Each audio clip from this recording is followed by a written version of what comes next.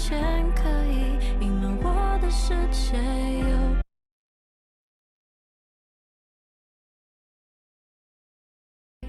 何必要在他的面前，可以隐瞒我的世界有。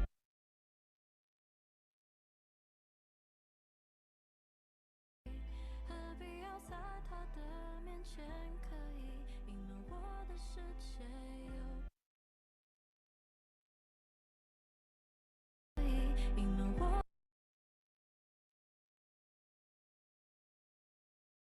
So, what is in extraordinary abilities expressing through us, like the third 三 eye 摩地 awakening, 达显可以觉醒我们的昆达里尼 Shakti， animal body 这 levitation. 是潜在我们 So, 的 Baba 能量。 Samadhi darshan, when it awakens 如果我们的 whole brain, it becomes alive. 可以显化 So, 这 this 个 superconscious energy 力量呢，我们就可以减缓我们的衰老速度， aging process 还有 and actually 提高我们的免疫系统， due to any kind of a disease. So, with 可以 increasing 提升 levels 我们 of 的下一 the whole 等级 brain 的觉知， turning into 以及 a 全脑 conscious energies that 全脑 heal, 开发。 empower, and literally transform our lives. So when you have a glimpse of the Baba Samadhi darshan, you can have a literal lasting transformation inside of us, cleansing of our lifetimes of karmas and raising you to the next level of super conscious breakthrough, just like hitting the reset button on your very brain. So during the Baba Samadhi darshan, our neurons, they literally mirror that of the avatar. So mirror neurons 在三摩地达显的时候，我们的神经元会镜向阿凡达的动作。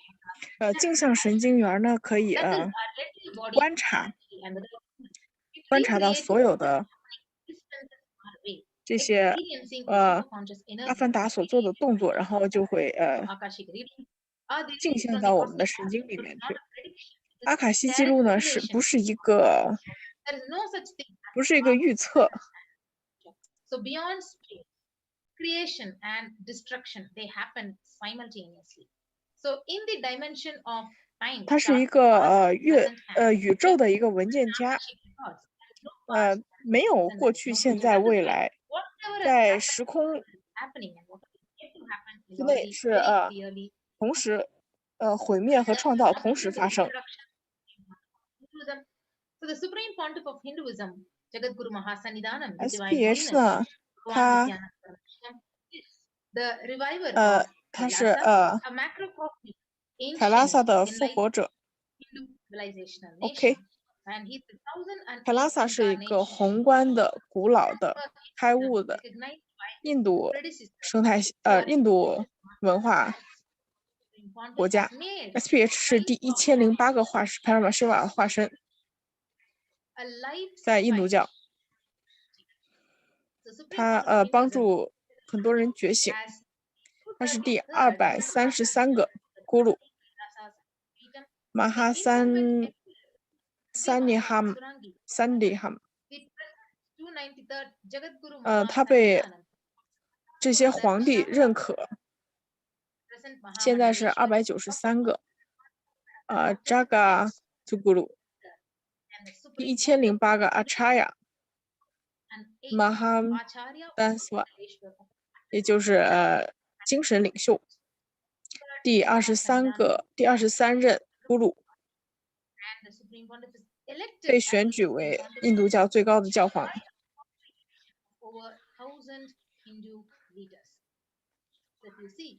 Is revered as a teacher of Hinduism, the most prolific, most viewed, read, and watched.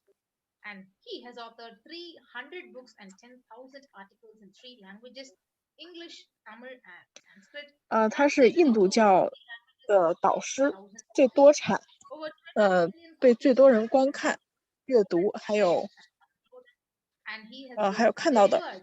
他写了300多本书，1万多篇文章，用了3种语言，英语、泰米尔语还有梵语，被 翻译为50多种语言，1000多篇文章，有20 2000万的复印品、印刷品。作为印度教的最高领袖，他非常的荣耀。作为印度的领袖，复活了108个印度教的 Sampradayas， 建立了最大的印度教学校大学卡拉萨，尼西亚南达印度大学，发布了1000多个，创建了1000多个卡拉萨的开悟生态系统，创立了和复兴了100个 Savatas， 收集了100万本印度教书，还有100万本写在棕榈叶上面的超能力的显示的展示。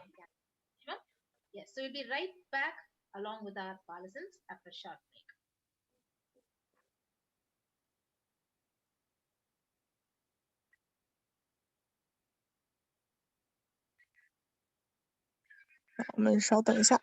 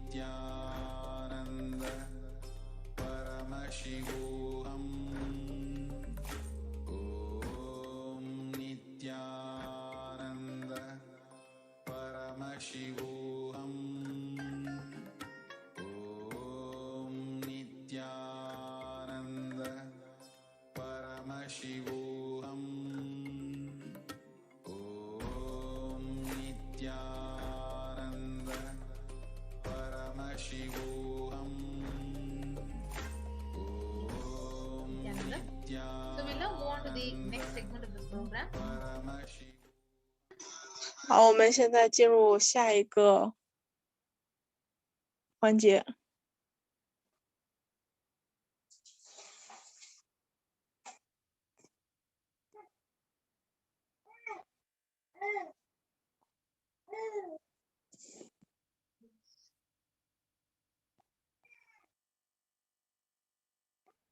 So now the Balasans and the Nityananda Yogis, the initiated disciples of the Supreme Court of Hinduism, will be demonstrating the powers of third eye and sharing with us all the experiences and results of the extraordinary manifestation of the divine powers awakened in us through initiation. So in today's Baba 我们来看一下这个3眼的威力。今天的这个三摩地达显呢，我们所有都可以收到这个这个3眼的的觉醒，还有其他的祝福。3眼呢，就是可以看见，但是双眼是被蒙上的。三眼是一个宇宙的一个浏览器、浏览中心，它在我们的两眉之间。我们一会儿呢就会展示身体扫描的一个能力。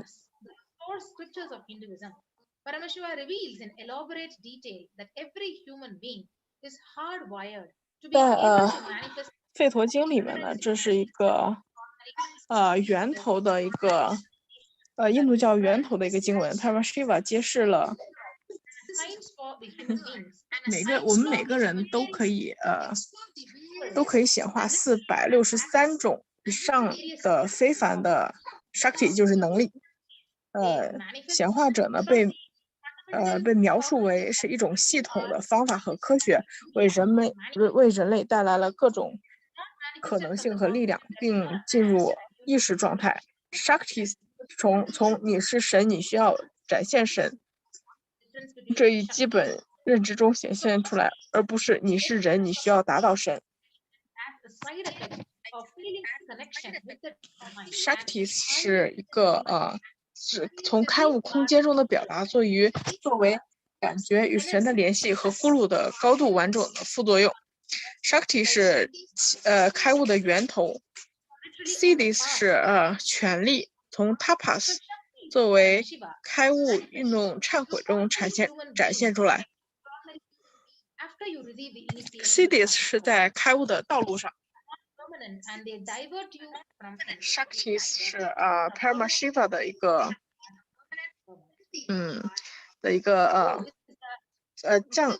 清单从降世神通开始，以一种非凡的方式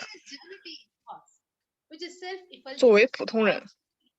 然后那个 Shakti 是永恒的 ，Siddhis 不是永恒的 ，Siddhis 可能让你偏离起那个开悟。Paramashiva 呢是印度教中最原始的一个神性，根本实相和原因，自我光辉，无处不在，超越时间空间，风暴因果关系而永恒不变。作为 Avatar， 还有统一众生，以及Vayata， 还有显生存在的一个基本基础。它完成了5种宇宙行为：创造、统治、维护、振兴、脱离妄想以及为众生恩典。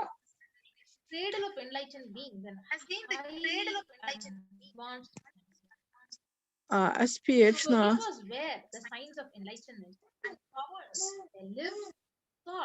它作为第1008个活化身和代表，复兴凯拉萨，古代的开悟文明印度文明国家，伟大的宇宙无国界的印度国家。自文明有创始以来，印度教的桑塔亚一直是开悟众生和高度先进科学的摇篮。这是作为开悟的力量科学 Shakti， 还有作为一种生活方式被生活和教导。在现代呢，SPH 第一次复兴了这些瑜伽科学，并以前所未有的记录向世界传播。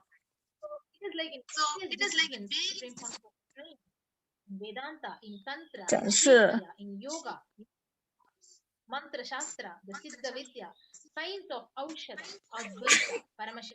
展现这些Shakti 和知识，还有科学，通过 Diksha 代代相传，由开悟的咕噜来传播。SPH 在很小的时候就被认为是阿凡达的化身，被训练和教导这些科学，用来重新编织开悟的知识。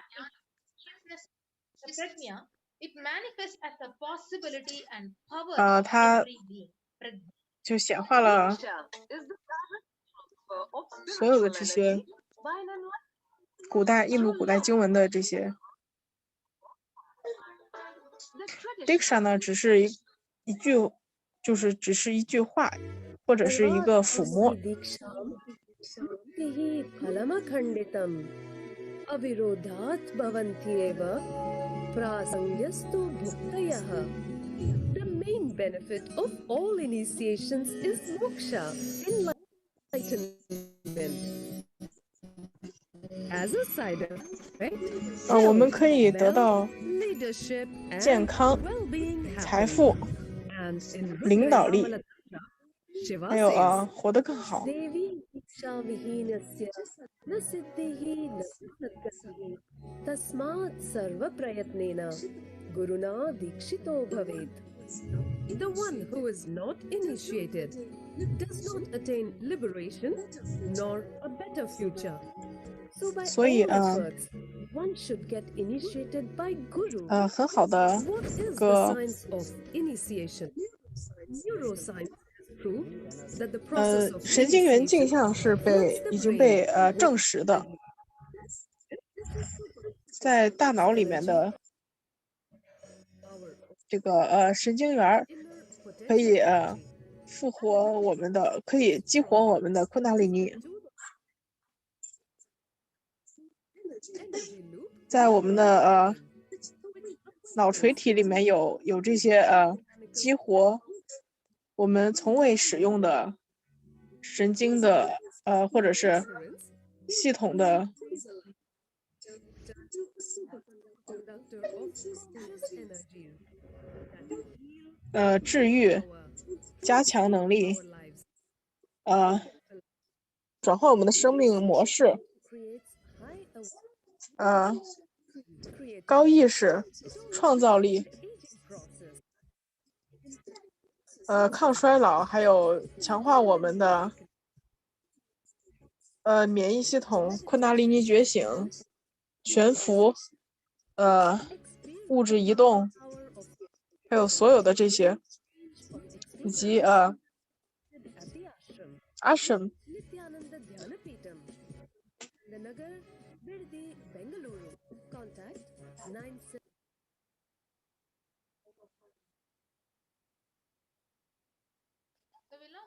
然后现在是Brahmanas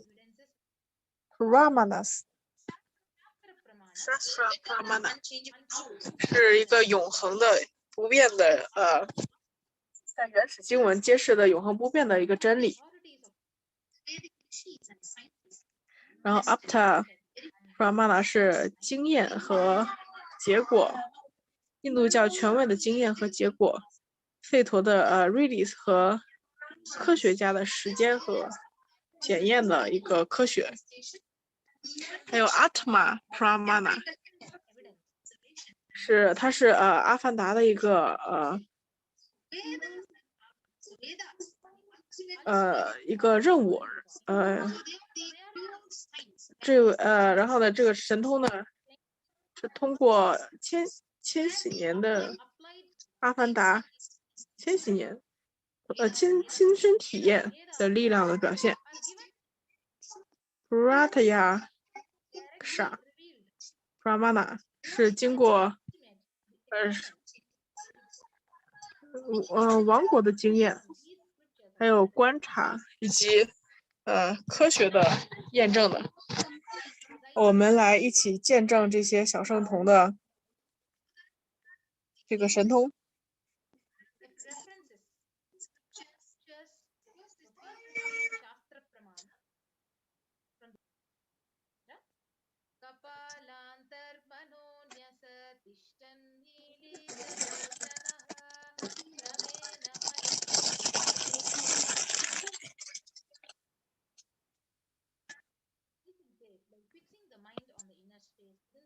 然后这个经文的意思是，修复我们的思想，在我们的内在空间，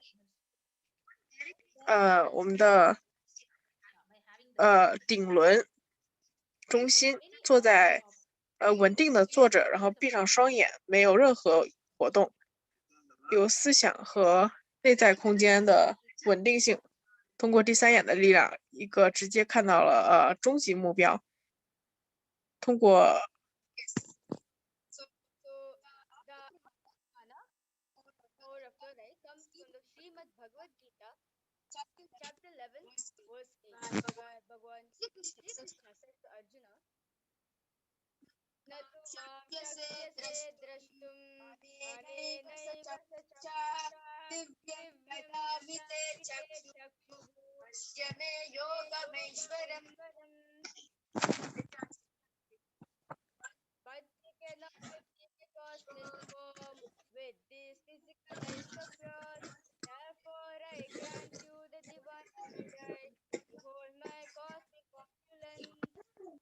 In the Hindu Purana, the Srimad Bhagavad Gita, where Bhagavan Sri Krishna initiates Arjuna into power of the night to behold Sri Krishna's Vishnu Pradarshana of his own cosmic form. The 11th chapter of the Srimad Bhagavad Gita, which contains description of Bhagavan Sri Krishna's cosmic form, is completely narrated by Arjuna as he sees Sri Krishna through the third eye.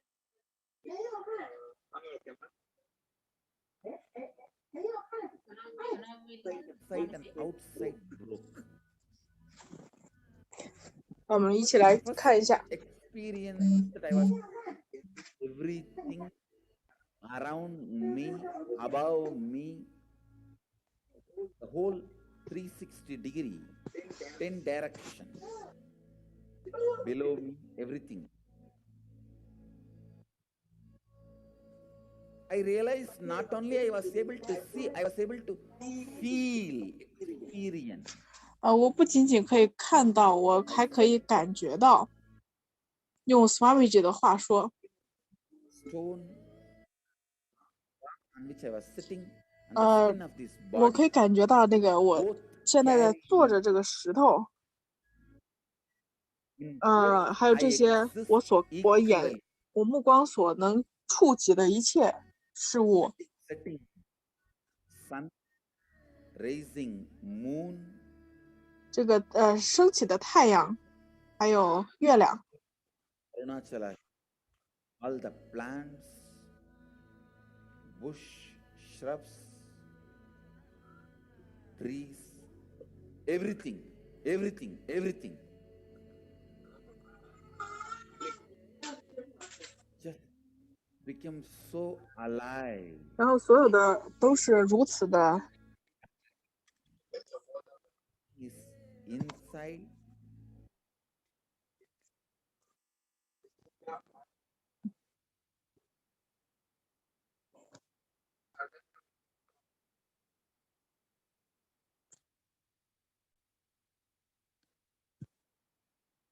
这所有的一切都是我不仅仅可以经历过、经验过。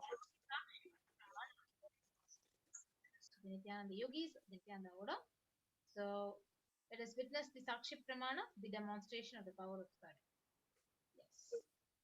So we have Manitya Virajananda and Manitya Yoga Pranananda who's joining. 现在我们来见证这个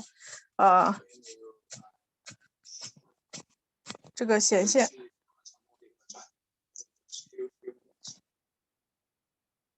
三眼的显现，扫描身体扫描。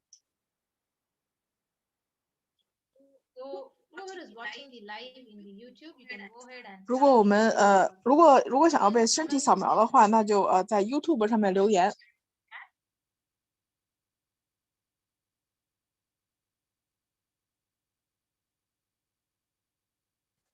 Yes.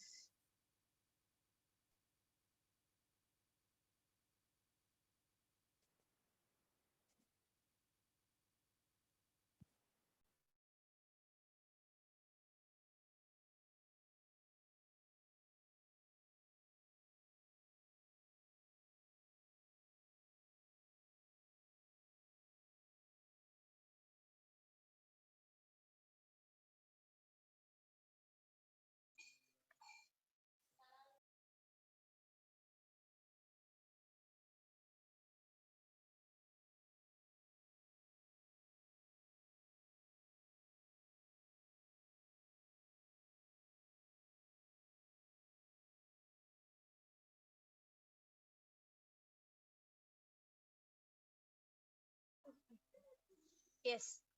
So along with me over here, I have Manitya Brahma Yogananda, and she's going to assist in throughout the power of the third eye reading.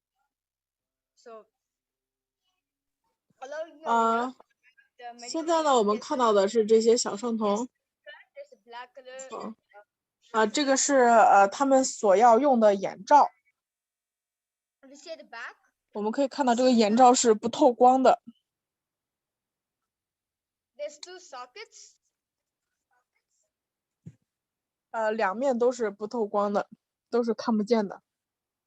There's 2 sockets and there's 2 holes. So basically, once you add IBAN on, the eyes goes there and gets. 有2个洞，然后中间是一块海绵。All around the IBAN, which is comfortable, nice and squishy, and also which does not let any sort of light to pass through in. 我们是看不见这个对面的。Brahma Yoga, putting it on me for the power of third eye reading. 然后这个小圣童要为另一个小圣童穿戴好这个眼罩。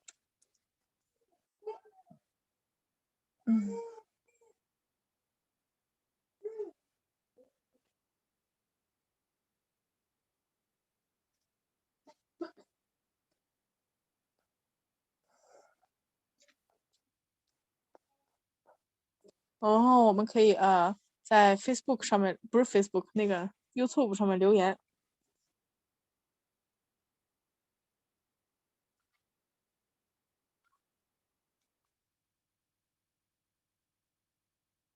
Are you comfortable? Yes.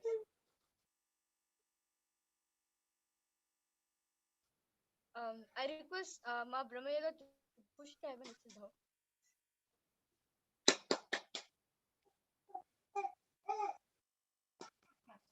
So, all the viewers who are watching currently right now, watching with us currently right now, I request all of you to post any emojis that you like, or number patterns, or letters, sentences, words, anything that you like for me to read from the third eye.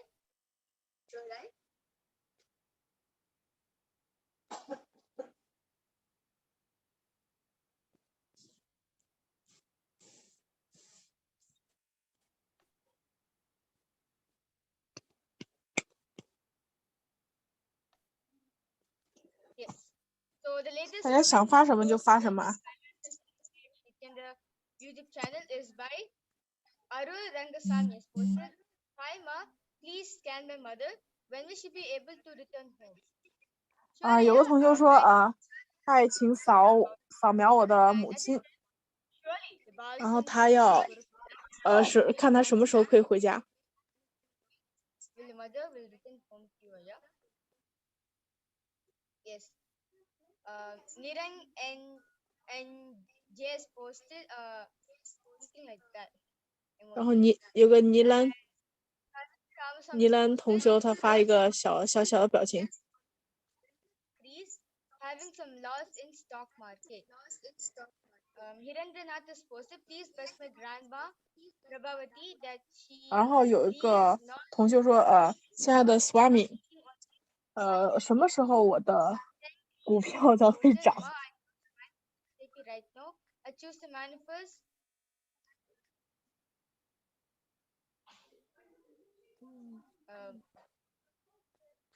然后这个同修说，我现在就选择显化 SGP， 我现在就选择显化。$60 right now. Thank you so much. I love all. 3后面是6个0的美元。Quantum entanglement. Murali V has posted Swami. 然后有人发量子纠缠。有同修发。Niran NG has posted how to Swami ji Nijananda. Please tell me Namaskar emoji.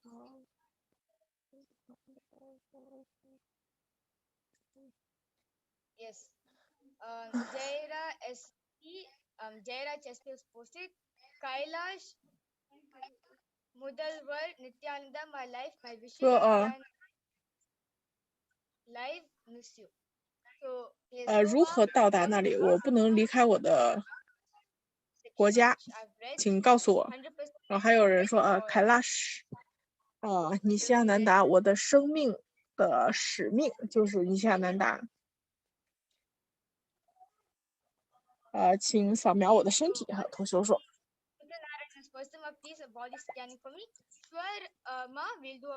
请扫描我的身体。How to say, downward looking smiley emoji, a heart and a namaskar emoji.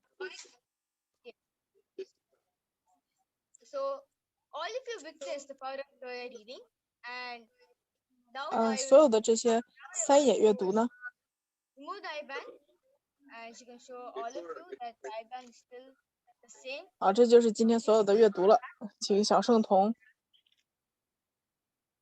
移除眼罩。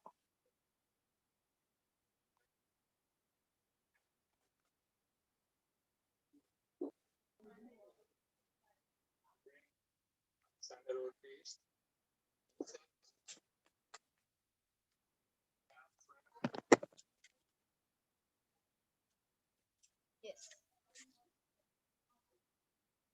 So now we'll be moving on to the next power, the power of body scanning after a short break.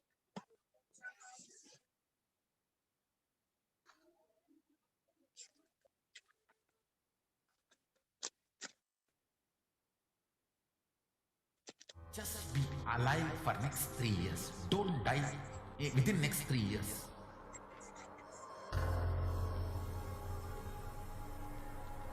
Just don't die within next 3 years.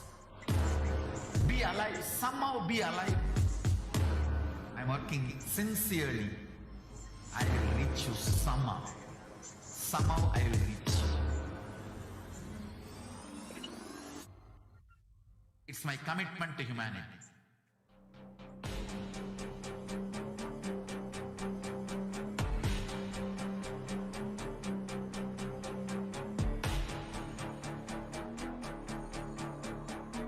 Just don't die within next 3 years. I will reach you wherever you are, whichever corner of the world you may be. I will reach you with enlightenment.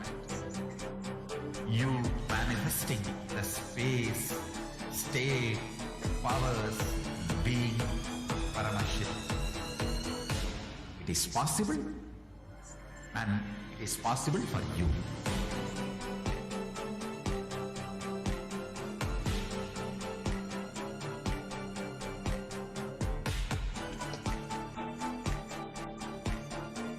Paramashiva will reach you with enlightenment science. I know he is going to do the job. Just be alive for next 3 years. Nothing else.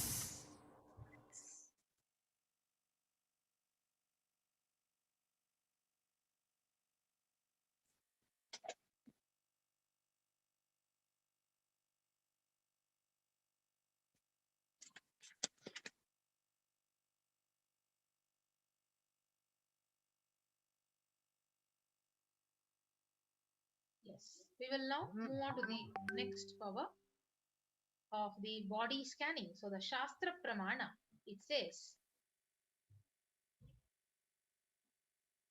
Swadehe jagato vapi sukshma sukshmatarani cha tatvani yani nilayam dhyattvante vyajyate para. Bhagavan Paramashiva says, cognize deeply that from the subtle to the subtlest constitutive principles of your whole body, Swadeha, or of the whole universe, simultaneously consist of the essential reality. They are being absorbed in their source cause.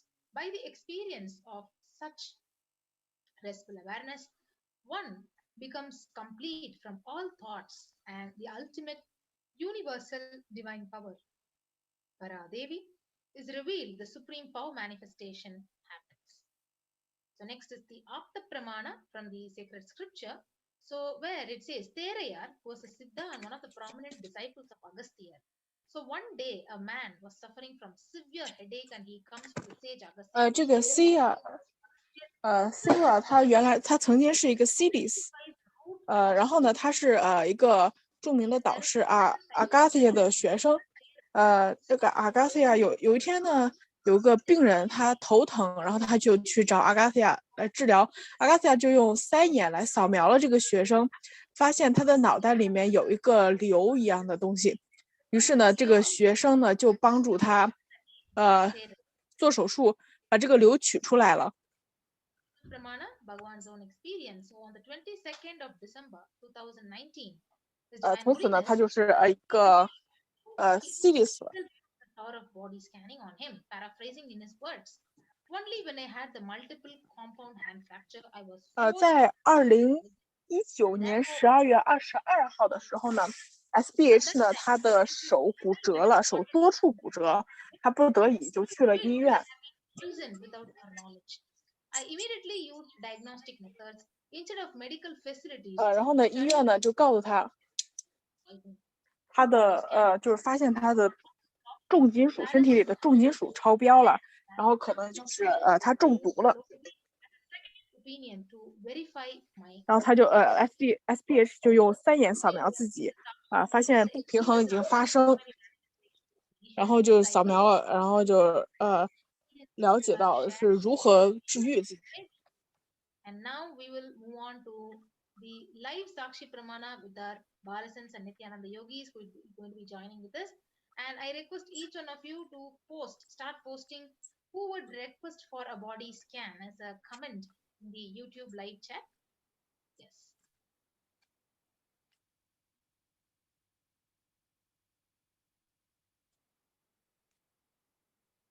Yes, now we have our Bhalasans joining with us.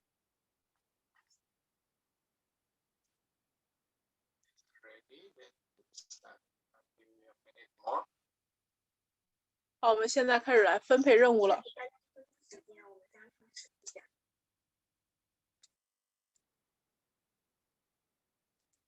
Yes. So the comment section is already flooding. Yes.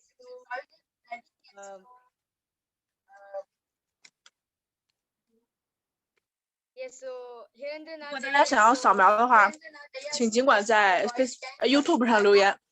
Yes, I request you here to get look into the body scan. Acknowledge her. Yes. Gauri Tangwell, scanning for my mother. Yes, same thing, like just inform your mother. Just acknowledge her that you're going to 请他说这个想要扫描他母亲的同修，请通知他的母亲，必须要经过认可才可以扫描。 Brahma Yoga will be doing a body scan for you. Okay, Ma Jalandhara Stita's requested for a body scan. 现在开始分配任务。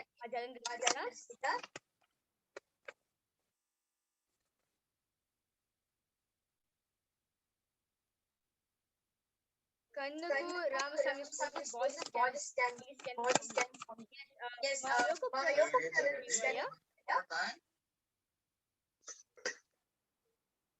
Yes, Yes, so Arul Rangasamy has requested voice for his mother. So I request you here to get the permission from your mother that we're going to do a body scan for you.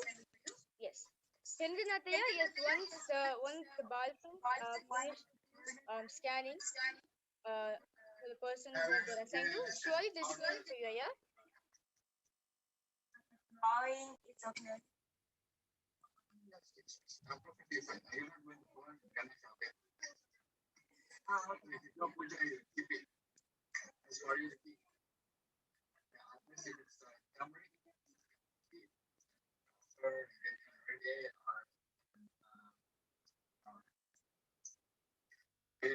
Yes, ma'am. Sure.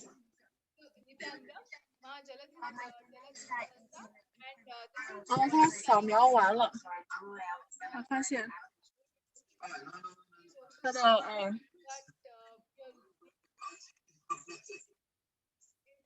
你的这个身体非常的好，然后你的抵抗力也非常的好，就是你的头发会可能有点秃。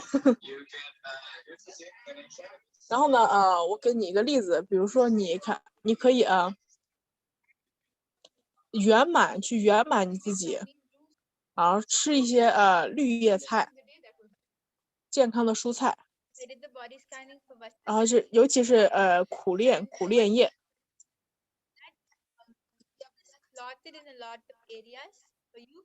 So you may, 然后现在这个同修扫描的是你的他说这个同修的血压有些高， and 然后因为他的身体里有非常的化学物， chemicals and 因为他吃的食物就是使他氧化， whenever you sleep, the pampered and sleep, and that will 然后 help 可以 you and 放 others 当他 other 睡觉的时候可以放一些 like for the 樟脑， and take 3 spoons every day. If you do 然 these 后 steps, 喝3杯，每天喝3杯褐子粉。 yes, wonderful. So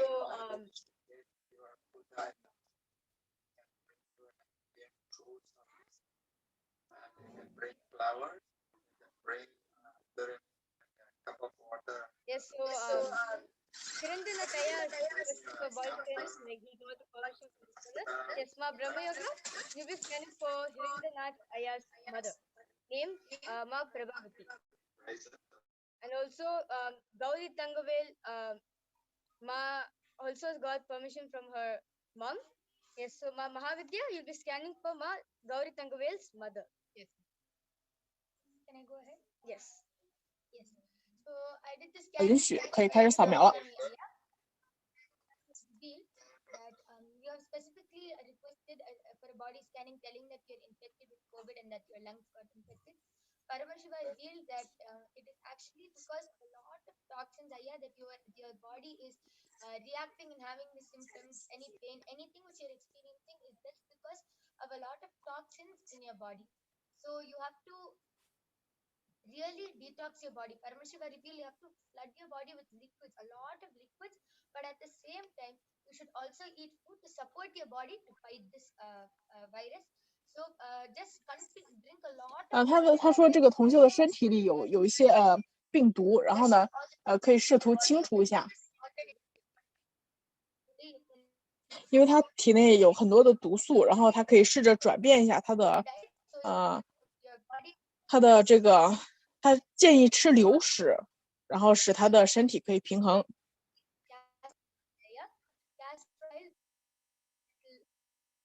然后喝一些温水，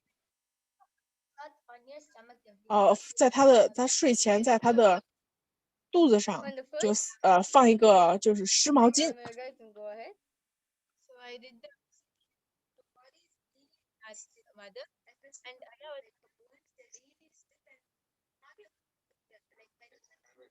what revealed is that your mother, she like her body is really stiff, especially her bones, they're really stiff and she's not able to move them. Like anytime she moves, it hurts a lot for her.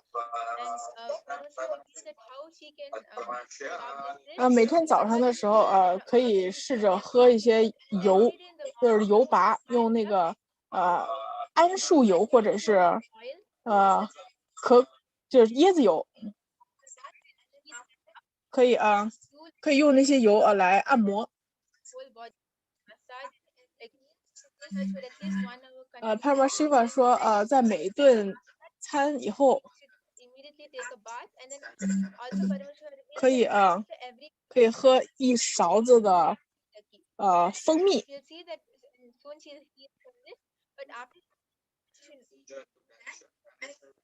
然后这样就可以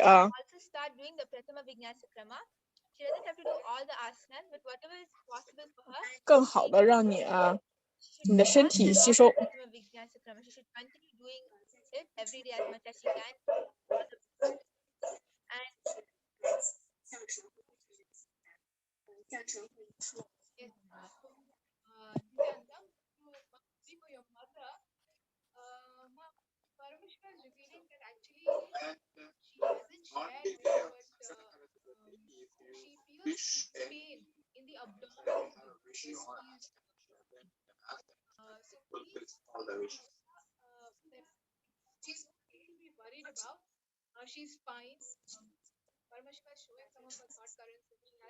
他说现在扫描同修，因为他比较年轻，然后呢需要做的就是提高他的消化能力，胃部的消化能力。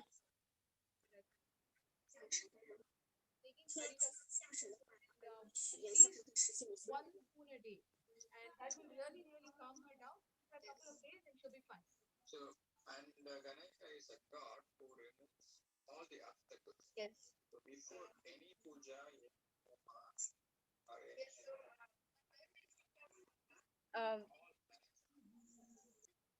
Yes, so Jalandhar sticker has come back. 他说我的这个同修说他的牙医说 Thank you, 他有一些牙齿的问题。 adding it to each meal. Thank you, Ma. I appreciate your input and the light you shine. Yes, wonderful, Ma. 今天有好多的人留言想要扫描。Vinodini Ramalingam posting Nityanandam. I need a body scanning. 好，我们现在就为你扫描。 Get one. Yes, Shwaraya, my yoga pranayama. the Sangrahara Chaturthi started at 6:34. Yes, so Kandagu Ramasamy is also has commented saying that thank you, really Tomorrow kind of evening, you. Wonderful, 4:46. thank you for getting back to us. Yes. 这个 他的血变异了，说After completion, Vinodini Ramalingam. burn the paper. Karmashna is very After your lungs. 非常清楚，在他的肺里面在他的肺里有一些就是有些病毒。 You don't feel anything. 你不要，他说感觉不到任何东西，但是他在他的肺里面有一些很大的一个东西。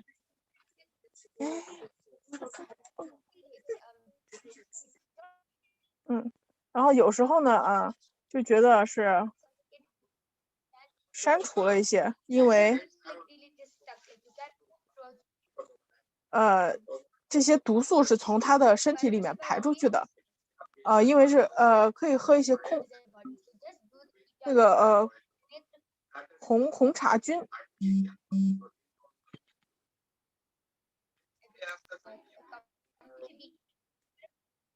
最后的一个吃的时候呢，吃东西的时候可以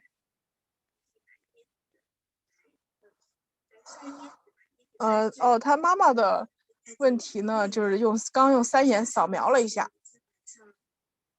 最快速度扫描一下，然后呢就可以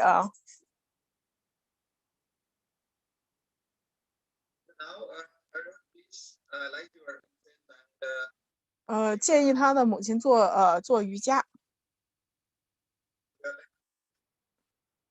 现在请大家点燃一个香。然后他的父亲是被这个病毒所影响，被新冠所影响。他的母亲呢为他的父亲做这个意大利面。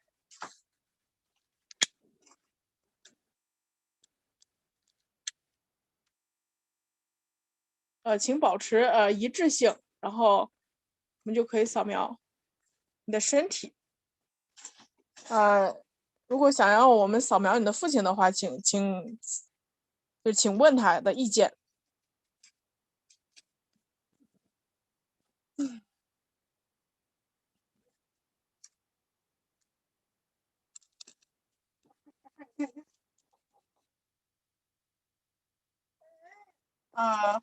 他说这个同修的背部是很疼，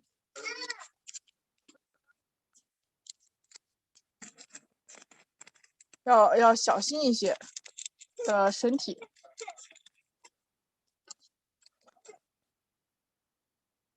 然后可以做一些瑜伽，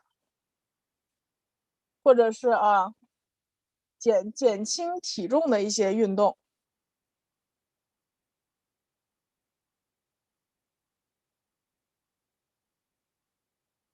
我们每天4点的时候呢，印度时间4点的时候呢，我都会在扫描我们身体。如果你有想要被疗愈呢，也可以在下面留言。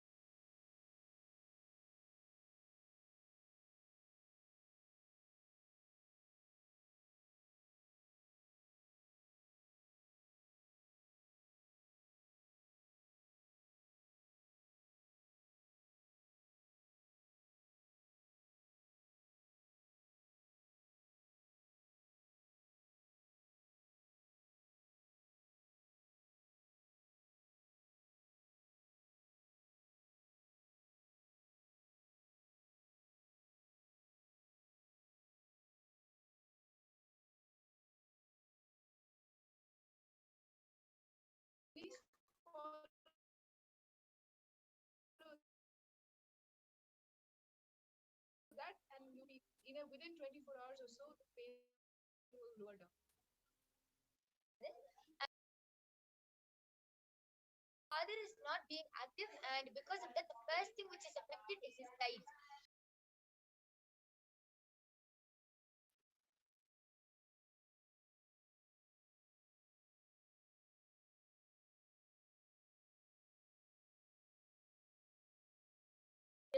Really stiff, and now he finds it very hard to move. So if he sits from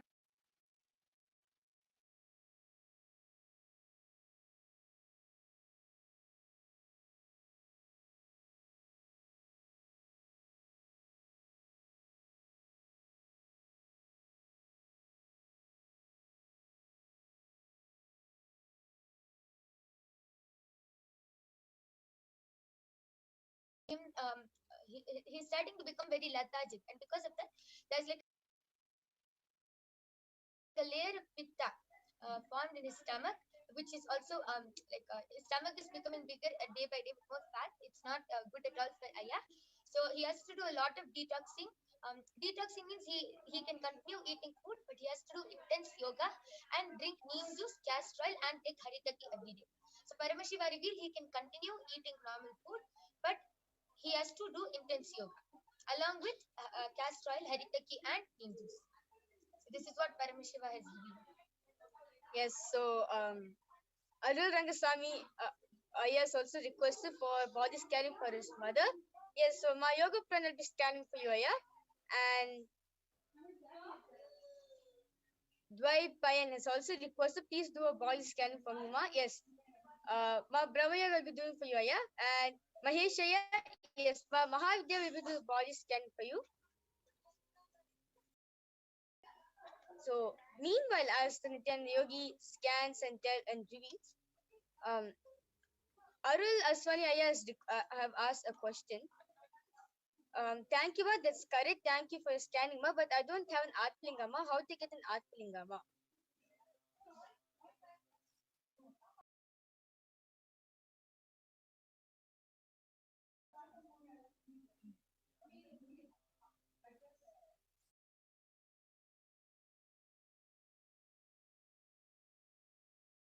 So Nityananda, for the Atmalinga, actually, Swamiji is even blessed that you can have any stone of the shape of a Shivalinga, just of the size of a finger, and be part of the Vishesha Diksha, which happens in the Kailasa's Paramashivoham program. You can see the schedule on kailasa.org events section. It is completely free initiation and Diksha that Swamiji is giving to the entire world. So you can see the schedule and be part of that one day program on the Vishesha Diksha. In fact, it's a 16-day program. I would recommend you please participate always. If you cannot, you please come to that one day on which the Vishesha Diksha happens. With this stone, you can select one of your own, whichever one you like, and you can bring that to the program. That is one solution. Another solution which is more recommended is if you can be and visit any of our Kailasa's centers, Paduka Mandirs, Adinams, or Kailasas themselves, and they will be able to help you, give you an Atmalinga, which is the original one with the stone. So I would say start off with contacting a local center. Again, those contact information will be on kailasa.org. And if you can't meet anybody, any of the devotees, any of the Kailasa's official members, or the Mahants, or the officers, you can then come, you can also come participate through the program. Regardless of whether you go to a center or you pick up a stone, for the initiation for the Atmalinga to become your own, for your Atmalinga to become your own, you have to come be part of Kailasa's Paramashivoham one-day event of Vishesha Diksha. Yes. And so I did the scanning for Arul Rangaswamy Aya's mother, and Paramashiva revealed that from past few weeks actually, she has been experiencing a headache, and it is not just like a normal headache. It's like something which is like straining her eyes also. So it's like her eyes and her head. It's like she feels something like really pulling her whole head and eyes. So it's really is something really painful for her. And Paramashiva also revealed that her back is stiff. So she is experiencing a lot of back pain whenever she moves around. So the Paramashiva revealed the only solution for this is she has to put a wet cloth because there's a lot of heat in her body. Paramashiva revealed because of that only she's experiencing a headache because of a lot of heat. And the stiffness is because she is not moving her body and being active. So Paramashiva revealed that she has to start doing yoga, stretching around, and putting a wet cloth on her head. And she also has to drink a lot of juices. She should still continue eating, but less solid, more liquid. This is what Paramashiva revealed, Aya. I request you to get back. And I can also see many people posting. Whoever is requested for a scan, please put your legal name, and then we'll definitely be doing the scanning for you. And for Mahesh, Aya, very quickly just telling you what Paramashiva is revealing is your health is really deteriorating actually.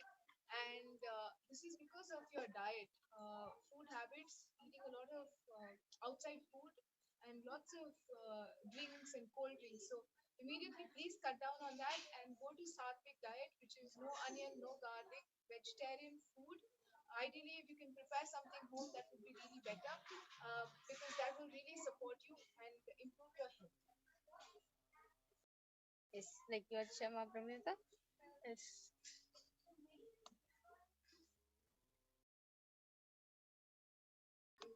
So I did the scanning for Dvaipayan and Aya.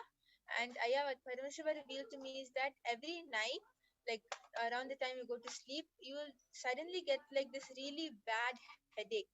And you don't know like how is it happening, what is it, why is such a bad headache coming? And nor is any other doctor able to find out why. So so Paramashiva revealed that why you are getting this really bad headache in the night is because you have a lot of incomplete situations which happen throughout the day. A lot of incompletions from the day is like it's not getting completed from you. You're just like trying to forget it, but you're not completing with it. So because of that, it's affecting you, and every night before you go to sleep, you're getting a bad headache. And not only is it causing you to get a bad headache in the night, but even in the morning, it's really hard for you to get up because of that. So Paramashiva revealed it every day before you sleep, or not only before you sleep, whenever anything happens throughout the day, then and there just complete with it with that person. But if that is not possible, just drop it then and there and complete with it within yourself. And if it doesn't happen throughout the day, then in the night time just do mirror completion. Sit with yourself with the mirror and just do completion with.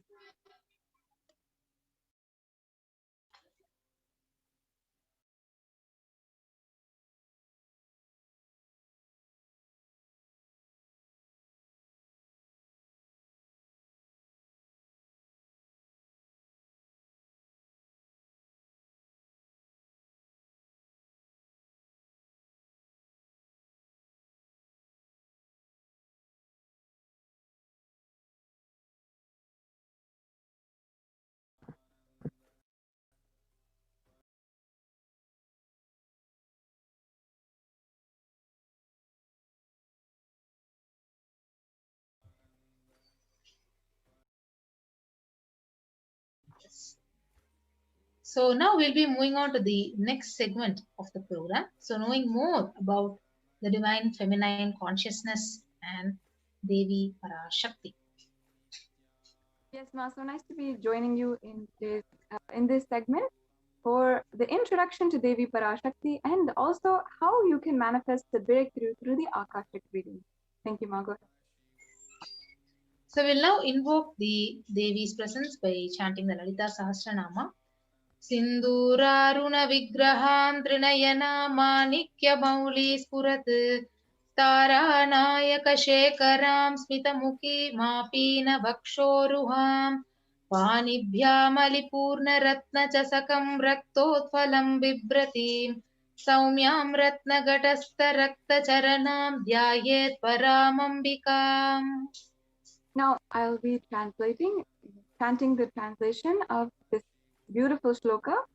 The Divine Mother is to be meditated upon as shining in vermilion, red body with triple eyes sporting a crown of rubies, studded with the crescent moon, a face of all smiles, a splendid bust, one hand holding the jewel cup, brimming with mead, and the other holding a twirling red lotus.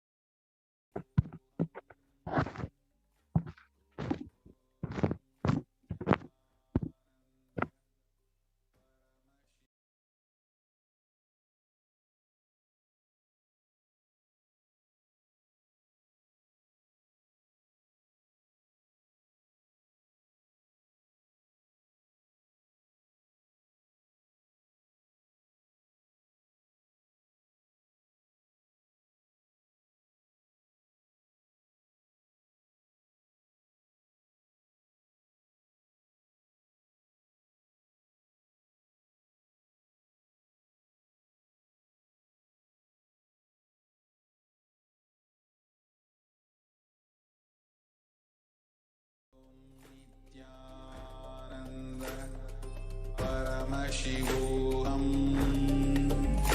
Om Nityananda Paramashivoham Om Nityananda Paramashivoham Om Nityananda Paramashivoham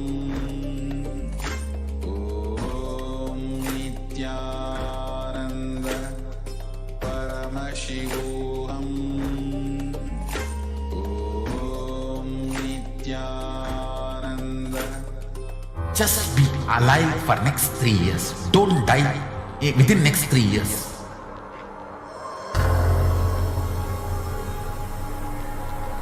Just don't die within next 3 years. Be alive. Somehow be alive. I'm working sincerely. I will reach you somehow. Somehow I will reach you. It's my commitment to humanity.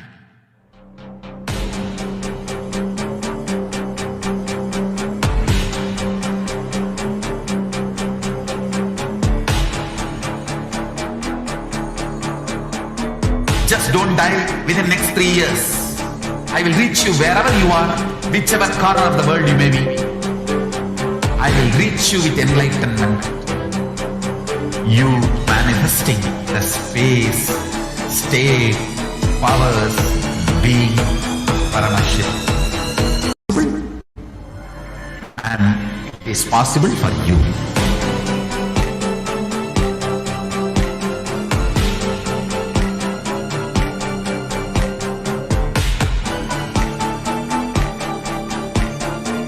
Paramashiva will reach you with enlightenment science. I know he is going to do the job. Just be alive for next 3 years. Nothing else.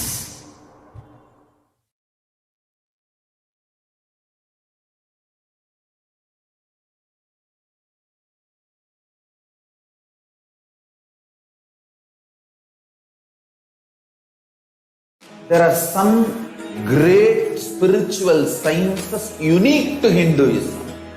Subtle, otherworldly, but definitive sign. Manifesting the cosmic beings in Archavatara, deities in Nijavatara, living incarnations is possible. Understand?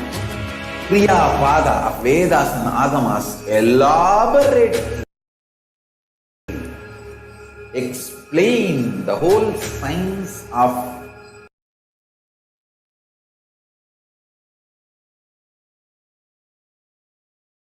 making the cosmic beings manifest in Archavatara, deities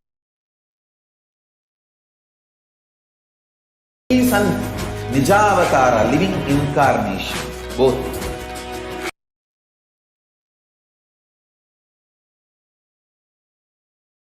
During the Bhava Samadhi Darshan, literally those cosmic beings manifest through this body.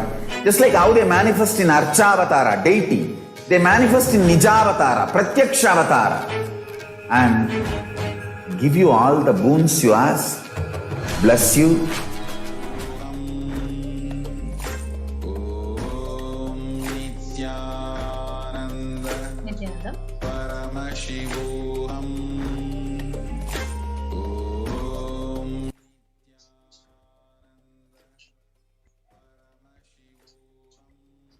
So we'll move on to the next Dhyana Sloka.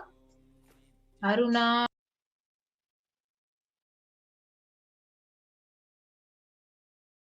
Karuna Tarangitakshi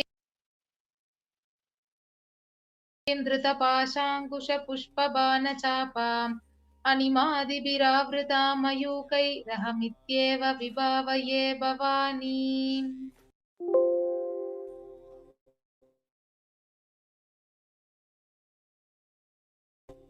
And now the English translation. I meditate on the great Empress. She is red in color and her eyes are full of compassion. And she holds the Nustagoda bow and flowery arrow in her hands.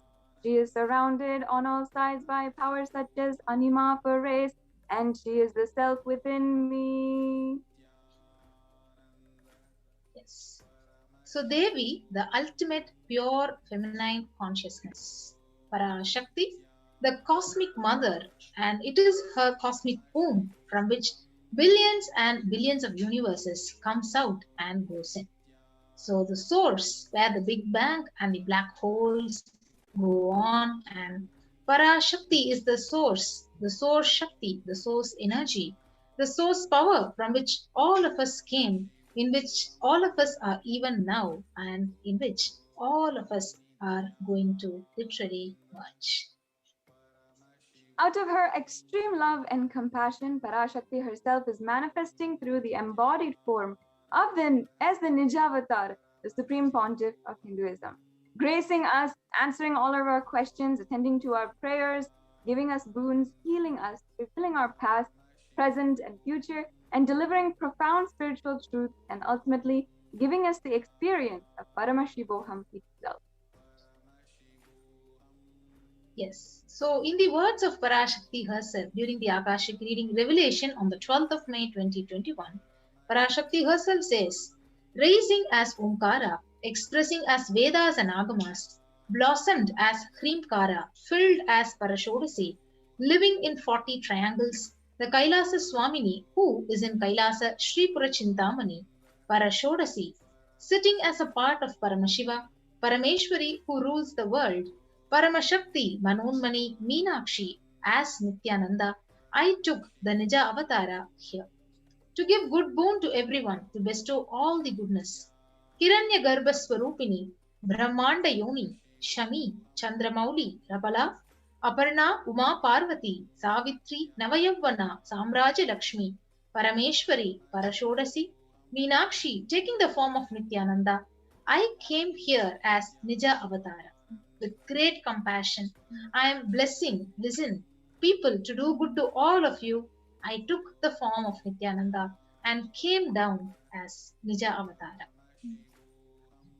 And Shakti continues describing the raising in Omkara, blossoming as Shiva, Shiva manifesting as the source of existence, powers of existence, and expression of existence. From the oneness of Om, blossoming into two as Prakriti and Purusha, blossoming as three Shaktis, Icha, Kriya, Jnana, and growing as the four Vedas, expanding as 5 Panchabhutas, beyond the 6 chakras, filling as the Gotras of 7 Rishis, expanding as 8 directions, existing as the 9 Grahas, blossoming as the 10 Indriyas, being as 11 Rudras, creating all the worlds, bringing life to tell and make truth blossom, and to do good, Parashodasi, Meenakshi, in the form of Nityananda, I came to bless every one of you. So let us now understand how to receive Devi PARASHAKTI. So when she is giving the darshan, literally you are seeing Paramashiva and Parashakti at the moment, and she is right there in your screen. And so always let us receive her traditionally. So the traditional way of receiving Parashakti is the tambulam, having the traditional tambulam ready. So the tambulam is a plate full of having 2 betel leaf, 1 banana and 1 betel nut, and 1 coin, which is called as the traditional dakshina. So keep all these things and arrange it in a plate and keep it right in front of the camera when the darshan is going to start. So in Hindu tradition, this traditional dakshina, it can be even of any lowest value. For example, in Indian money, it can be even 1 paise. In US dollar, it can be even 1 cent. So let us understand what is the significance of this traditional dakshina. Yes. So when you offer that to Devi after darshan is over, and then you can do the namaskar and then eat the banana leaf, betel leaf and betel nut and take it as prasadam immediately. Collect those coins, all the coins, anything that you offer to Devi Parashakti, and you can send it to the Nityanandeshwara Los Angeles temple or the Kailasa in Los Angeles in the US. And this betel leaf, the betel nut, of course, it might look really small for all of you, but in just a few days, you will realize how much it adds to the sacred sentiments being created. You will understand that really Devi Parashakti is there, and you will not take the Devi Darshan for granted. The Supreme Pontiff of Hinduism has been reviving rituals, the science of rituals from Sanatana Hindu Dharma, because this beautiful science mapped out by the ancient scientists and rishis of Sanatana Hindu Dharma have broken the monotonous, unconscious mentality that each and every one of us are carrying. And they remind us to raise ourselves to the powerful cognition. It will break all of our unconscious behavior. Yes, so this is how you need to be setting up the tambulam when you're getting ready to receive Devi for darshan.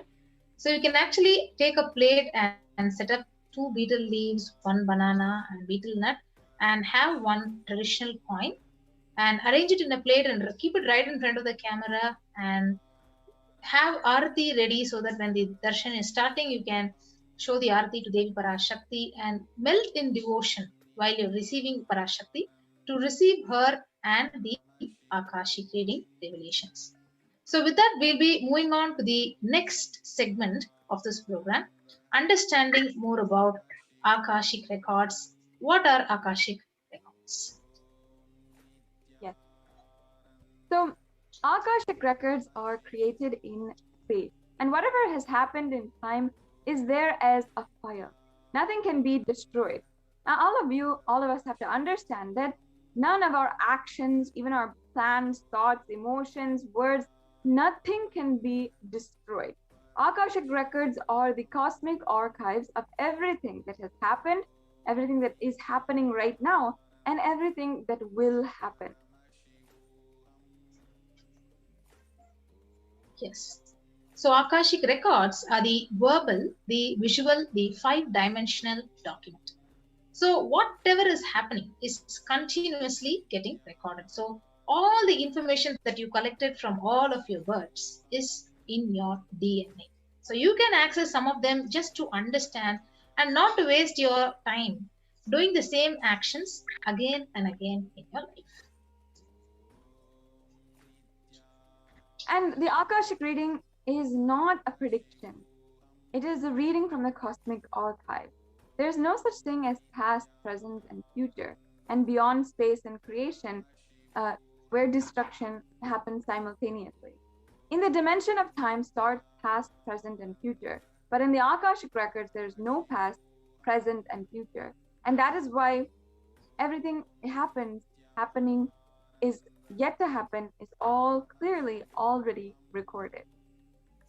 Yes. So in Swamiji's own words, nobody has a right to comment on these readings.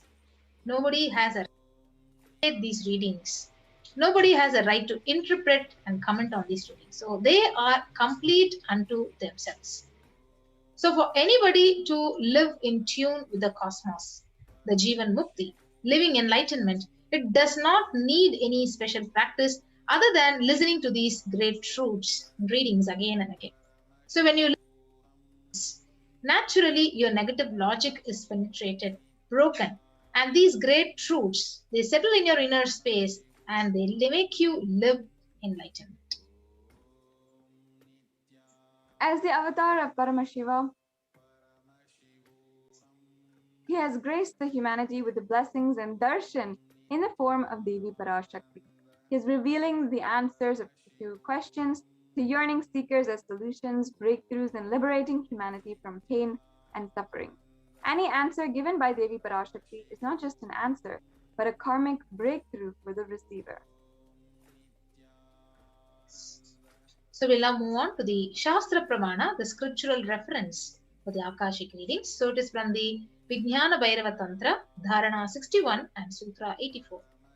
Akasham Vimalam Pashyan Kritva Drishtim Nirantaram Shabdhatma Tatkshanat Devi Bhairavam Vapurapnuyat. Yes, and the English translation? Bhagavan Paramashiva says, looking at the spotless infinite etheric space, Akasha beyond the sky and clouds, one should fix one's gaze from the third eye without blinking continuously and make the body and inner space steady and motionless. In that very moment, O Devi, one attains the nature and powers of infinite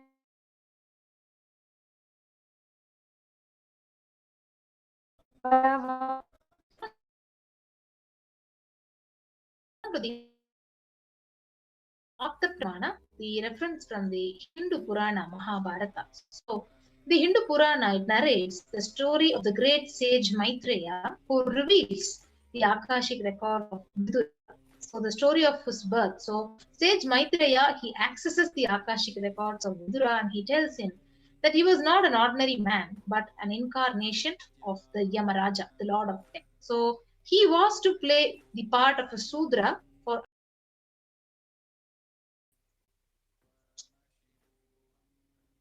The Supreme Pontiff of Hinduism has beautifully described and explained to each and every one of us these cosmic truths of the Akashic reading and the benefits of the Akashic reading if you are present or you are participating in the Akashic reading.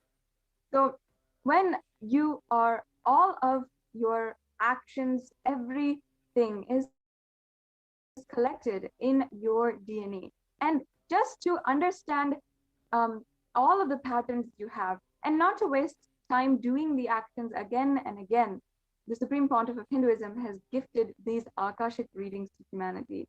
Accessing the DNA code, reading the Akashic records will be useful for you to be liberated from your default future, bringing an end to binding cognitions, known and unknown suffering, leading you to experience enlightenment and Paramashivoham.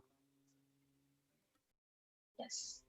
So the most important thing is the initiated Balasans who you saw a few minutes back. So they were reading out the, they were doing the power demonstration session, but they can only view the Akashic records. So, however, only an incarnation, an avatar can alter, can edit, can upgrade and change the Akashic records as how we want. So during the Darshan and Diksha, the Supreme Pontiff of Hinduism, he literally blesses and upgrades the Akashic records as per our own prayers. So that is the beauty of this whole Akashic reading session.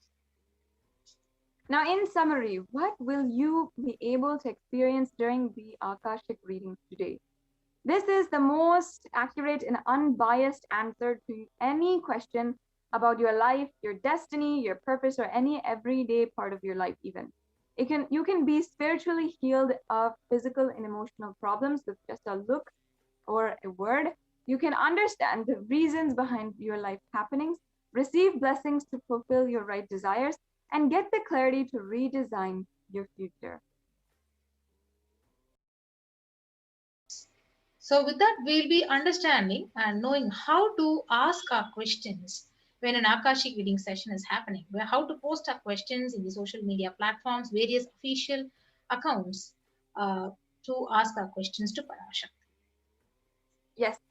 So we can start off on YouTube. So many hundreds of you log in on YouTube to all the live programs.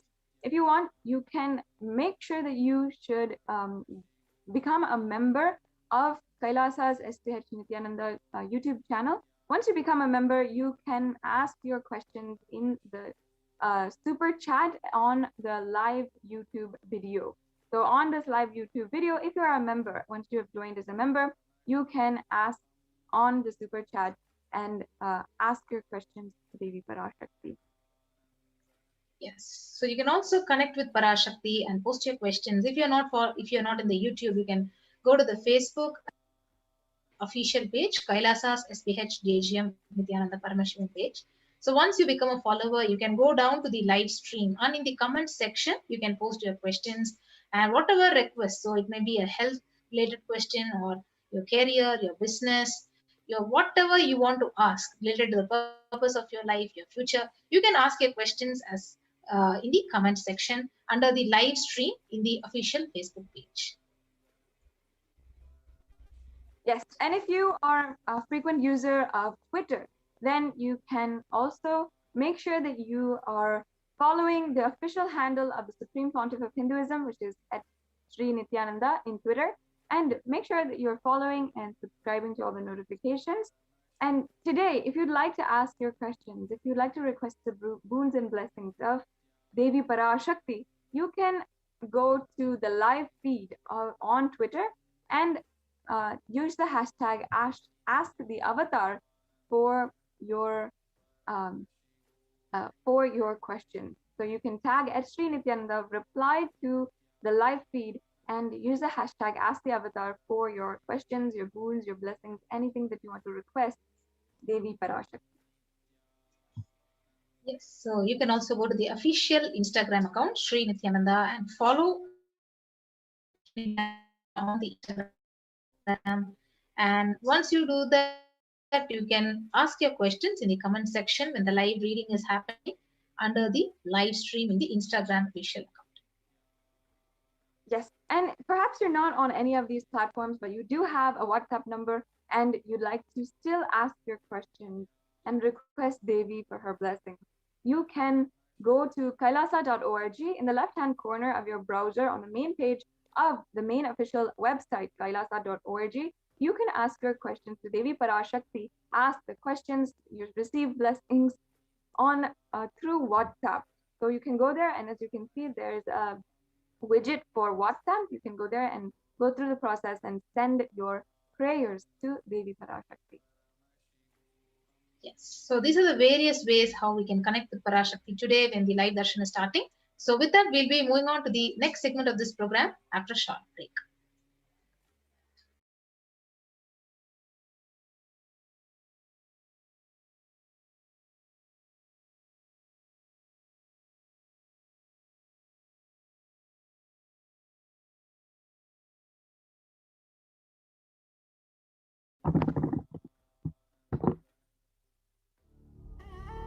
What I mean by the word e-Kailasa, listen intensely. Enlightenment ecosystem, literally enlightenment itself, in your own home, wherever you are. If you cannot come to Kailasa, it's okay. Kailasa can come to you.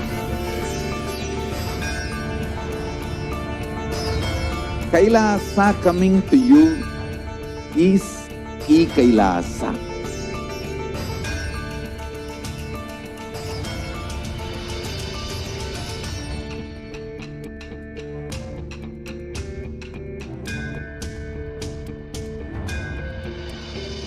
I will revive Hinduism. I am a Hindu revivalist, not by any revolution, but by evolution.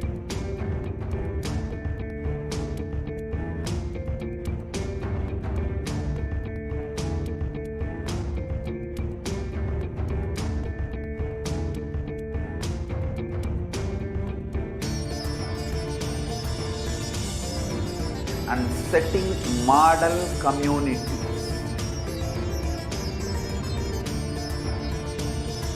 Kailasas, enlightenment ecosystems, Sarvanya Peethas all over the world.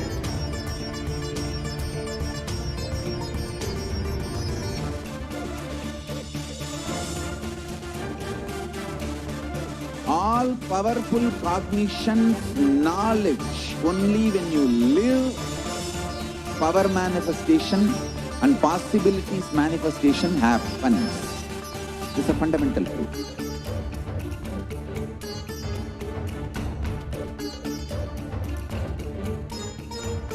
Hinduism cannot live exclusively as one sampradaya. No. All sampradayas of Hinduism is an ecosystem.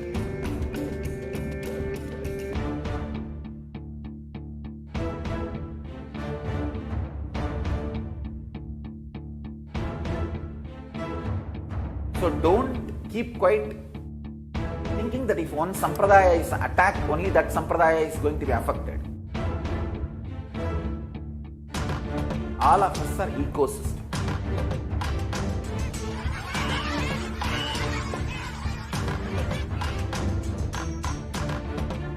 I invite all of you to get involved and enjoy Hinduism by the principle of Dharmo Rakshati Rakshitaha. When you protect Dharma, Dharma protects you.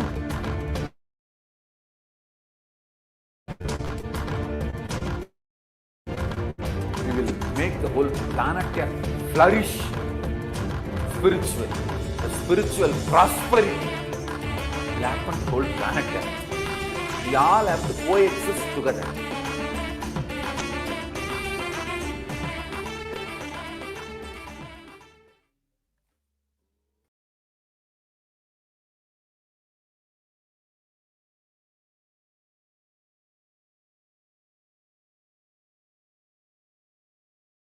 Yes, Nityanam everyone, welcome back. So now we'll be moving on to the next segment of this program about the Supreme Pontiff's revelation on this huge cosmic deluge, the Pralaya, what the humanity is still going through, and PARASHAKTI's revelations of what is the solution to this. So the humanity is still undergoing the after effects of the cosmic deluge, the Pralaya. So thousands of deaths due to the global pandemic and emerging fungal pandemic, along with the record numbers of natural disasters, have taken a huge toll on humanity's collective psyche, leading to increase in poverty, malnutrition, depression, and mental health issues.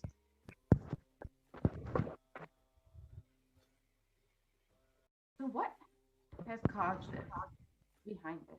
How could we have avoided this? What is the solution for this? In this segment, let us go through a scientific and statistical understanding of Devi Parashakti's revelation on the cause of the Pralaya, the disease. Yes. So if we know the current status of the world right now, so almost more than 3.8 million total number of deaths, with 175.9 million confirmed cases of COVID-19 pandemic killing the humanity, and worst affected countries are the United States, India, and Brazil. And the number of COVID cases within India itself has crossed over 29 million, and the number of COVID deaths has crossed over 374 million. The number of people falling into poverty is over 75 million since the year 2020. Yes. So India is literally suffering from the suicide and depression rate. So it's the 6th most depressed country according to the World Health Organization, and 6.5% of the population literally suffering from some form of mental illness. So, and also the suicide rate of 10.9 for every 1 lakh people. So suicide is one of the biggest causes of deaths in the age group between 15 to 24. And the average suicide rate in India is 10.9 for every 1 lakh people, which is really sad. As you can see, there have been an increase in natural disasters all over India, cyclones, and even the third wave is approaching very soon in India. Yes, so here you can see the dead bodies which have been floating in the river Ganga and which are not able to be burned. So literally, this is the situation of India right now. And how could we have prevented this? So let us now watch the small video clip of PARASHAKTI's revelation on the 31st of May.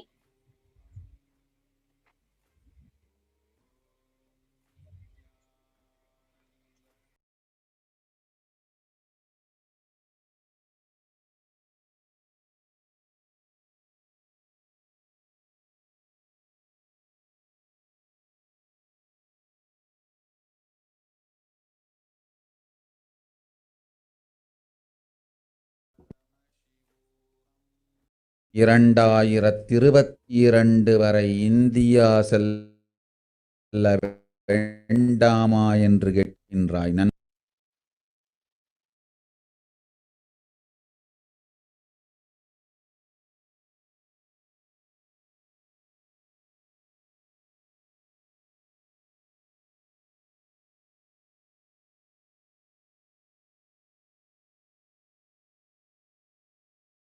நன்றாய்த் தெரிந்துகொள், சொல்வதைப் புரிந்துகொள். இந்தப் பெருநரகமான கிருமி போஜனம்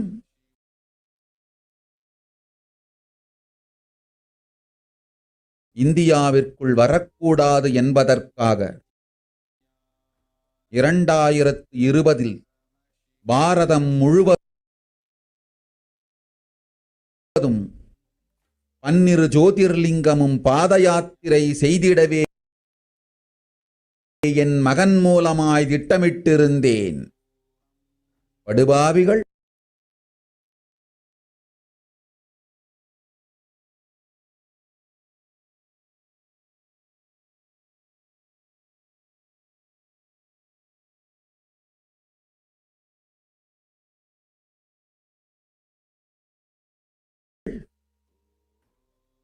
ஓடத்தின் மாலுமியை ஊர்விட்டு துரத்தினார்கள்.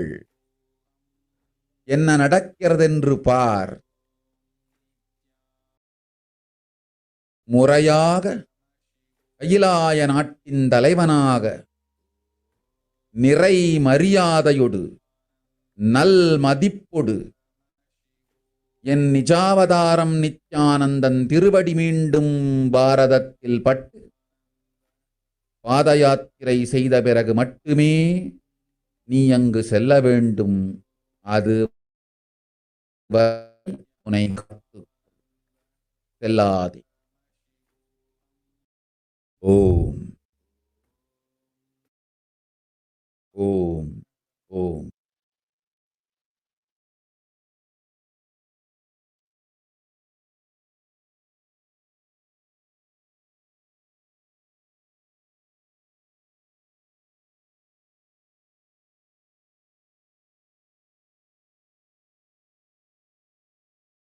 Yes. So let us now understand the English translation of what he has revealed. For this huge Kirimi Bojanam, hell not come to India in 2020 itself. I have planned to do Padayatra throughout India and the 12 Jyotirlinga captain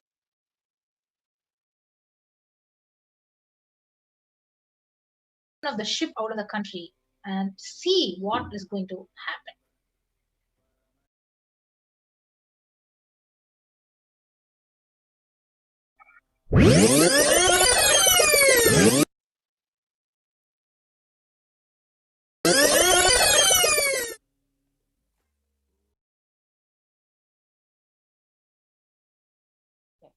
These are the revelations that the Supreme Pontiff of Hinduism had envisioned for the Padayatra in 2017 itself. Want to do 1 year Padayatra specially for this purpose in 2020. 2020, planning for a full year. I'm going to walk from Rameshwaram to Amarnath. 1 year with 10,000 people, just walking all over India to spend time with people. 2020 there will not be any program other than Padayatra and just spending time with people.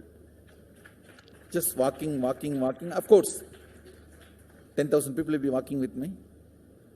Maybe 200 vehicles to carry our food and all the other items, transportation.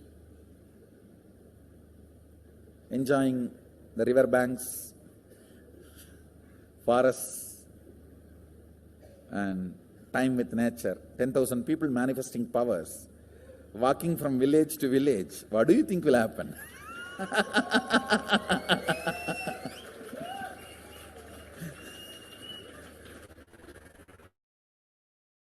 The scene of Buddhism spreading will be repeated now. How the Buddhism spread? 10,000 monks walking from village to village. What will happen? That's only monks. Here, power manifesting 10,000 people. The whole village will be manifesting powers. Just want to enjoy India and let India enjoy me. So planning for next year Kumbh Mela. Next year Kumbh Mela 2019. Next year January Kumbh Mela. Before that all the Balalayam, everything. Balalayam is going to be like the same structure outside with one stone tower, gold coated. It will be something like a 40 to 50 feet tall stone tower and 5 Rajagopurams, which will be something like 120 feet. This will be the Balalayam. And after the Mulalayam is built, this Balalayam will serve as a Utsavamurti Sannidhi, where the Utsavamurtis will be worshipped and where the Archanas. See, in the main temple, there will not be any Archana or anything, because just for Darshan itself, there will not be time. Like Tirupati, you can only have Darshan and Arati, the camp for Arati. No other worship is allowed in the main temple. Because 12 Abhishekam is going to happen, 12 Kala Abhishekams. So continuously the rituals will be going on. People can have only darshan. They will not be able to involve themselves in any ritual. Other than darshan, nothing else will be allowed. So all the archana, all the other offerings, like people will offer the archanas and other, everything will be done to the Utsava Murti, which will be Balalayam, the present structure. So people can spend time here. That will be more like a main darshan, where you can give letter, get a response. So by next year, the Balalayam will be ready. So 2019 full year, I will be conducting the programs and everything. 2020 will be the one full year Padayatra, walking. From next year, Jayanti, means 2019's Jayanti to 2020's Jayanti. Full year, Jayanti to Jayanti will be Padayatra. Before that, we will make 10,000 people power manifestors. It will be sannyasi, brahmachari, grihastha, all put together. 10,000 people will be walking. What a scene it will be. I think that is the only way the revival of Sanatana Hindu Dharma can be done. I need to get into the ground where people can see me, where they are living. I can't be waiting for people to come where I am living. Now I am sitting in one place to prepare these 10,000 people and make this science completely user-friendly. For that only I am sitting and working.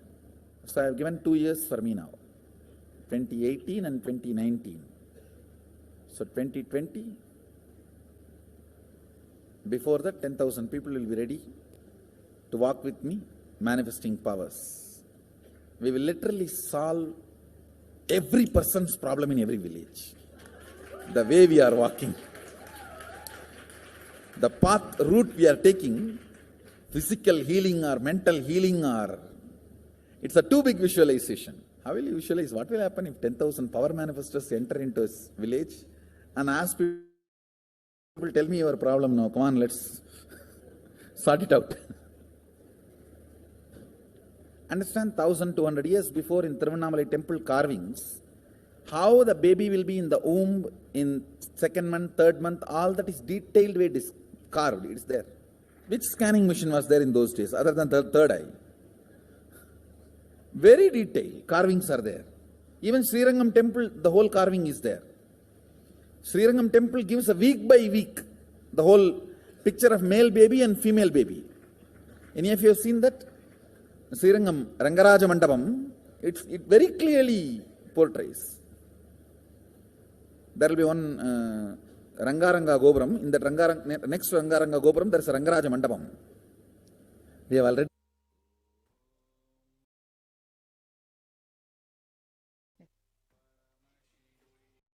The Supreme Concept of Hinduism, from the age of 10, has been enriching people and preparing them for this Padayatra to save them from this pralaya. It is not just from 2017 when he revealed his vision to the world, but from the age of 10 itself. Yes. So from that age, Supreme Pontiff has been enriching the signs of enlightenment through his powerful discourses. So you can see from the 16th to 17th of November 2005 in Chennai, Anandam Selvathai Kodukkum, bliss attracts fortune. So he has given this discourse. And again in Vellore in Tamil Nadu on the 19th of November, another massive discourse. Yes. Prapanjam Shakti Arpudangal.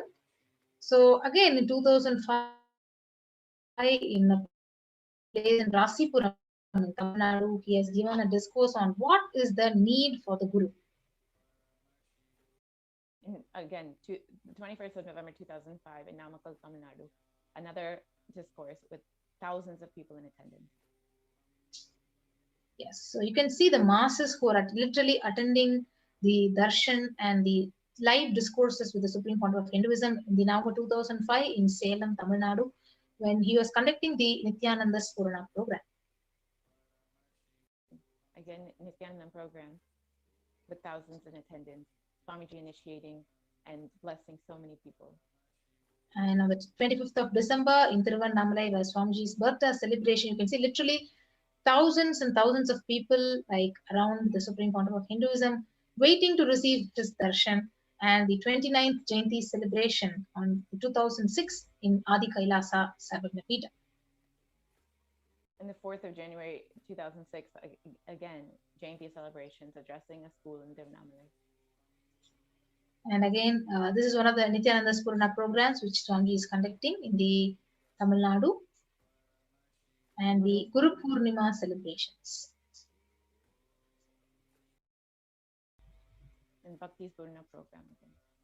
Yeah, so this is a testimony where the Supreme Pontiff of Hinduism literally has spent his time, life, and energy in reaching out to people in various ways, reaching out to children in the form of little Anandas, in the form of Saptayaham, the rituals, the fire rituals were conducted across the various ashrams and campuses and adinams across Tamil Nadu. You can see the Supreme Pontiff himself is offering the Purnahuti to the Homa offering and the live darshan, which he is giving to lakhs and lakhs of people. So right from 2004 and till now, he's been continuously reaching out, enriching the see the Saptayaham performance of traditional art forms, which was conducted in Salem, and on the 2006 in Adi Kailasa Sarvagna-pīఠam, again the Supreme Pontiff is conducting the Nityananda Spurana program. Literally lakhs of people waiting day and night to listen to his discourses and receive his darshan. But however, if you see, the anti-Hindu elements have really made it impossible to do the re-energizing process by driving him out of India. Now we will watch Devi PARASHAKTI's revelation on what is the solution for this great pralaya. 2022 வரை India செல்ல வேண்டாமா என்று தெரிந்துகொள், சொல்வதை புரிந்துகொள். இந்த பெருநரகமான கிருமி போஜனம் இந்தியாவிற்குள் வரக்கூடாது என்பதற்காக 2020 பாரதம் முழுவதும் 12 ஜோதிர்லிங்கமும் பாத யாத்திரை செய்திடவே என் மகன் மூலமாய் திட்டமிட்டிருந்தேன். படுபாவிகள் ஓடத்தின் மாலுமியை ஊர்விட்டு துரத்தினார்கள். என்ன நடக்கிறதென்று பார். முறையாக கைலாய நாட்டின் தலைவனாக நிறை மரியாதையொடு நல் மதிப்பொடு என் நிஜாவதாரம் நித்யானந்தன் திருவடி மீண்டும் பாரதத்தில் பட்டு பாத யாத்திரை செய்த பிறகு மட்டுமே நீ அங்கு செல்ல வேண்டும். அதுவரை உன்னை காத்து செல்லாதே. ஓம் ஓம் ஓம்.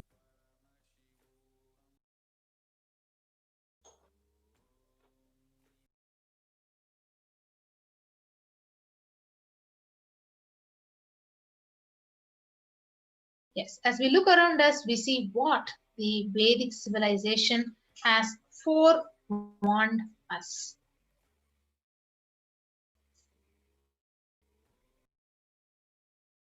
Yes, so Kali Yuga is the worst of all the 4 yugas, where man itself will be his worst enemy. So if you see in the Kurma Purana, ancient scripture, where the sage Vyasa, he echoes the Rishi's declaration saying, Idam Kali Yugam Ghoram Sampraptam Pandunandana Tato Gacchami Devasya Varanasim Mahapurim Asmin Kali Yuge Gore Loka Papanuvartinaha Bhavishyanti Mahapapa Varnashrama Vivarjitaha Nanyat Pashyami Jantuna Muktva Varanasim Purim Sarva Papa Prasamanam Prayaschittam Kalo Yuge.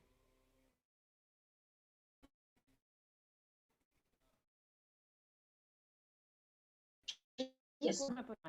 The sage Vyasa echoes this declaration. The translation goes, this Kali Yuga is the worst of the 4 yugas. And in all the worlds, people are sinful and forget the dharma of 4 varnas and the 4 ashramas. In fact, men are so sinful that no prescribed penance atones for this great sin. The only place which is free from such sins is the great city of Varanasi, the Mahapuri. Yes. So the Kurma Purana, it states how Lord Rama, Paramashiva himself,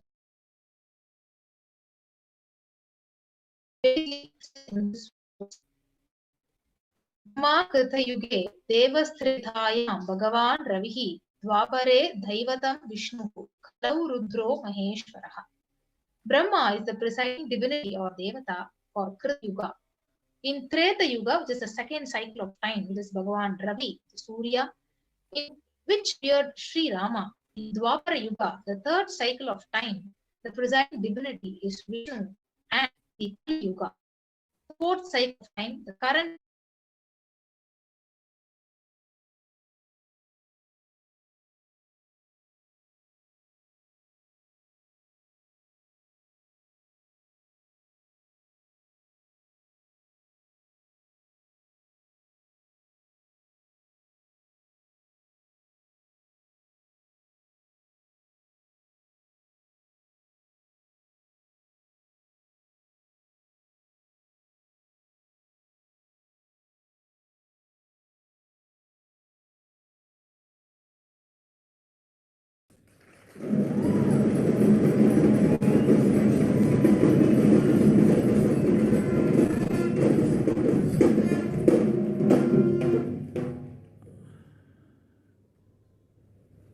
O Hindus, feel blessed.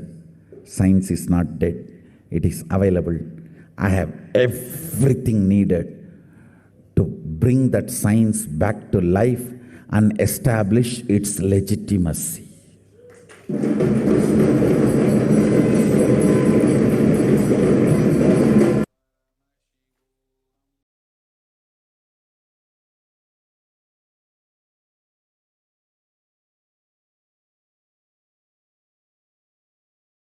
Yes, the Avatar's advent on the planet was to protect the world from the great cosmic deluge and to take the humanity to the new age, the Satya Yuga, and to give that superconscious breakthrough to humanity.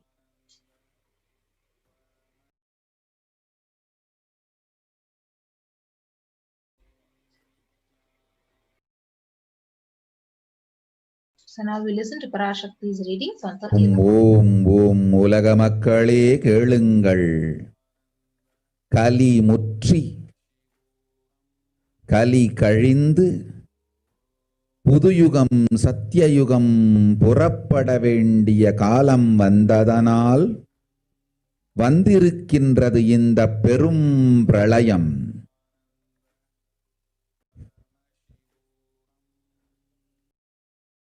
கவலை வேண்டாம்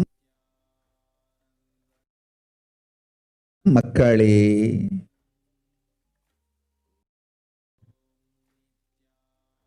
நித்யானந்தன் வடிவம் தாங்கி நாமே இங்கு வந்திருக்கின்றோம்.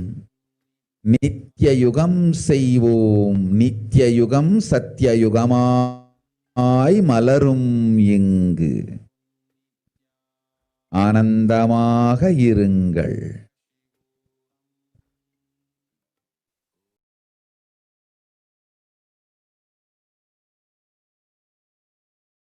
Yes. So what is the translation of PARASHAKTI's revelation? So people have matured and over time has come for Satya Yuga to happen. So this great pralaya has come. Don't worry, people. In the form of Nityananda, I myself have come here. I will make Nitya Yuga. Nitya Yuga will blossom as Satya Yuga. Be blissful. For this huge hell, Kirmi Bojanam, not to come to India, 2020, I had planned to do the Padayatra through India in 12 Jyotirlingas through my son, Swamiji. Yes. So in order to prepare for this, the avatar began the Padayatra at the mere age of 10 years. The Supreme Pontiff of Hinduism began enriching people one person at a time with the truths of the sacred scriptures and secrets of higher living, initiating many sannyasis, disciples, and power manifestors. So even as the Supreme Pontiff was 14 and 15, all of his classmates recalled the yatra where the Supreme Pontiff led all of them from Gudiyatham, Tamil Nadu, to Tiruvannamalai, his birthplace, and a huge spiritual pilgrim site. When the Supreme Pontiff of Hinduism was 19 years of age, all his fellow monks at the Ramakrishna Mutt recall the yatra where the Supreme Pontiff of Hinduism led them from Chennai, Tamil Nadu to Tiruvannamalai, his birthplace, and gave them an unforgettable pilgrimage trip experience. Yes, so the Supreme Pontiff continued walking the length and breadth of India, reaching more and more people and preparing each one until he founded the international mission, the Nityananda Sangha, to revive Kailasa internationally on the 31st of December 1999. And here you can see the Supreme Pontiff of Hinduism when he established the first Kailasa enlightenment ecosystem in Tiruchendur, Tamil Nadu in South India on the 14th of April 2001. And in 2003, Avatar continued his mission to enrich people across various sects in the world and with intensity and dedication. With even crowds of thousands would attend his discourses despite not even understanding English. Here you can see a discourse in Brazil where most of the audience didn't even understand the Supreme Pontiff of Hinduism's words, but were so connected and moved to tears. Yes, in 2004, the Avatar led his disciples into Himalayan Yatra, visiting temples and initiating them into the superconscious breakthrough. You can see in these pictures. And subsequently, the Avatar personally organized and led yatras yearly and guided individual souls not just to physical spiritual sites, but supernal spiritual realms. Yes. So in 2006, the Padayatras were taken to the next level with the Kodikan Radayatra, with crores of people participating and impacted by the Nityanandeshwara and the Nityanandeshwari deities, traveling from city to city. You can literally see the Ratham, the chariot on which the deities were carried from city to city, village to village, enriching people, blessing and healing people. So we can watch a small video clip of the Kodikan Radayatra.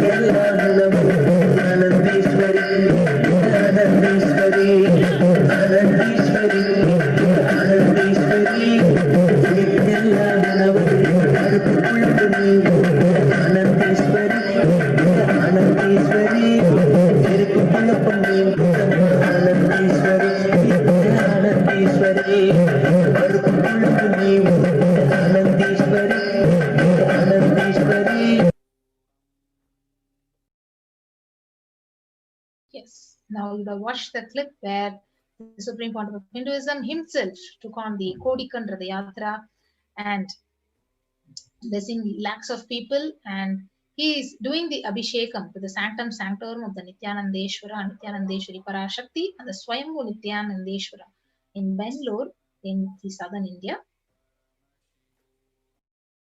The deities were energized as Achavataras to radiate the energy of Paramashiva and Parashakti to create the Adi Kailasa Sarvanyapita as a ship to save humanity from the great Pralaya.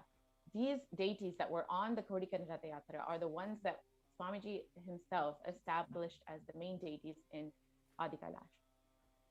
So if you see, these are the various deities which was directly consecrated and the Prana Pradishta was done. The Kailasa in Tiruchankodu, Adi Kailasa Sarvanyapitham in Bangalore, and the Kailasa in Hyderabad.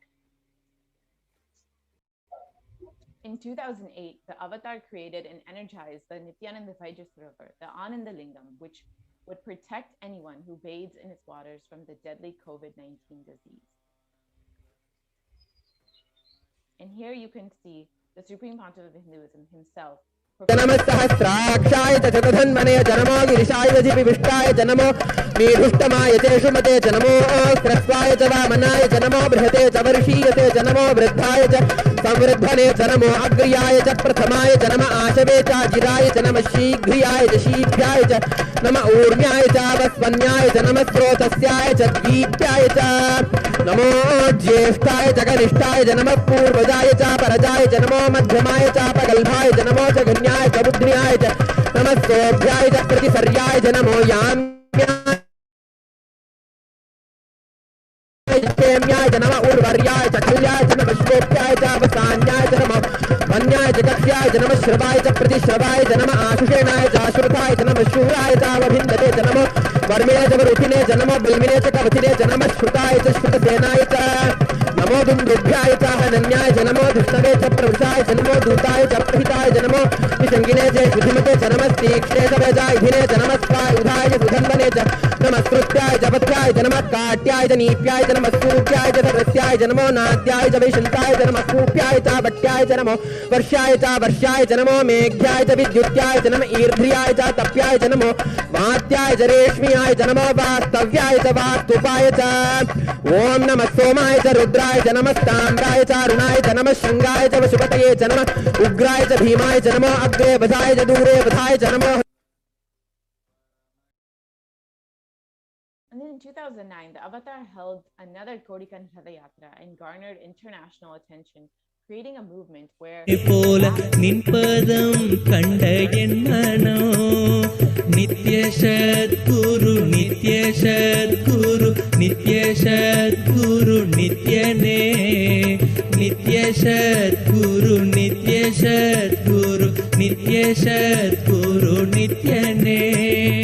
நின்முகம் நீ நைந்து இங்கு நிர்மலமாகவே ஆனதே இதய சக்கரம் அனகதமும் இனிமையோடு திறந்ததே நித்ய சத்குரு நித்ய சத்குரு நித்ய சத்குரு நித்யனே நித்ய சத்குரு நித்ய சத்குரு நித்ய Sadhguru நித்யனே.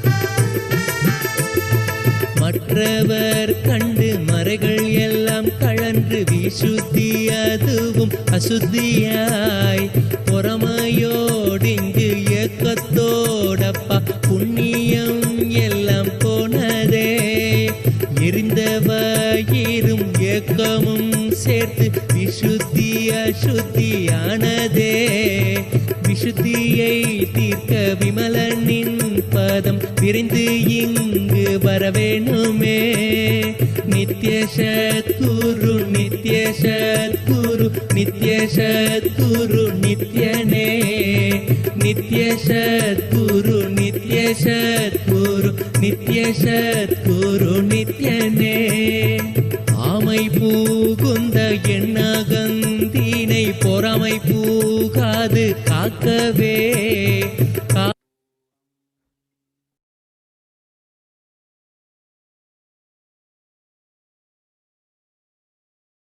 Wherever the avatar's feet have graced the planet Earth, the seeds have been sown of super consciousness.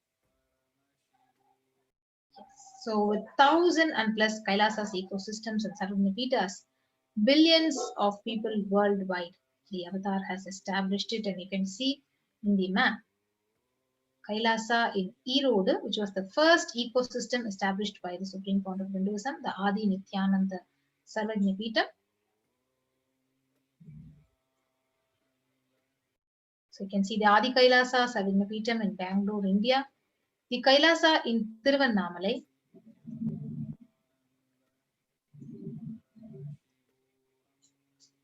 the Kailasa in Columbus, Ohio. So we can see the deities and the ecosystem which was personally revived by the Supreme Fount of Hinduism. Kailasa in Los Angeles in USA, inauguration of the Kailasa in Los Angeles. So His Divine Holiness, he inaugurated the first location for Los Angeles Adinam in the year 2005. And after the rituals took place, the devotees offered Pada Puja to him. Here are more photos of the deities in Los Angeles. And the Kailasa in San Jose, which was established by the Supreme Pontiff in 2009, where the Nityanandeshwari deities and is exactly resembling Madurai Meenakshi temple was consecrated by His Divine Holiness, installed and energized directly by him. So you can see these various pictures of the temple in the Nityanandeshwara temple in San Jose. In the Kailasa in Seattle, where His Divine Holiness himself consecrated all the deities, including the Nataraja. Yes. So you can see the Seattle Adinam, a very powerful energy center for the people in the Pacific Northwest in US region. So where these deities were also consecrated and installed by His Divine Holiness personally. And Kailasa in Houston, Texas. So with the blessings, Nityanandeshwara Paramashiva Hindu temple was consecrated through Prana Pradishta on 2017 of Feb 24th on the Maha Shivaratri day. You can see the beautiful Linga, Swamiji and the Meenakshi in the Kailasa in Houston, Texas.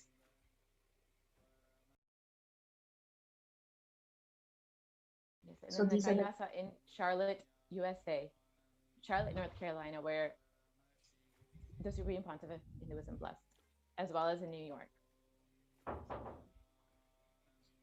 Yes, you can see Kailasha in Washington, D.C.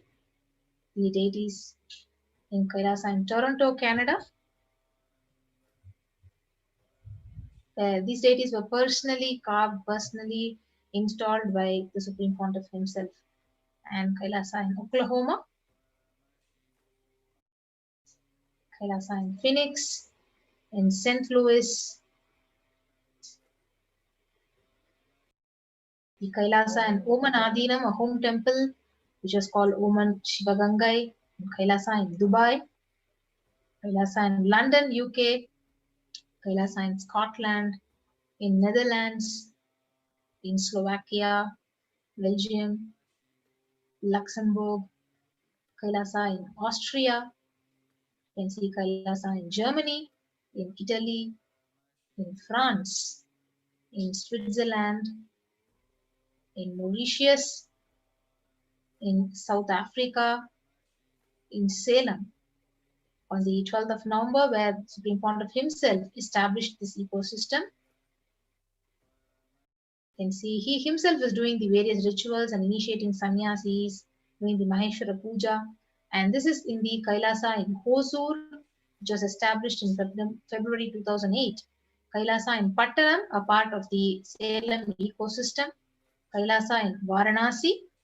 Kailasa in Rajapalayam, which was one of the most important ecosystems in Tamil Nadu. Kailasa in Rajapalayam, where Swamiji himself is conducting the sessions, the homas, and healing people. Kailasa in Hyderabad. Kailasa in Kerala. And Kailasa in Gujarat, the Yogini Sarvajnapeetham. Kailasa in Thiruvanmiyur. Kailasa in Tirunelveli, Alangulam in the southern part of Tamil Nadu. Kailasa in Chennai, Tambaram. Kailasa in Chennai, Avadi. And you can see these various deities. Kailasa in Melbourne, Australia. In New Zealand. Kailasa in Singapore. Kailasa in Kuala Lumpur, Malaysia.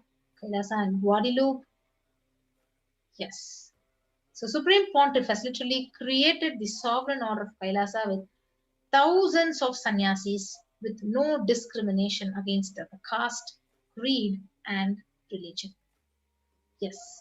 So this shows how the Supreme Pontiff has literally spent his life, his time, his whole energy to enrich humanity just to revive the Sanatana Hindu Dharma and to protect the humanity. So with that, we'll be coming to an end of this segment and we'll be moving on to the next segment of this program after a short break. So thank you everyone. We'll be right back after a short break.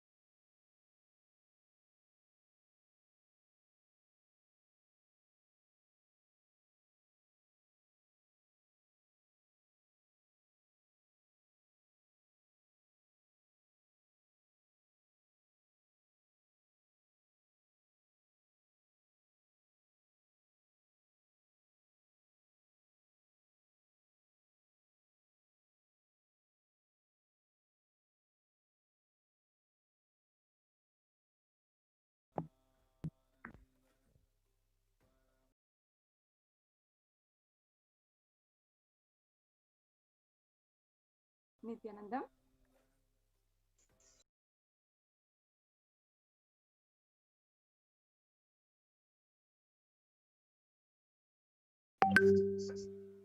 Hello everyone, welcome back. Yes, we'll be moving on to the next segment of this program. How can we offer our deep love and gratitude to PARASHAKTI when she's right there giving us the darshan and revealing the truths and Akashic readings for us?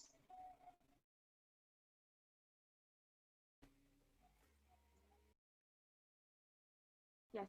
So first of all, let's understand the significance of an offering, doing this seva for Devi PARASHAKTI today. Offering is a gift of divine, gift of pure love, devotion, oneness, and it consists of two parts. One is giving, and the second is accepting. Only when the divine accepts what one offers, the offering becomes complete. Offering is not made out of fear nor out of greed. When Avatar lands, the offerings are purely a part of the grand love played out for only the purpose of enlightenment. Yes. So with that, we'll understand what is the significance of gold, and before that, we will invoke PARASHAKTI. Induni bhaveda karavakni nayanam syat pankaja varabhaya japaksha sarayuktam angahi mabhushana vichitra vasanam syat tunga makudojvala manonmani swarupam.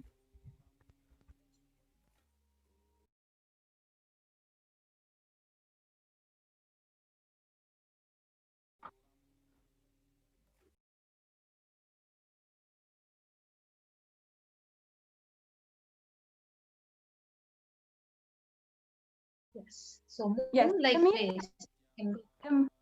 Yes. Sorry. Okay. I'll just like the moon-like face, holding Veda's books on fire, and in eyes with lotus flower gracing and blessing hands, and one hand with the japamala, beautifully decorated with the jeweled ornaments in wonderful clothes and shining bing crown. Her name is Manonmani. This is from the Moola Agama, Manonmani Dhyanam. Yes, we have the next Dhyana sloka from the same Moola Agama of Manonmani Dhyana. Dhyaye Devi Trinetram Sashini Bhavadanam Veda Hastam Tadanam Savye Padmam Varadama Pare Chapayam Chakshamalam Divyairabharanai Vibhushita Danum Brahmadi Pujitam Devi Meva Manonmani Pratidinam Kamarta Datrim Shubham.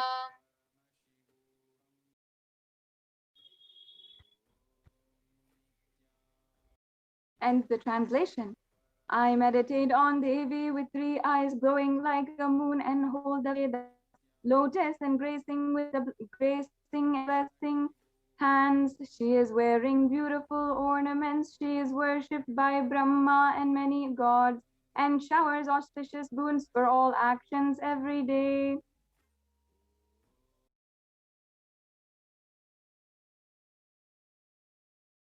Yes. So let us understand the significance of the divine element gold.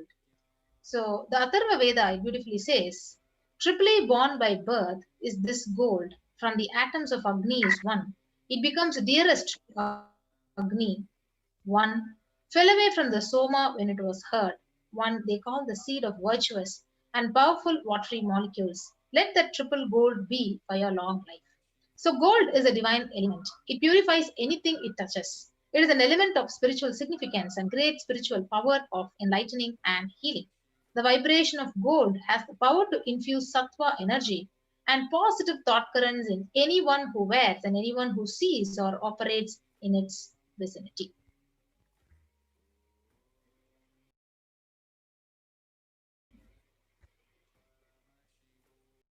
Yes.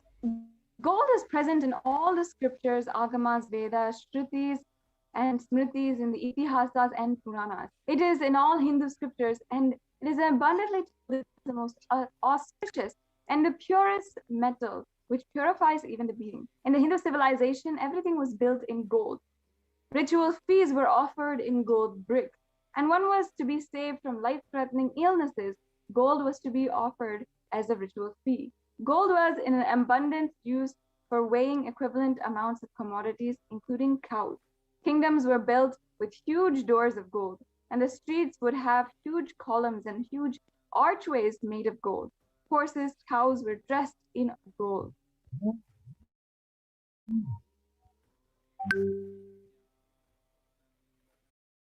Yes. So Hindu civilization thrived on the banks of rivers of gold. Indus River was called Hiranmaya. In Rig Veda, the river Saraswati was called Hiranyavartini in Atharva Veda. Gold is the supreme element for offering gifts to the ones you love and revere. Temples are constructed and paved in gold. Deities are made in gold, decked and adorned in gold because it preserves the enlightenment energy for thousands of years and it lasts forever. Yes. So now let us chant the brief Shastra Pramana for the E-Hundi.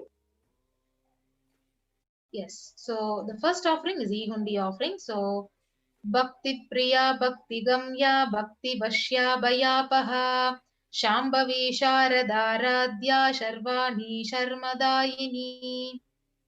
And the translation: Devi is fond of true devotion and realized through true devotion. She can be won over through true devotion and she removes all fear. Yes. So if there is any fear in the minds of devotee, Devi is sure to remove that fear. And it is stated that Devi likes to be worshipped in autumn. Here it is meant that autumn of our lives, when thoughts turn more and more inwards, the role of the divine is known and understood very clearly. So the need for Devi worship becomes stronger. So you can offer this E-Hundi offering at any amount at your own capacity to PARASHAKTI and receive her blessings. So you can offer your gratitude and devotion by offering your Kanikai, especially, and your name will be chanted out when the puja is offered to PARASHAKTI. So this E-Hundi offering is also available as a super chat and super sticker option in the YouTube live stream, which will be guiding you into a walkthrough after we read out all the sevas. The next offering is the Sankalpa chanting. So I'll be reading out the Shastra. Tayaitan mohyate vishwam saiva vishwam prashuyate saya chitta cha vijanam tushta rudim prayaschadi. The goddess enchants this universe and she herself gives birth to this universe. That goddess, being prayed without interest in anything, gives the knowledge that leads to salvation, and she gives wealth in materialistic sense. So this is the Sankalpa for offering, this is the Pramana for the offering of Sankalpa. Yes. So you can offer the Sankalpa, the conscious resolution, and receive the blessings of PARASHAKTI. So you can go to the tiny.cc/Devi-offerings and actually list out all your names, your family members, your friends, whoever you want to offer this puja. You can post your names and your names will be chanted in the Sankalpa, during the Sankalpa chanting, and the puja is offered to PARASHAKTI. So this Sankalpa chanting is only $1. So you can make use of this opportunity to get the blessings of PARASHAKTI. So the next offering is the offering of Sahasranama Swarna Kasu. So the Lalita Sahasranama verse, it says, Nama Parayana Prita, means she who likes the repetition of her various names. Yes. And this offering of 1,008 names of Devi PARASHAKTI, it's a very special and unique Archana offered to Mahameru of Devi PARASHAKTI. You can offer a gold coin inscribed with each of the 108 names and receive the blessings to have the Ananta Kalyana Gunas. All the divine qualities of Devi PARASHAKTI will be graced upon you. Yes. So you can offer this golden coin, which at three sizes, $75, $151, and $251. The next offering is the offering of Mukta Anguti, the finger ring with a pearl, to PARASHAKTI. So the Meenakshi Pancharatnam, it beautifully says, Muktahara lasat kirita ruchiram purnendu vaktra prabham shinjannu pura kinkini manidaram padma prabhabasuram sarva bhishta phala pradam girisutam vanira sevitam मीनाक्षीं प्रणतोऽस्मि सन्ततमहं कारुण्यवारां निधिम्. And I'll be chanting the translation in English.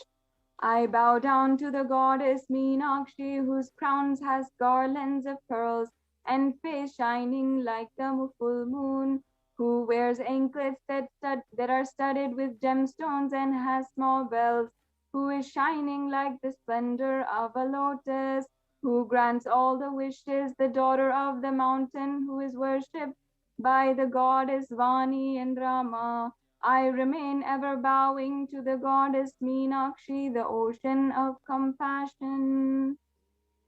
Yes. So you can offer the finger ring with the pearl, the Mukta Anguti, PARASHAKTI, and literally be showered by her compassion and pure love in all your business endeavors.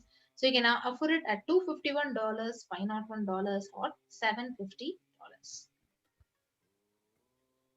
The next offering is offering of Swarna Padma Pushpam, the golden lotus. So the Kamika Agama, it says, all the kalasas should be wound around with suitable thread and covered with new cloth. So they should be adorned with lotus flower made of gold.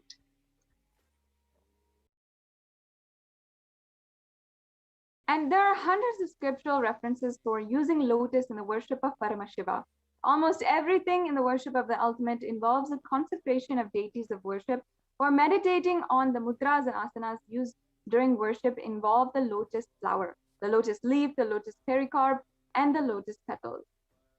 The lotus is a very divine flower. The Shakti of Paramashiva is also called a lotus, and the base of Paramashiva Linga is a lotus. The disciple of Paramashiva is considered as a lotus, about to bloom. And you can offer the gold lotus in any size you wish to be blessed, to have the state, space, power, and being of Devi in your inner space amidst any and every adversity in your life. Yes, so Swarna Padma Pushpam you can offer at $600. The next offering is the offering of Swarna Metti, the golden touring. So the beautiful verse, it says, Nakadi diti sanchanna namajjana tamoguna padadvaya prabhajala parakrita saroruha.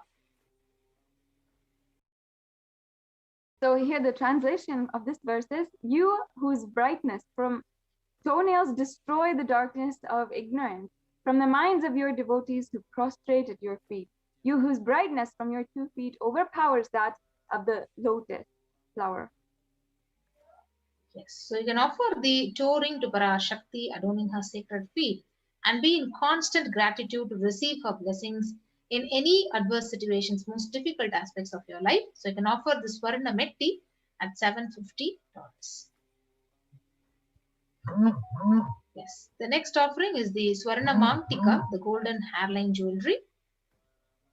The Sudha Sarabi Varshini. So she who makes the nectar flow in all our nerves from the Sahasrara, she who gives a pleasant experience of the ultimate. So the Mamtika represents the nectar flowing from the Sahasrara chakra, which is fully opened.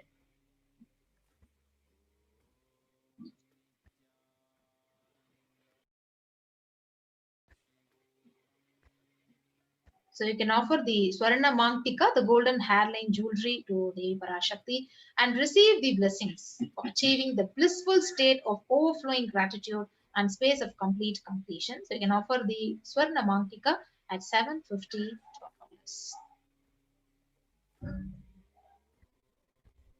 So the next offering is the offering of Pratyaksha Pada Puja. So the Saundarya Lahari, Sloka 83, it says, Nakadiditi Sanchanna Namajjana Tamoguna Padadvaya Prabhajala Parakrita Saroruha. The translation goes, the illumining splendor of Devi's toenails dispel the darkness of ignorance in the devotees prostrating at her feet. Her feet defeat the lotus in beauty. The shloka is number 83 of the Saundarya Lahari, which states that the nails have sharpened by constantly being touched by the crowns of celestial beings who always prostrate before Devi. Tamoguna is darkness, and in this stotram, tamas is indicative of signs of devotees, and by constantly prostrating at the feet before Devi, their ignorance is removed and they attain knowledge. offering the Pratyakshapada Puja, the Yajaman will have all of the auspiciousness and blessings of the Supreme Pontiff of Hinduism. Yes, so you can offer the Pratyakshapada Puja to receive the blessings. So we have the upcoming Guru Purnima Pratyakshapada Puja in the next month. You can avail this opportunity to offer it to the Supreme Pontiff of Hinduism at $1,008. So the next offering is the offering of Vastra Seva, the sacred cloth offering to the Supreme Pontiff of Hinduism and PARASHAKTI. So you can offer this along with the Pratyakshapada Puja at $1,008 and receive the blessings and auspiciousness of His Divine Holiness Bhagavan Nityananda Parameshwara.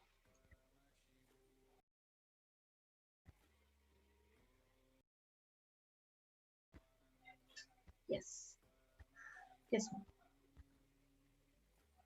So this is a summary of offerings that you can offer today, and make sure that you have the auspicious blessings of Devi PARASHAKTI. Yes, so this is the compilation of all the offerings which you can offer to PARASHAKTI, the E-Hundi, the Sankalpa chanting, the Devi Sahasranama Kasu, the Mukta Anguti, which is the pearl finger ring, the golden lotus flower, the Swarna Metti, Swarna Mantika, and Pratyakshapada Puja along with the Vastra Seva. So now we move on to the procedure of how to offer all these various sevas to PARASHAKTI when you're going to be having her darshan. So if you're ready to offer any one of these sevas, but you have an intention, but you're interested in offering, but still you need help in manifesting, you can go ahead and click on to this link tiny.cc/bhavasamadhi and fill out all the details and you can seek for your help. And once you're ready to offer these sevas by an online payment, you can go ahead and click on to the link tiny.cc/devi-offerings. So once you're done with making an online payment and offering the seva to Devi PARASHAKTI, you can move to the next link to submit your details for the puja, for your names to be chanted when the puja is offered to PARASHAKTI. The link is tiny.cc/sankalpa 2021. So I'll be quickly taking you through a walkthrough of how to offer your seva through an online payment. So when you click on to tiny.cc/devi-offerings.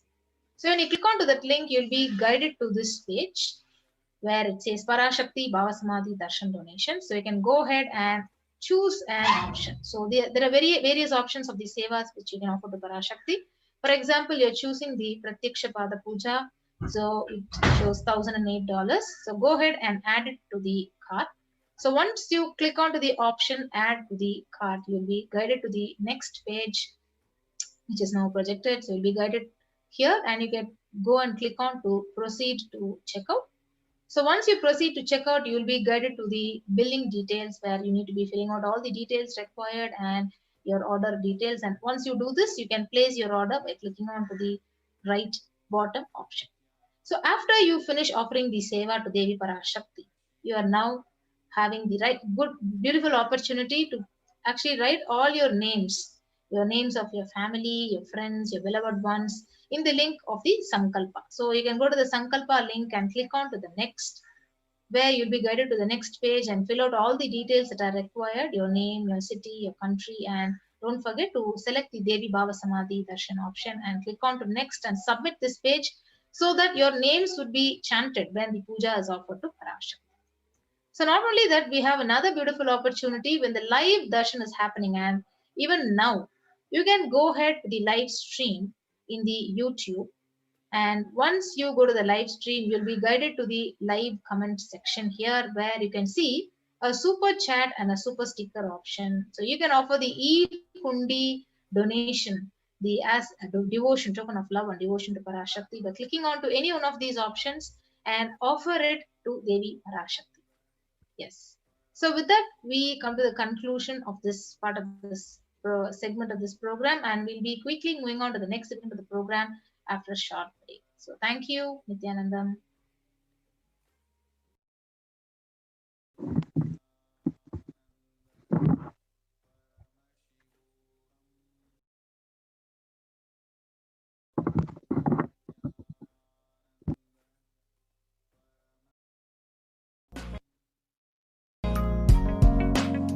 We get you help, we get you ability to build beautiful relationships in your life. We get you direct spiritual support and we make sure you become wealthy.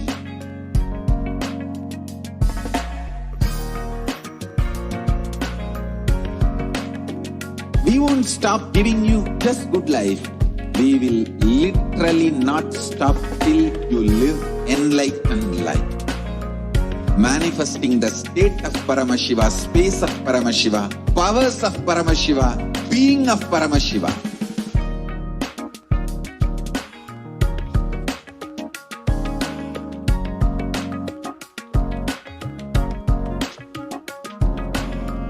Whole world should become e-Kailashian. I want the whole world to know Hindus have something great to contribute to the world.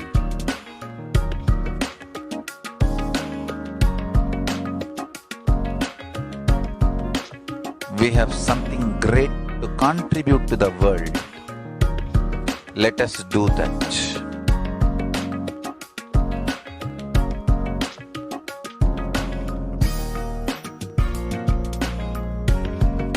E-Kailasa is proper customized spiritual service helping you to identify your root patterns of suffering. We have perfected the science of helping every individual from every cultural, religious, nationality background.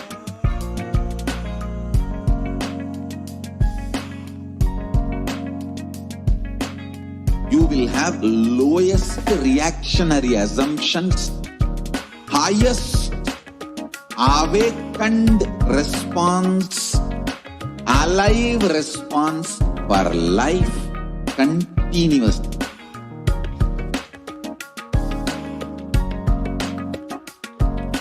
E-Kailasa is enlightenment ecosystem, literally enlightenment itself in your own home, wherever you are.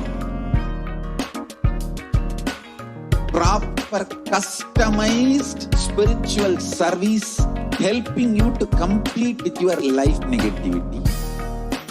Withdrawal from life, self-hatred, self-denial, self-doubt, so much of tiredness, laziness, we can support you aligning your diet, your attitude, your aptitude, your understanding about life.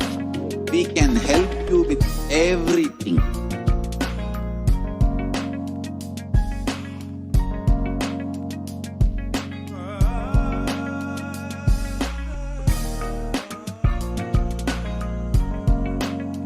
If you are interested in enlightenment, we will immediately bring this to you. If you are not interested, we will explain the whole science, inspire you and make you interested in enlightenment science. We need to cater this enlightenment science to the whole world wherever they are, because enlightenment is the birthright of all human beings. Kailasa is responsible to provide that to all human beings.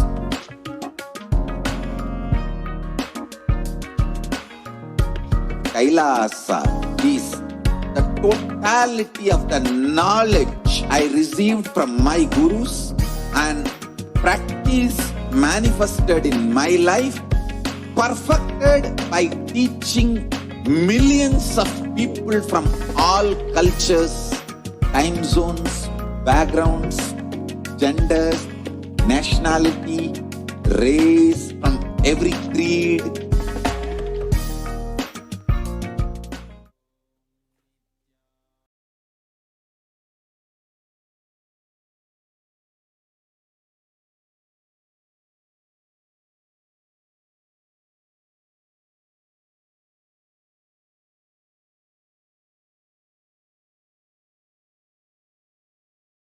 Nityanandam, and welcome to one and all. Today, we'll be going over a very unique aspect of the de facto spiritual embassies of Kailasa's COVID care protection centers. One needs to understand what is the situation today in the world in terms of health and people's lives. Today, if you see, the KFF.org has published the statistics where one can see that younger adults are more likely to report symptoms of anxiety and or depressive disorder during this COVID-19 pandemic. The graphs that one sees are really concerning, serious, because if you see the youth, the ages 18 to 24, 56%, 25 to 49, almost 50%. So the entire age group till almost half life of today's man's normal life is more than 50% impacted with anxiety and or depressive disorder, especially because of the COVID-19 pandemic.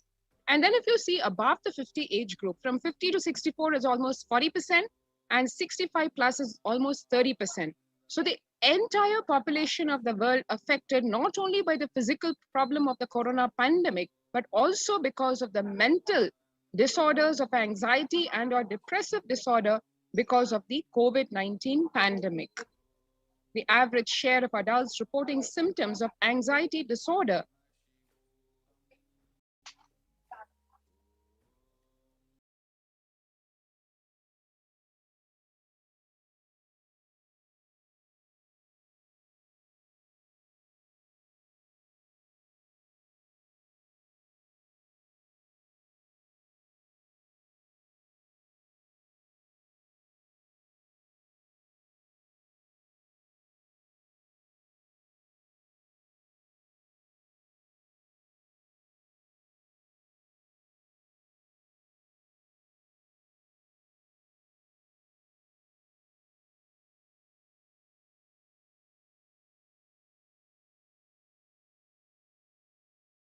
the average share of adults reporting symptoms of anxiety disorder and or depressive disorder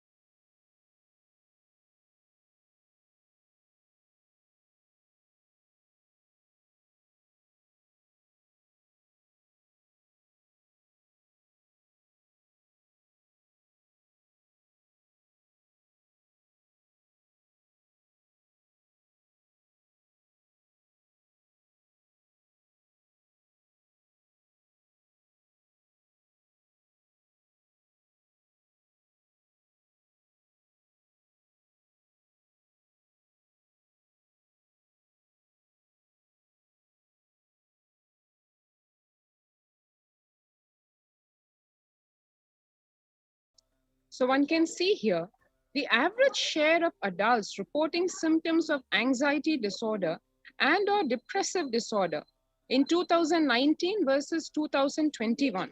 One can see here in 2019, as per the NHIS, it's only 11% of the people, whereas in January 2021, according to the Household Pulse Survey, it is a whopping 41%, which is almost 4 times the value, the number in 2019.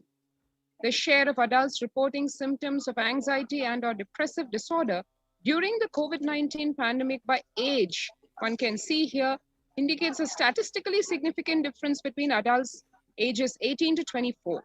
The data shown includes adults ages 18 plus with symptoms of anxiety and or depressive disorder that generally occur more than half the days or nearly every day.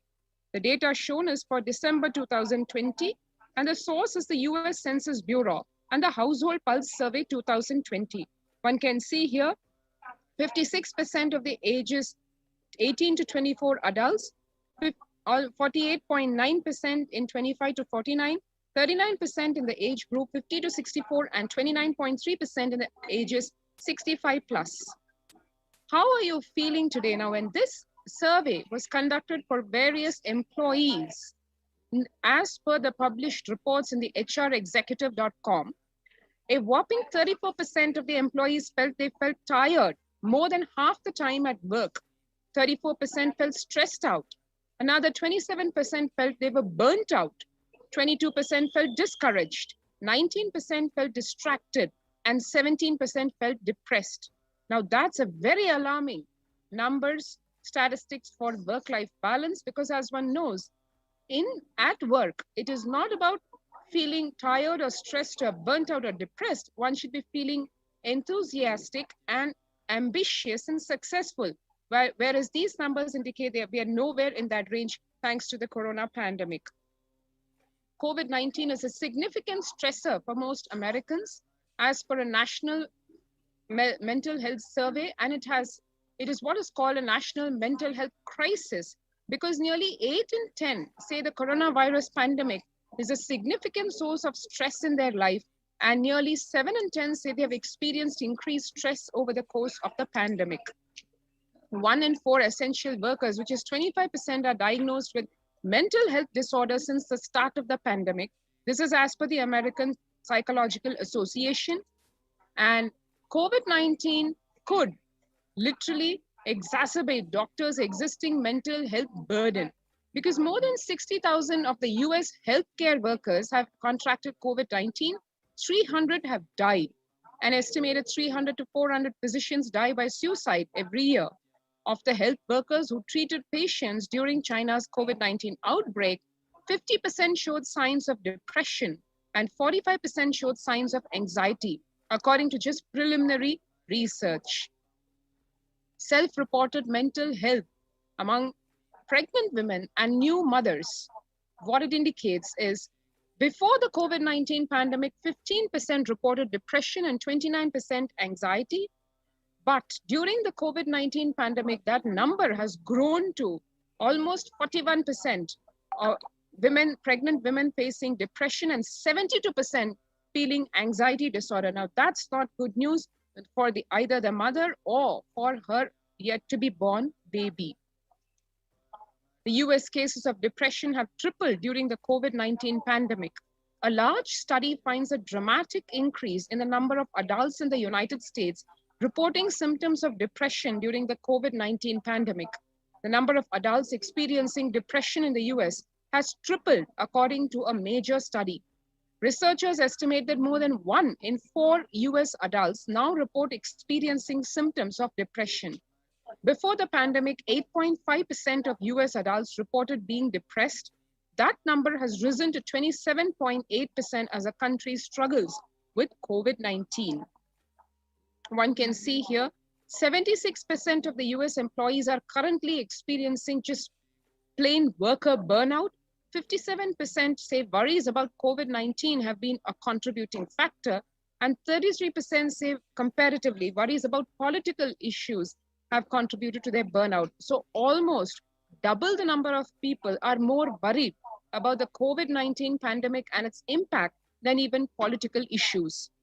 COVID-19's impact on the mental health shows 78% of the global workforce says the pandemic has negatively affected their mental health. 85% say their mental health issues are causing sleep deprivation, poor physical health, reduced happiness at home, strained family relationships, or isolation from friends. 68% of people would prefer to talk to a robo over their manager about stress and anxiety at work. 76% of workers believe their company should be doing more to protect the mental health of the workforce. So one can see here, even in the workforce, a massive, almost 80% of the people of the workforce expects to be given mental health support. The young workers are hit the hardest. As we are seeing, ages 22 to 25, 89% of the youth impacted, 26 to 37, 83%. And then as we go into the closer to middle age, 38 to 54, 73% impacted, and 55 to 74, the elderly age group, 62% impacted. The younger respondents were more likely to say that the pandemic has had a negative effect on their mental health. Now this information. This survey is based on Oracle and workplace intelligence. So one saw where we are in the world today with mental health, stress, burnout, depression, anxiety, depressive disorders. The world literally plagued by it because more than 50% of the population and more than 50% of all the age groups is being impacted not only by the corona pandemic, but also by the accompanying mental health disorders and causing a mental health crisis. Now, this is exactly what the Supreme Pontiff of Hinduism, Jagat Guru Mahasannidhanam, His Divine Holiness, Bhagavan Nityananda Paramashivam, in his Devi PARASHAKTI Akashic readings had warned months back, and what the Supreme Pontiff of Hinduism, Nityananda Paramashivam, had himself warned in satsangs over more than 2 years back about the onslaught of this corona pandemic and how it would be a pralaya that would engulf the planet, and how to save oneself from its after effects, and how this pralaya is today eating the whole planet, putting people in tremendous panic and worry. What do we do to counter that? Let us see from its very grassroots in terms of what the Supreme Pontiff of Hinduism has done for years to prepare humanity, not only to handle this pralaya, but also to take, even at this time, the leap, quantum leap into super consciousness. So to understand that, we will just take a brief look at the contributions from Kailasa's Department of Human Services first, because that's what's going to be at the core of being able to tide over this pandemic.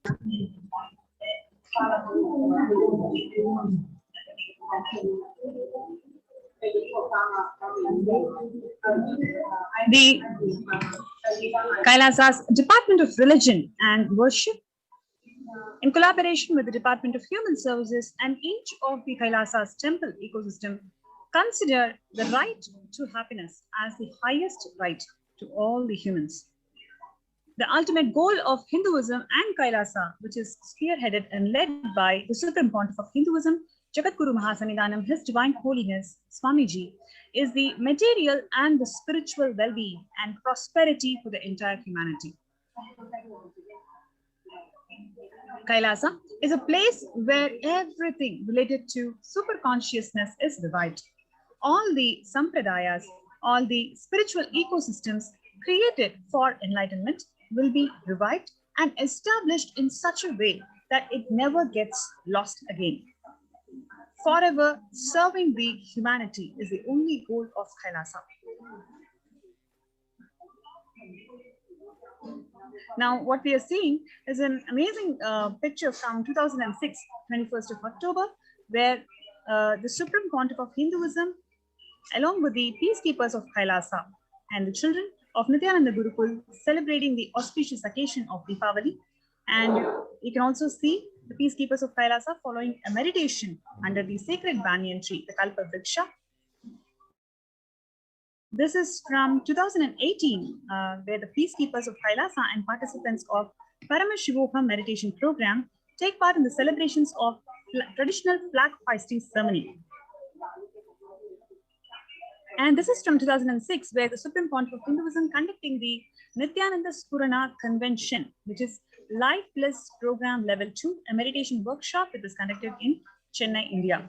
Everywhere you can see how thousands of people are benefited by all the work and the contributions from the Supreme Pontiff of Hinduism. And what you're seeing here is 26th of May 2006, where the peacekeepers of Kailasa and the Supreme Pontiff of Hinduism on a Himalaya Yatra, which is actually a sacred pilgrimage to Himalaya mountains and up the Kaveri, up the river Ganga. Yes, so this is very interesting picture. In 2011, the temple ecosystem of Tiruvannamalai serves as the driving factor in maintaining the lifestyle of health, wealth, well-being of the denizens of Tiruvannamalai, one of the remaining living temple ecosystems. That is what the Supreme Pontiff of Hinduism is reviving till today, the Arunachala Sarvagya.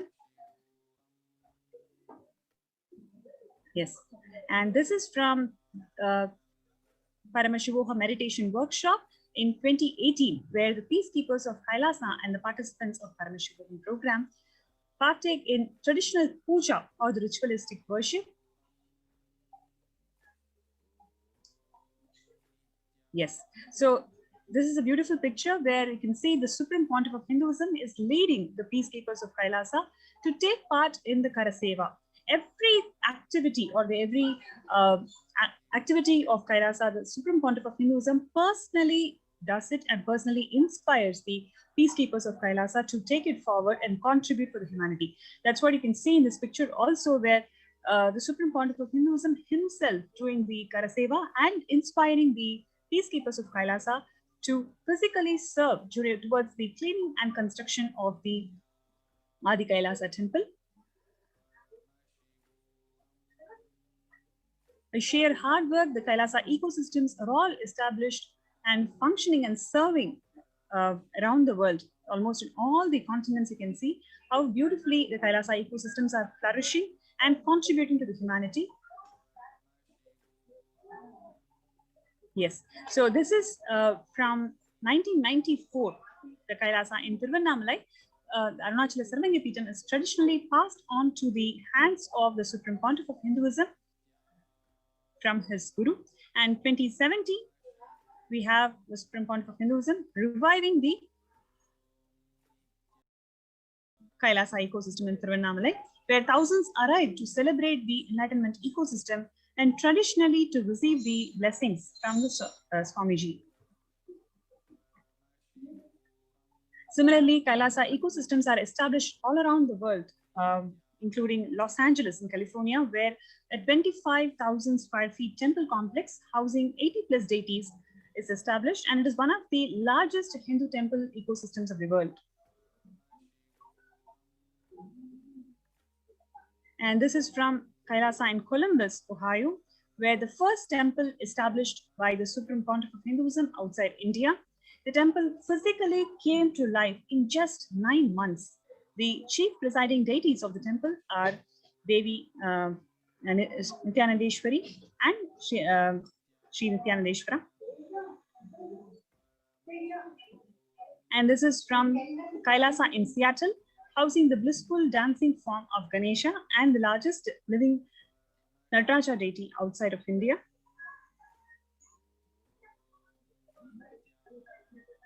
This is from Kailasa in San Jose, which radiates the energy of Madurai Meenakshi temple.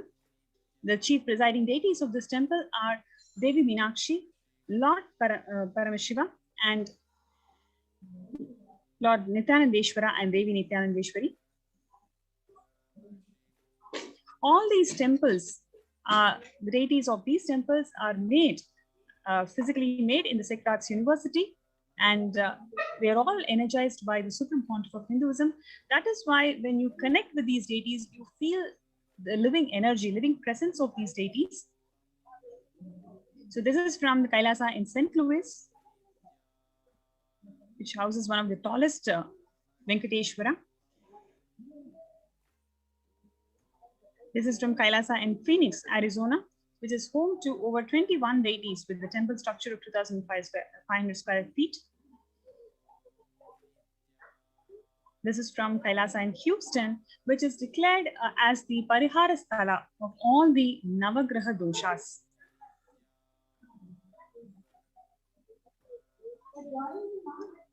This is the Kailasa in Toronto, Canada, which was inaugurated in July 2011. And it houses all the 63 Nayanmars and 18 Siddhas as the deities. And especially in terms of Kailasa in Toronto, which is active and alive, contributing to the community since 2011 onwards. And it is blessed to radiate the superconscious energy of Kailasa. And the Kailasa goes on providing various temple services to the community, including Annadan, traditional Hindu ceremonies, etc. Now, one of the things that these temple ecosystems provide to the community is the opportunity to do the spiritual routine during the Brahma Muhurta and its effectiveness in overcoming the pandemic fatigue. So before we go to the segment, let's have a short break and we'll be right back.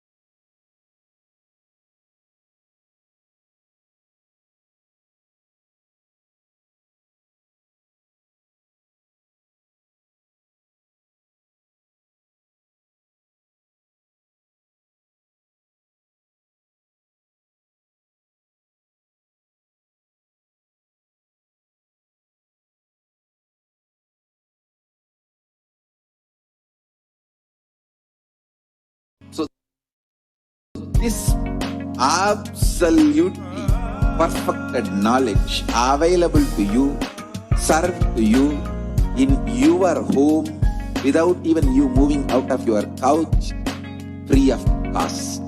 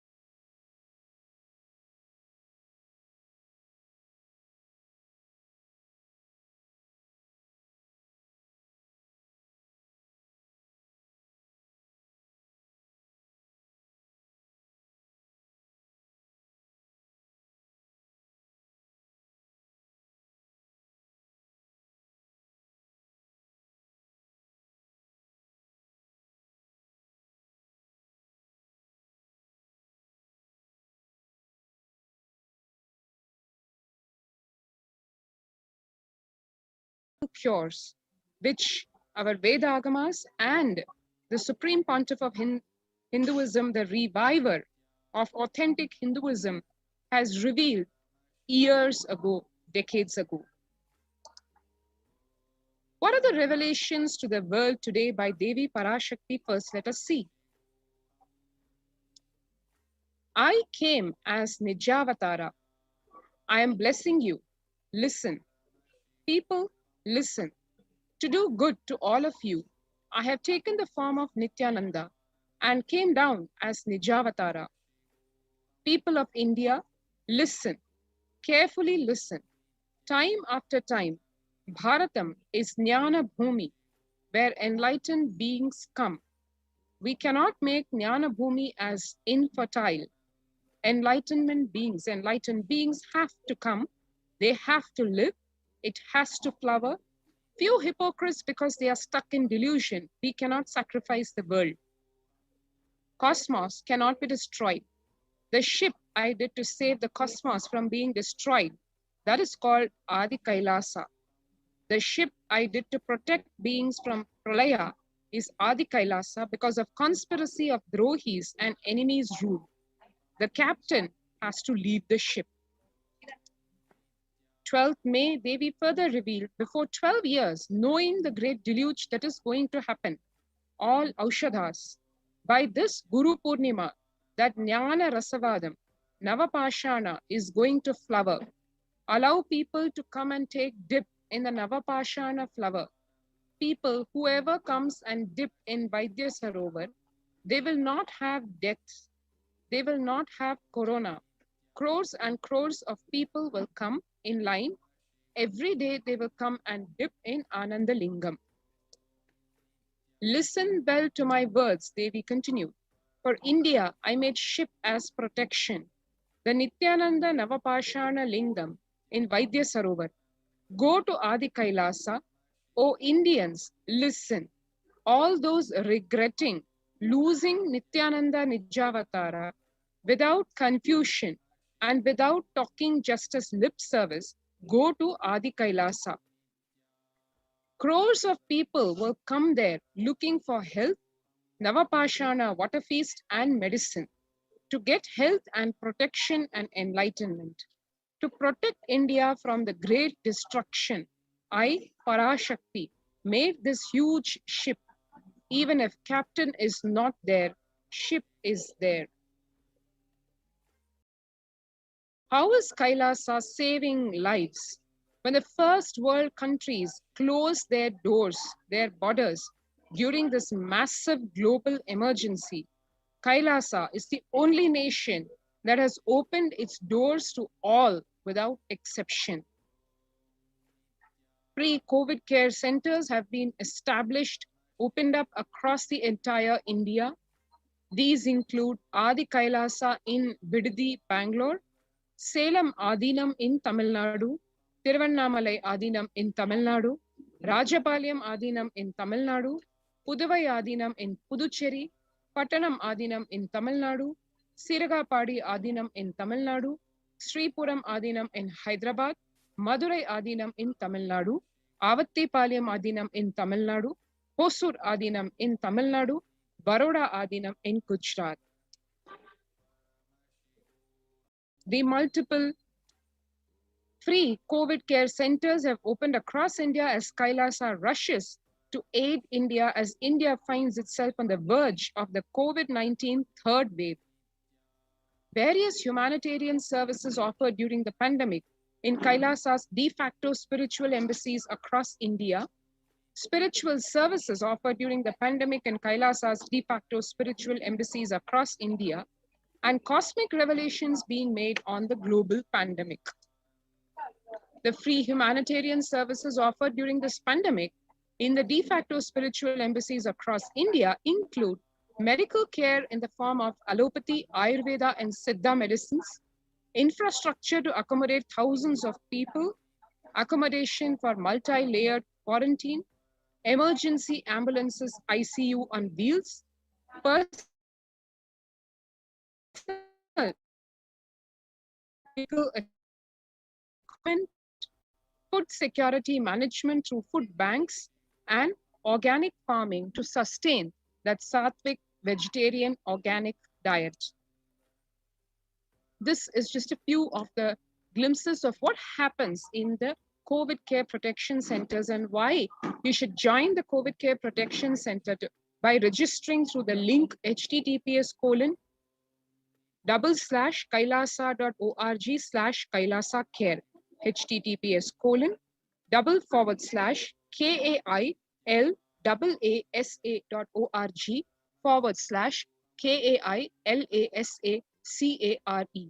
Let's take a few seconds now to register ourselves at this link and join the COVID care protection centers in the various de facto spiritual embassies across Kailasa, be it Adi Kailasa in Vidadi, Bangalore, or Sripuram Adinam in Hyderabad, or any of the de facto spiritual embassies.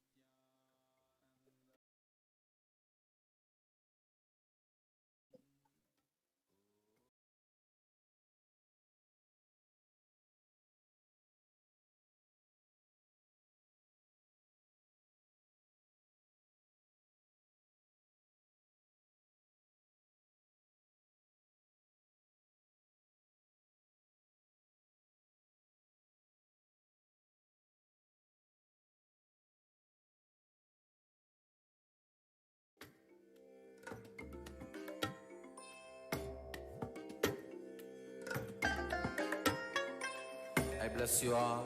Let you all open all your three eyes. and manifest the powers of Mahasadashiva. Om Nityananda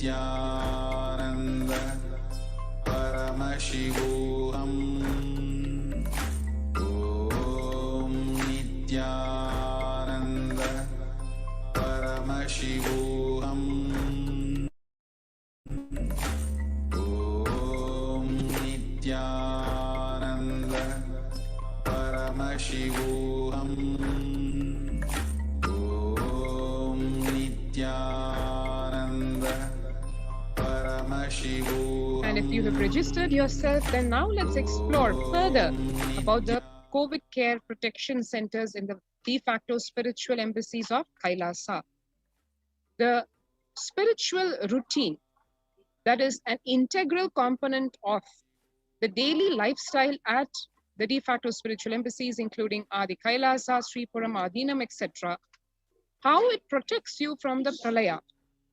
Members of the Kailasa's protective, preventive, multi-layered quarantine initiative take part every day in the morning spiritual routine in Adi Kailasa Sarvajna Peetham. The morning spiritual routine consists of Nityananda Yoga, Panchakriya, Nitya Pratyaksha Paduka Puja, Kashayam, Nitya Satsang. The Kashayam is what is called a herbal remedy to boost one's immunity. It is made using naturally occurring herbs which are grown in the organic farms in Adi Kailasa. The morning spiritual routine is the fuel to reach Kailasa. And the chemical changes it brings about in one's system, and the healing it does in one's system, and the biological rhythm it sets in one's system, all of them are very important. Tune your biological clock to the spiritual practices because the chemistry you enjoy inside matters. This is what Bhagavan says. That decides the kind of plane of the universe, dimension of the universe you are going to experience. Kailasa or Patala, Swarga or Naraka. Morning spiritual routine is the direct path to Kailasa. What is Brahma Muhurta? Brahma Muhurta is a period of 2 Muhurtas, time unit of 48 minutes, or about 1.5 hours before dawn. In the Vedic tradition, this period is considered as the ideal time for spiritual practices like prayer and meditation. According to Ayurveda, the time between 4:24 a.m. to 5:11 a.m. is known as the Brahma Muhurta. The very first verse written in any Ayurvedic textbook while explaining about the daily regimen to be followed for health and long life is about the importance of Brahma Muhurta. The pramana for waking up in the Brahma Muhurta is referenced in the Ashtanga Hridayam, which says one should wake up in the Brahma Muhurta for sustaining perfect health and for achieving a long lifespan as desired.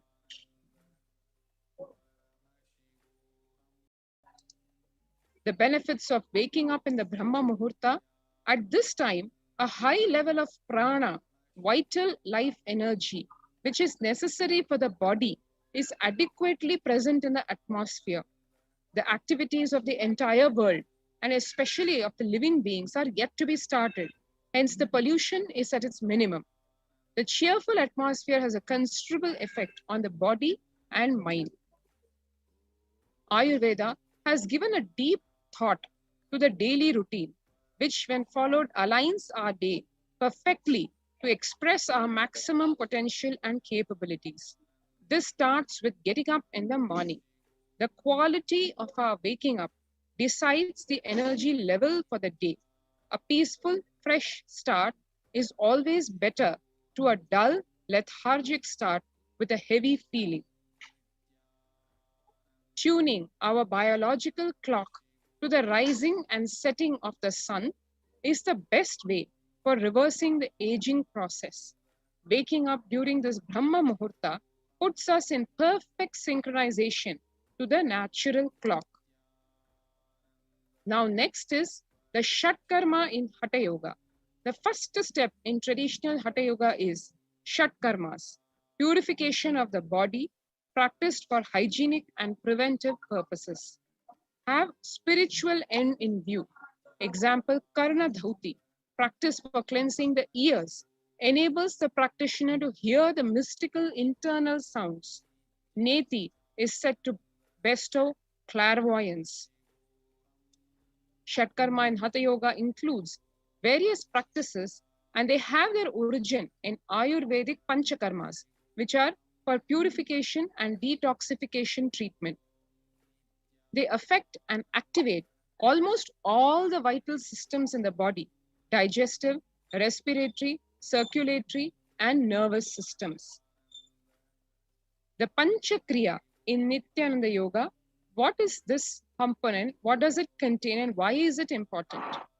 These are cleansing techniques adapted for the modern lifestyle. They prepare the body to experience the higher states of meditation, ultimately to attain enlightenment. There's better health and quality of life. Modern world with much polluted environment, impure food, ailing bodies, and disturbed minds.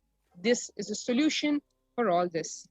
The 5 processes in the Panchakriya include eye cleansing, Jalaneti, Sutraneti, Jalabhasti, Haritakki. Netra Shuddhi or eye cleansing, the first process. Eyes are the most used organ of the body. Constantly they are subjected to external stimuli, air pollution, bright lights, and they are overused. The Netra Shuddhi is a very simple technique for eye health. One can do this just 2 times daily, 1 time in the morning and 1 time in the evening. What does it have? You have water being poured in a small container, which can then be upturned over the eye, and the eyeball rotated in the water so that all the toxins or the impurities which are there inside the eye, when the eyeballs rotate, the entire portion gets cleaned, almost like giving it a bath. What are the benefits of eye cleansing? It reduces itching, burning sensations, redness, eye strain. It relaxes the eye muscles, cools and refreshes the eyes, leads to clearer vision, reduces the puffiness around the eyes, helps conditions like cataract, relaxing effect on an anxious mind. Jalani is the nasal passage cleansing with water. It cleans the air before it enters the lungs. Thin layer of mucus and fine hair and nose will trap the impurities. This Jalaneti moves the impurities to the throat and the stomach, where the stomach acid eliminates the bacteria, warms the cold air before it enters the lungs, humidifies the dry air to prevent drying of the lining of the airways. Jalaneti, one can see, the Jalaneti pot is put on the nostril and the head is tilted so that the water goes from one side of the nose over the bridge and falls out of the other side. The benefits of Jalaneti are phenomenal. It cleans out the nasal passage and sinus cavity, but it doesn't stop there. It relieves the nasal and the sinus congestion and pressure. It leads to easier flow of breath for better yoga and meditation. It actually activates the third eye and improves the ability to smell. The Jalabhasti or water enema, this is a method to flush waste material out of the colon. This Jalabhasti is a process which induces bowel movements that clean out the colon, leaving you feeling cleaner, lighter, healthier almost immediately. The Jalabhasti or the water enema, these are the components for the same. You have the Jalabhasti can with its relevant tubes. The benefits of Jalabhasti or water enema include, it cleanses the lower gastrointestinal tract. It removes the excess, removes old stool, gas, and layers of toxins from the colon. purifies the body to become a clear receptacle for deeper truths, stimulates the pranic energy, making you feel active and alive, leads to a mind, healthy, light body. Contraindications are for pregnant or nursing women to get the doctor's clear key, which in the Nityananda lineage is literally considered a miracle herb. This is also called Kadaka Pudi in Tamil, and this is a gift to the Nityananda lineage, the Madurayanam lineage. Haritaki is literally a wonder medicine for the brain. Supreme Pontiff of Hinduism, Nityananda Paramashivam, declared Haritaki as a prasada, which is served at all Nityananda Adinam. Anyone doing spiritual practices should take Haritaki. This is the Haritaki powder, which is made from the seed, parts of the seed of the tree. The benefits of Haritaki include it enhances the buildup of prana, a subtle energy, which awakens the non-mechanical parts of the brain. It makes the brain and body fresh and alive. It makes one or more capable, sensitive, intelligent, enhances awareness, removes the body's toxins in a natural way, purifies the blood, removes the fat residues from arteries and veins. It heals diabetes, hypertension, and heart problems. It sharpens the vision, regulates the colon function, soothes the throat, helps the pulmonary system of the body, and is very beneficial for gums. Next is yoga. When you do yoga, you experience your entire body becoming Amrita Sharira, body filled with nectar. It becomes an ecstatic body just by the air, without any external touch. The Supreme Pontiff of Hinduism, Jagadguru Mahasannidhanam, His Divine Holiness, Bhagwan Nityananda Paramashivam, has revived the science of Prathama Vinyasa Krama from Shashtanga Yoga as revealed by Paramashiva. Puja, this is the next aspect of the spiritual routine. In puja, you experience the space of bhakti, devotion, the space of surrender that occurs to you from this devotion moves you from the I, which is so heavy, to God or Guru. This surrender allows us to drop all the necessary baggage or karma from the head. We sit down and connect with God by performing Rudrabhishekam. O Sadashiva, O God, I know you are source of everything. You are everything, and you are in this Shivalinga, and you are in this body. Let me connect with me. Let you reveal yourself to me. And now we can register ourselves at the COVID Care Protection Center facility through the link https://kailasa.org, KAILAASA.org/Kailasa Care.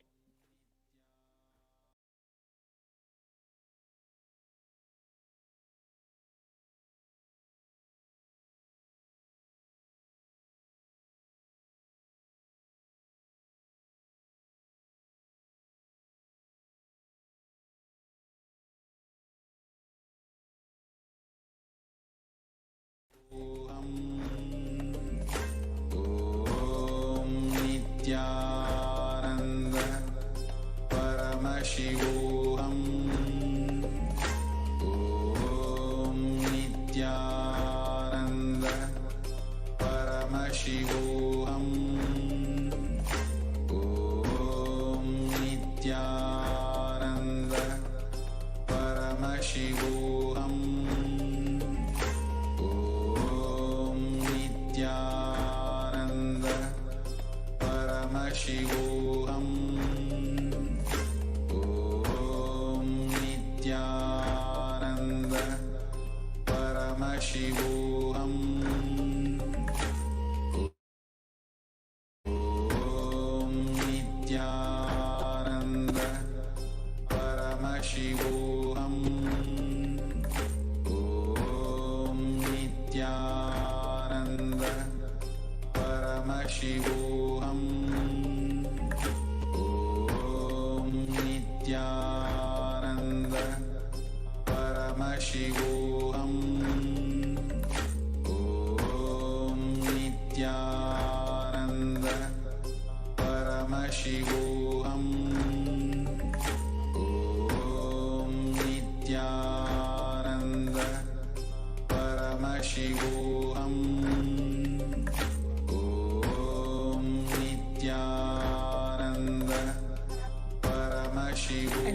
have registered yourself in the COVID care protection centers in the de facto spiritual embassies of Kailasa across India, now we will take a look at some of the glimpses of the spiritual routine being performed in Adi Kailasa Sarvanya Peetham.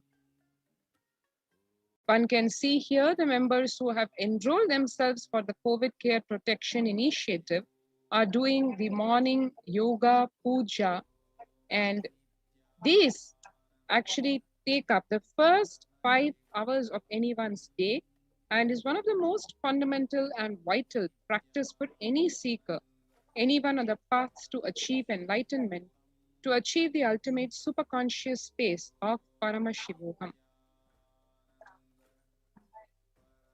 More glimpses of the people performing the puja. And here one can see more glimpses from the members enrolled in the Kailasa's COVID Care Protection Initiative. The puja materials collected, the people settle down in the wee hours of the morning and doing their Nitya Puja, Guru Puja and Shiva Puja. One can see here the yoga classes being conducted, and these are the glimpses from the multi-layered quarantine facility in Adi Kailas Sarvanya Peetham.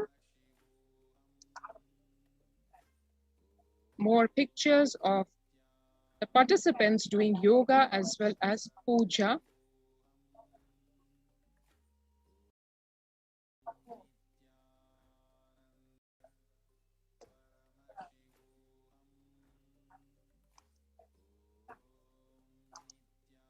One can see just that one aspect of the puja and the yoga and the panchakriya, just these few so-called simple components, how they can transform one's life completely, because it is not something that is invented as a cure or as a fad for COVID care protection. It is the age-old ancient system of medical health care as is declared in the Veda Agamas, in the various scriptures, which long before, literally millennia ago, have discovered the truths of life, be it of human life or of other lives, including the microorganisms. A holistic approach to health and life, that is what the COVID care protection centers in Adi Kailasa Sarvanya Peetham and in various de facto spiritual embassies across India have to offer.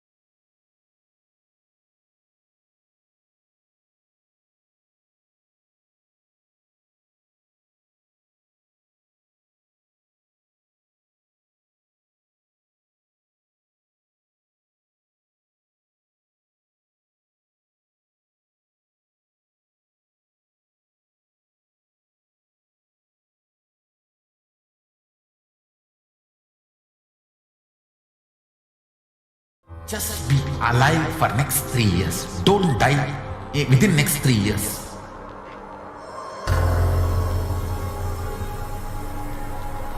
Just don't die within next 3 years. Be alive, somehow be alive. I'm working sincerely. I will reach you somehow. Somehow I will reach you. It's my commitment to humanity.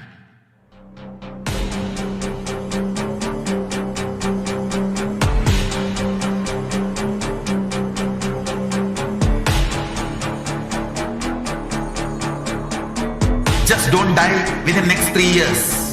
I will reach you wherever you are, whichever corner of the world you may be. I will reach you with enlightenment.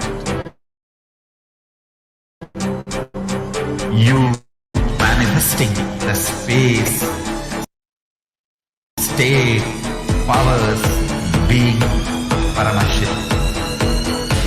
It is possible, and it is possible for you.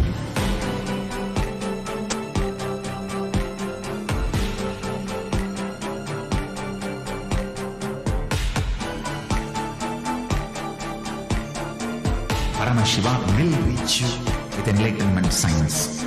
I know he is going to do.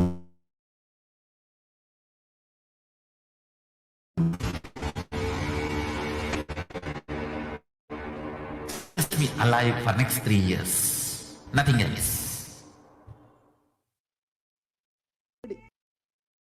E Kailasa, listen intensely.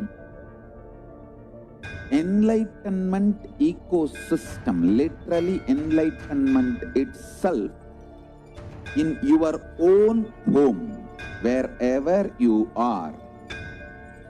If you cannot come to Kailasa, it's okay. Kailasa can come to you.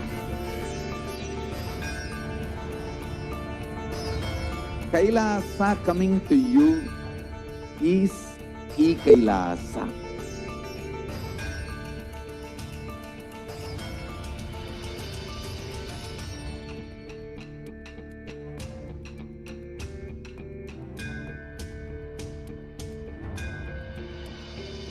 I will revive Hinduism.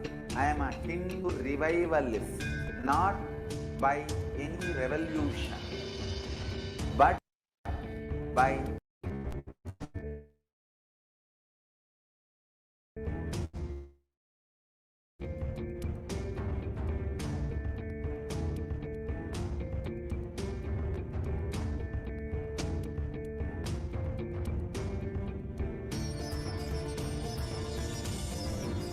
and setting model communities.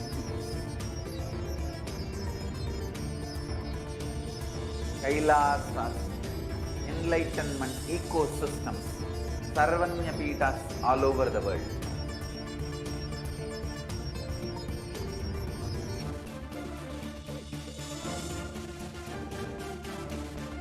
All powerful cognitions, knowledge, only when you live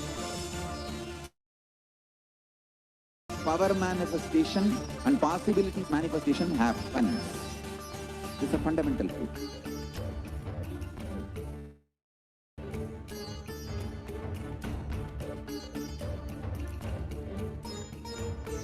Hinduism cannot live exclusively as one sampradaya. No.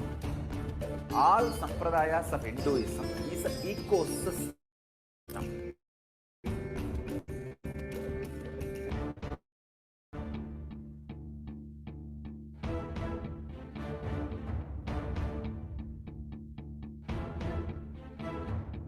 So don't keep quiet.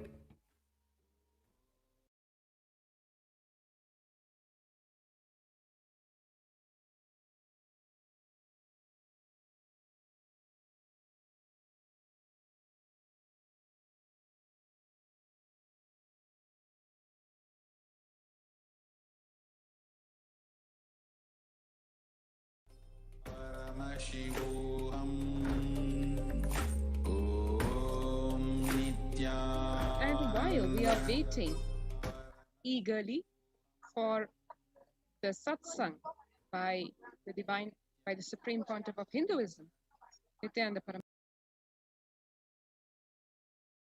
let us look at what whole crux of education in the Hindu system of education. What is the core? What it comprises of? Education is known to be the key factor to enabling upwards socio-economic mobility and the strongest means of removing poverty. The right education is crucial to the well-being, stability, and growth of not only every child, but to humanity as a whole. The Gurukul system is known to be the knowledge Like the body language, behaviors, and patterns of those in our environment, not just on the behavioral level, but to the depths of the neurological layer. This is also known as effect.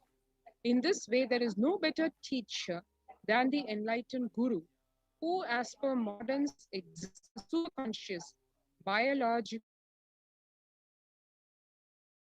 reproducible anomaly.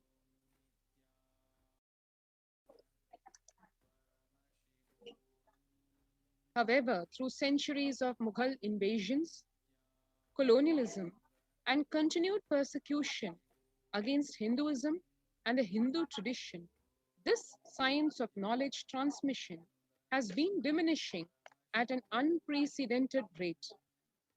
After careful study in the colonialism era, it was found that the Gurukul system was standing as the backbone and stability of the Hindu civilization. The Macaulay education system was imposed on India after this revelation.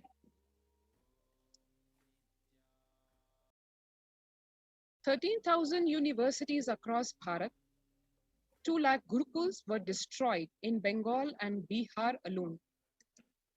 With the systematic destruction of Hindu universities and Gurukuls, goes also more than 80% of Hinduism's indigenous knowledge.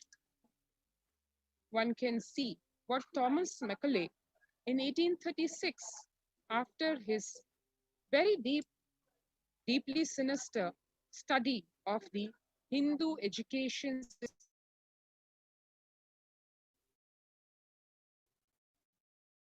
diabolical plans were to destroy the system so that the colonial rule could continue for practically an eternity, which it still is, because even though physically the colonial rule is apparently to have disappeared, to have been replaced by so-called freedom and independence, yet the minds of the people, of the Hindus, has been influenced by this poison, probably once and for all, had it not been for the advent of the Nijavatara, the Supreme Pontiff of Hinduism.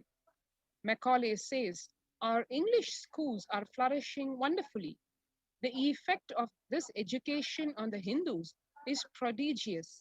No Hindu who has received an English education ever continues to be sincerely attached to his religion. The Hindu religion is so extravagantly absurd that it is impossible to teach a boy astronomy, geography, natural history without completely destroying the hold which that religion has on his mind. It is my firm belief that if our plans of education are followed up, there will not be a single idolater among the respectable classes in Bengal 30 years hence. And this will be effected without any efforts to proselytize, without the smallest interference with religious liberty, merely by the natural operation of knowledge and reflection. I heartily rejoice in this prospect. One can see here the political plans of Thomas Macaulay,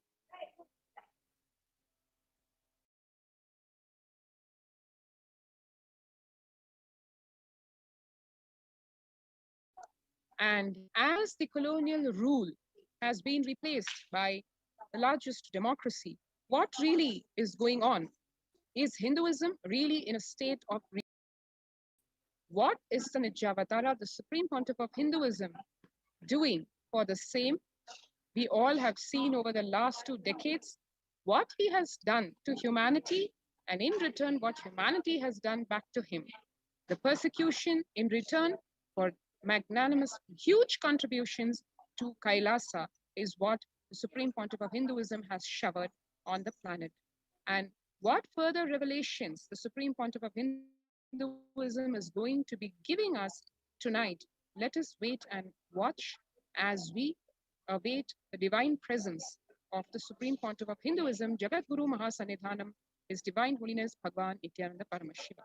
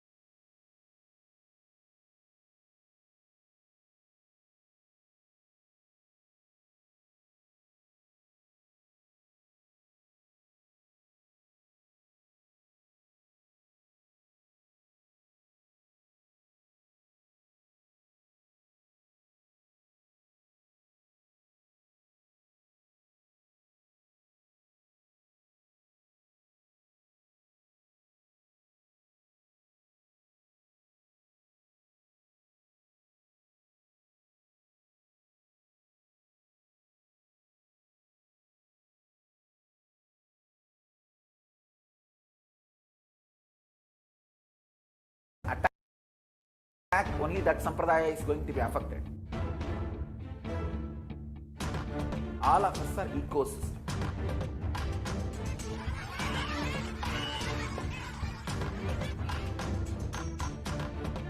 I invite all of you to Hinduism by the principle of Dharmo Rakshati Rakshati.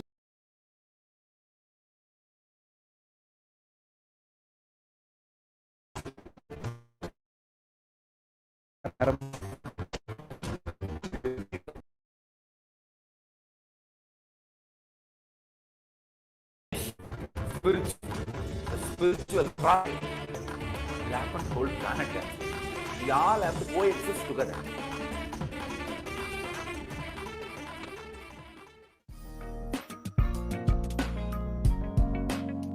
We get you health.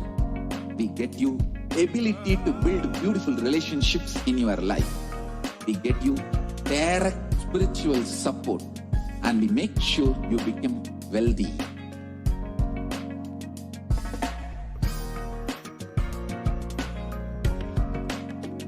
We won't stop giving you. We will literally until you live enlightened life. Manifesting the state of Paramashiva, space of Paramashiva, powers of Paramashiva, being of Paramashiva.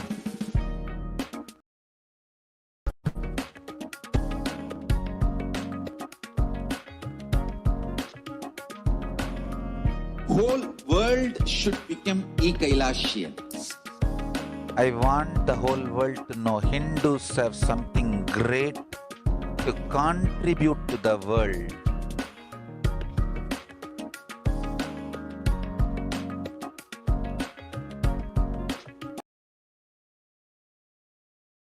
Contribute the do it.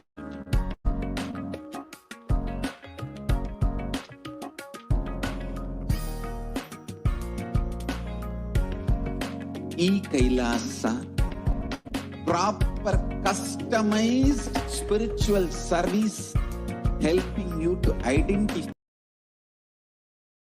patterns of. We have perfected the science of helping every individual from every cultural, religious, nationality background.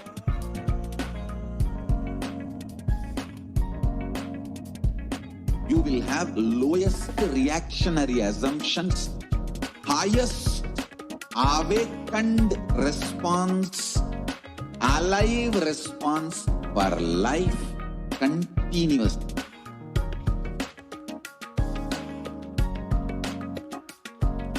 E-Kailasa is enlightenment ecosystem, literally enlightenment itself in your own home, wherever you are. Proper customized spiritual service helping you to complete with your life negativity, withdrawal from life, self-hatred, self-denial, self-doubt, so much of tiredness, laziness. We can support you, aligning your diet, your attitude, your aptitude, your understanding about life. We can help you with everything.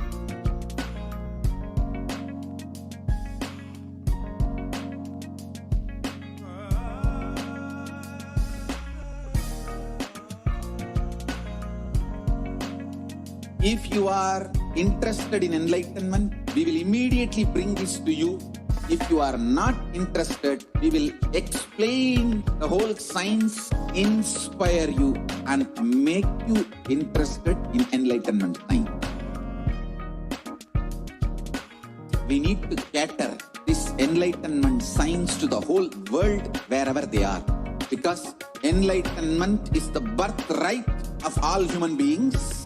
Kailasa is responsible to provide that to all human beings.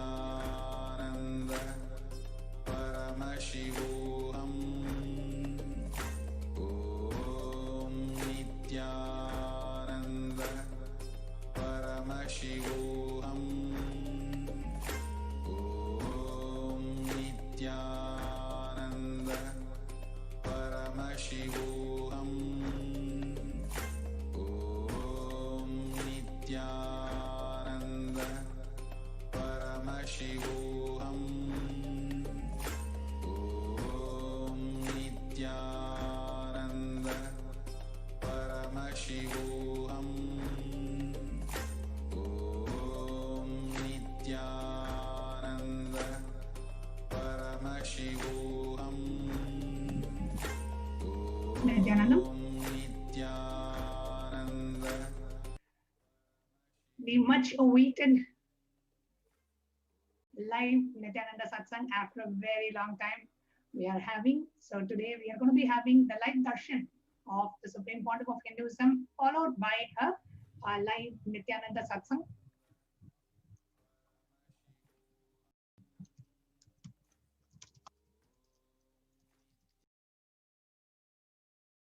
For all our viewers who are joining us for the live satsang today after a long time we are having. So if you're watching us on YouTube Live or Facebook Live, this is the time to go ahead and share.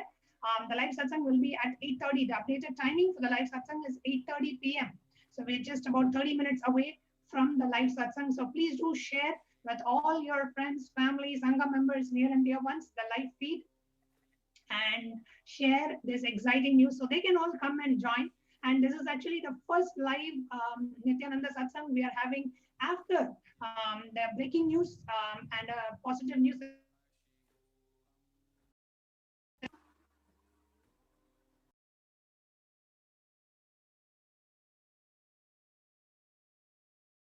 And that news, I'm sure all of us are aware by now, is that the UN, the United Nations, has recognized the persecution of Supreme Pontiff of Hinduism and Kailasa. And we have shared this breaking news on all the official social media platforms of Kailasa. And in the next few minutes that we have leading up to the live satsang, I request every one of you to join hands in sharing this news virally with one and all. So I'm now going to go ahead and share the Facebook, the live SPH JGM Nityananda Parameshivam Facebook page, where we have shared this breaking news, and also on Twitter. And as we are watching this live feed, and I request all the viewers to kindly please come along with me as we take a few moments to share this news with the world. And I will tell you why it is important to share it with the world. Recently, I was talking to one of the youth devotees from the US, and this person was saying that in their high school for about 2 years, they are taught in the US schools, everyone is taught the Jewish Holocaust. And I have joining me on this show is Ma Nitya Sadashiva Priyananda is also joining us, and she studied in the US. So maybe she can give a little bit more insights into what really they study in the US. As children grow up, every child is taught in the school about the Jewish Holocaust. So Ma Sadashiva Priya, I know you studied in the US. Did you learn about the Jewish Holocaust? Yes. So thank you so much. And I'd like to share with all of the viewers exactly how in the United States, in Western culture, how from a very young age, even from even the age of 13, 14 years old, we start studying, we start reading about the Jewish culture, even in school, even if we're not practicing that religion. Sadashiva Priya, so sorry to interrupt you. Your voice is very low. It's kind of hard to hear you. Is there any way you can fix your microphone and be right back with us? Yeah, sure, of course. Yes. So while Sadashiva Priya is joining, and those of you who are watching this, and how many of you, as compared to one is the Jewish Holocaust of what happened to 6 million Jews, just around the time of the Second World War, and on the same way, what is happened to Hindus, where 500 million Hindus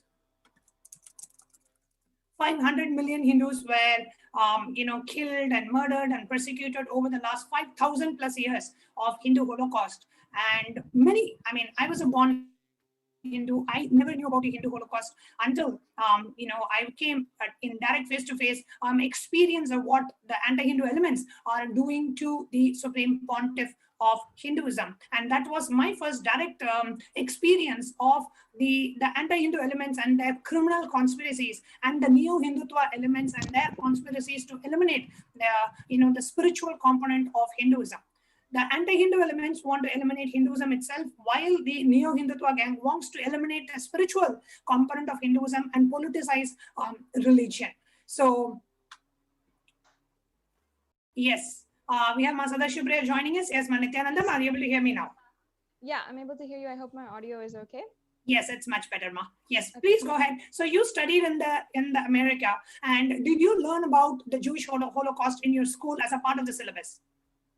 Yes, Ma. So exactly as we are growing up, we learned in detail about how the Jewish people, how 6 million people had underwent systematic persecution in extreme and in like excruciating detail. We learned about the gas chambers, how they were literally taken in trains to the concentration camps for the each and every Jew from all over Europe, how they were how the war had been strategically planned, and this entire Holocaust happened where so many Jews were entirely eliminated, and what was happening was a genocide against a religion.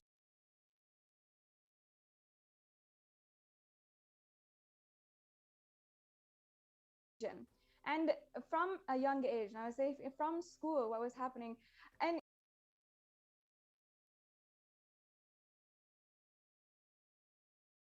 even at that time, I was wondering in myself, how come I didn't learn about Hindu Holocaust, what happened to Hindus, in the same way that today I'm learning from a textbook, from official textbook, from so many different novels of victims of the the Jewish Holocaust, and so many different. Actually study in school.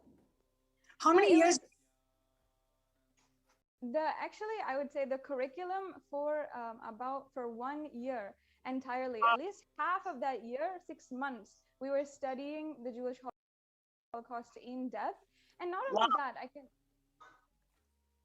not only that, I can say that much of the culture of reading the books, how the Jewish Holocaust has been written by the survivors of the Jewish Holocaust.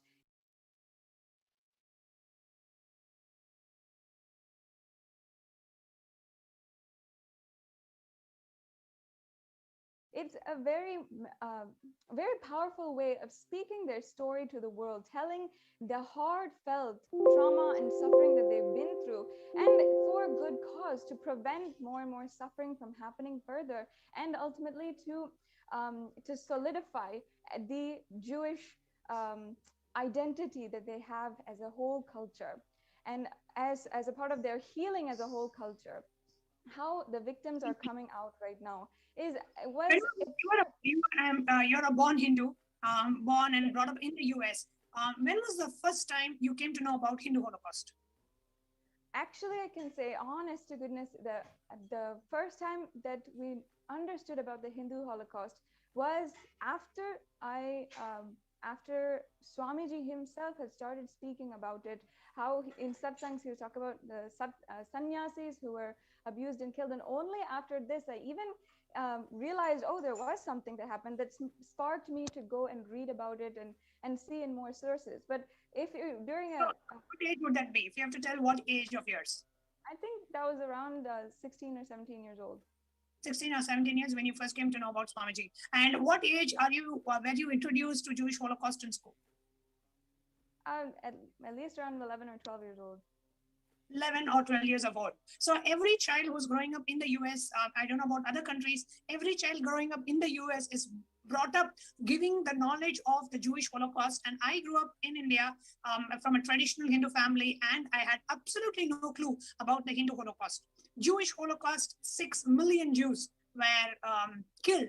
Hindu Holocaust, 500 million Hindus were killed. It's not that we are doing a comparison of lives here, but we need to understand that the Hindu Holocaust is at least 9 times of what happened to the Jews. And even Hindus are made completely unaware.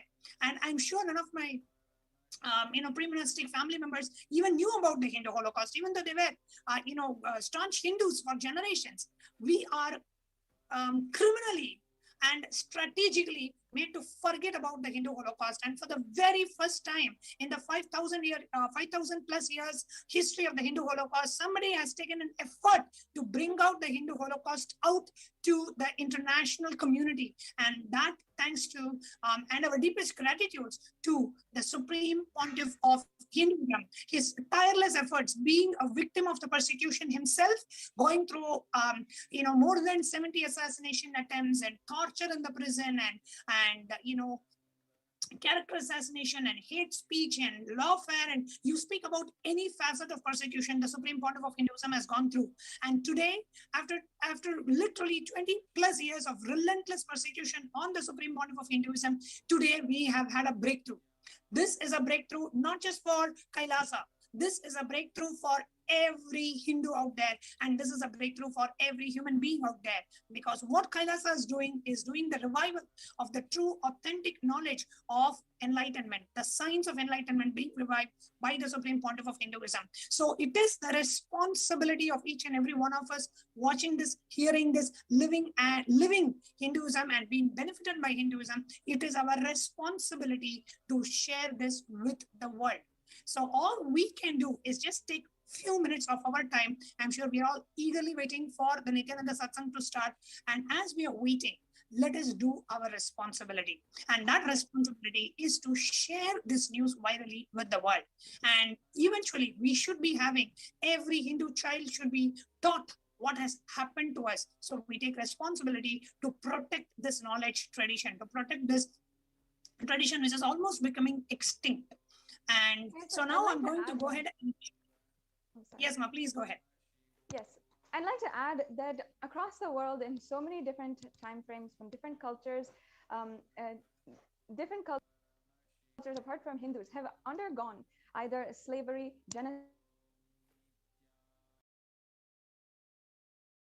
examples of how their cultures have stood up and made something happen for themselves to recover from that culture. For example, even after the Jewish Holocaust, how the Jewish culture, that Jewish people as a whole are able to tell their story to the world and powerfully voice out the stories of victims and survivors of the Jewish Holocaust, to the point where even they're able to establish their own sovereignty and able to protect their culture and heritage as a nation, whereas there was no nation for Jewish culture and for Jewish people, that after that they were able to establish that and protect themselves in some way or form.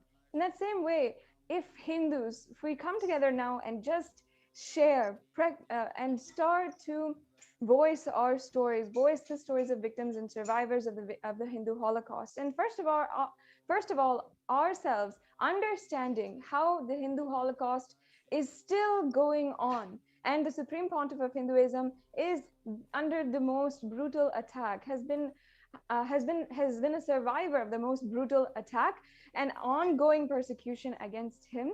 And even after the UN has recognized the persecution against the Supreme Pontiff of Hinduism, it's our responsibility as Hindus to ensure that the whole world knows that this persecution has been recognized, it is legitimate, and that it's our responsibility that each and every person, everyone who dares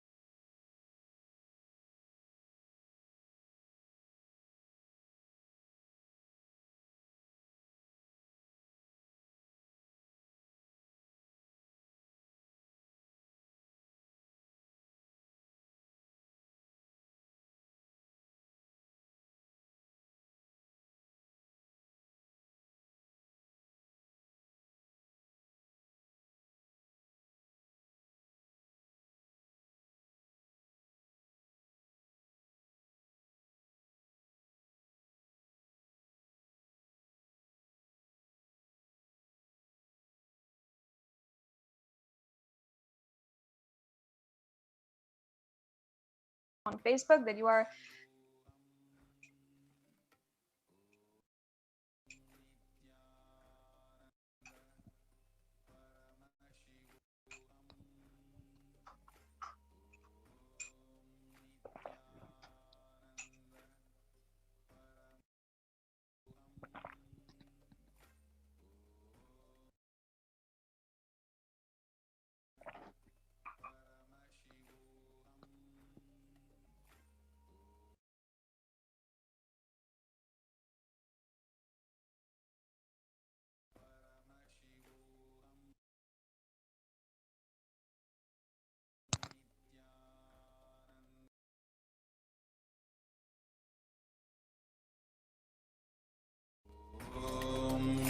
Nityanand परमशिवोऽहम् ॐ नित्यानन्द परमशिवोऽहम् ॐ नित्यानन्द परमशिवोऽहम् ॐ नित्यानन्द परमशिवोऽहम् ॐ नित्यानन्द परमशिवोऽहम्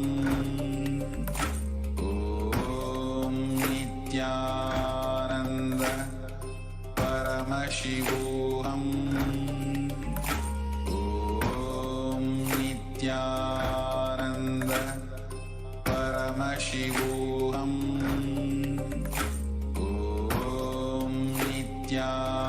नित्यानन्द परमशिवोऽहम् ॐ नित्यानन्द परमशिवोऽहम् ॐ नित्यानन्द परमशिवोऽहम् ॐ नित्यानन्द परमशिवोऽहम् ॐ नित्यानन्द परमशिवोऽहम् ॐ नित्यानन्द परमशिवोऽहम् ॐ Nityanand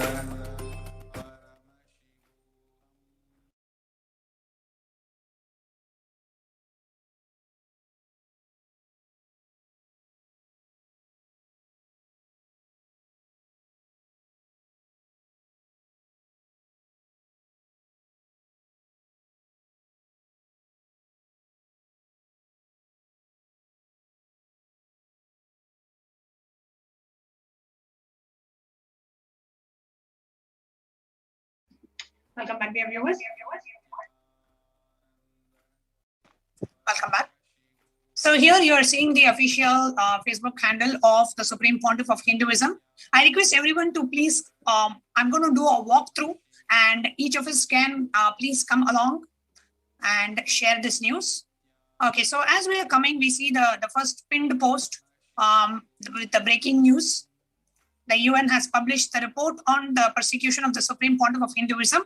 So what we are going to do is go under this post, like the post, comment under this post, and share the post. Okay, like, comment, share. Now, the sharing of this post, you can do it, share it to your news feed and add what you feel about this. So share one or two lines saying, finally, the Hindus, the Holocaust is being brought out, or you can say very happy that the United Nations has recognized it. Whatever you feel about this, you can add one or two lines and share it to your newsfeed and send it to at least 11 of your friends on Messenger, let everybody know. And all the groups and the pages that you are a part of, at least 5 groups and 5 pages, you can share this news that the United Nations has recognized the persecution of Supreme Pontiff of Hinduism and Kailasa. So we're going to take the next few minutes to finish this on Facebook. I request everyone to go to Facebook, official Facebook handle, and go to the main post, like, comment, and share under the post. Like, comment, and share.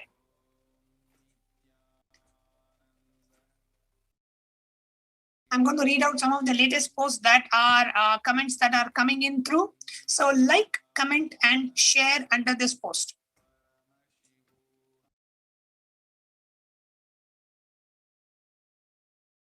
So when you click share, say share to newsfeed. And when you share to newsfeed, it will give you the option of including the original post. So you can include that original post also and go ahead and share.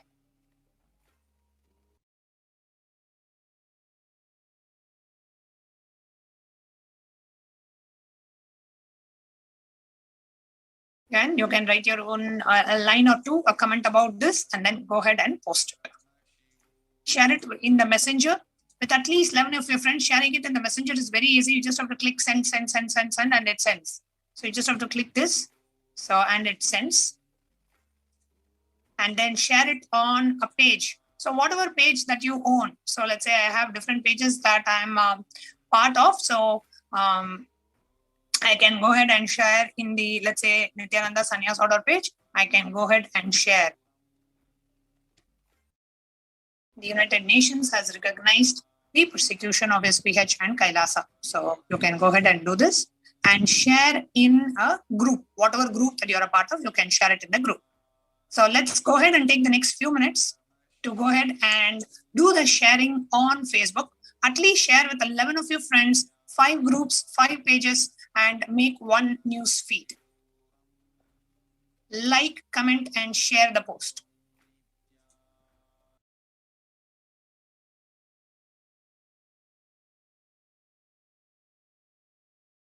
Yes, I'd like to share while everyone is sharing right now. I'd like to share one sentiment that I have felt very deeply since the time last year in June, when we saw a complete social upheaval crisis happening surrounding the extremely brutal death of one African-American man in the United States. His name was George Floyd. And we saw after the acts of police brutality against him, how so many millions of people took to the streets, how people on social media for at least 2 months afterward were continuously speaking about the persecution and the ongoing persecution happening against the African Americans, the racist inherent laws and prejudices and the activities, the culture, the racist culture of the entire United States, as well as the popular culture that was being seriously addressed. And how across the world, not just in the United States, first of all, in the United States itself, how people peacefully protested across in so many different cities. And there was, even during lockdown, even during the time when there was so much of scare due to the COVID pandemic, people still wanted to stand up and they wanted to take responsibility. They wanted to be the cause for change. And not only in the United States, but in cities across the world, in cities like Paris, in Colombia, in so many different cities across the world, we saw people taking responsibility for change. And I'd like to contrast this, on the other hand, to the extremely brutal death, the mob lynching of 2 sadhus in India, in Palghar, of 2 mahants and 2 mahants, responsible members of the Sangha, sannyasis, who were brutally handed over to the mob to be entirely murdered. And I just like to ask one thing to all the viewers: did we as Hindus do justice to value the lives of our sannyasis, of the most valued members of our Hindu community? Did we do justice when persecution was ongoing? Not even a week after the Palghar murders that happened, the sadhus that had been murdered, the media was entirely silent, the social media was entirely silent, and the only one who was talking about the murder and the Hindu Holocaust was the Supreme Pontiff of Hinduism. The Supreme Pontiff of Hinduism was the foremost advocate for the brutal persecution that happened up until even 1 month after, continuously coming for live satsangs, delivering the most profound and satsangs, and really powerfully empowering each and every one of us Hindus to stand up and take responsibility and just see the reality as it is. Our Hindu culture is at risk, and it is really, really time now that we stand up. The Supreme Pontiff of Hinduism has courageously brought his story to the whole world, with the UN recognizing the persecution against the Supreme Pontiff of Hinduism and his disciples, the ASMT community. And he has been, after such a long time, after 10 years of persecution, finally, after going door to door to door, literally to every lawyer, to every judiciary, to every government, to every institution asking for justice, finally, we have had our voices heard in some way and some form. It brings actually so much across the world, all of Kailashians, for all the viewers who are just now joining across the world, all the Kailashians are so immensely filled with gratitude that right now, finally, our voices are heard. Absolutely. Absolutely. And as you are sharing, right, I invite all the viewers. See, it is important that, as what Sadashiv was sharing, it is important that we as Hindus understand and take collective responsibility for what is happening to Hinduism and raise our voices. And we can raise our voices, we can bring it to the attention just by, we're not saying let's go to the street and protest. No, we are going to bring this to the attention of the government and the influencers and the media who needs to share this with the world. And we need to share this information with the world, that whatever that has happened to the Supreme Pontiff of Hinduism is the worst persecution of the worst possible, in the worst possible way, a totally brutal, atrocious persecution that has happened and is still happening to the Supreme Pontiff of Hinduism. And the United Nations has gone through all the persecution details, and they have recognized this persecution, recognized Kailasa as a nation. And what you're seeing on the screen right now is the official Twitter handle of the Supreme Pontiff of Hinduism at Sri Nityananda on Twitter. So I request everyone to now please open your Twitter app on the phone or on the laptop and go to Swamiji's, the Supreme Pontiff of Hinduism's official Twitter handle, and you will see at Sri Nityananda, and it takes you to SPH JGM Kailasa Nityananda Parameshivam page.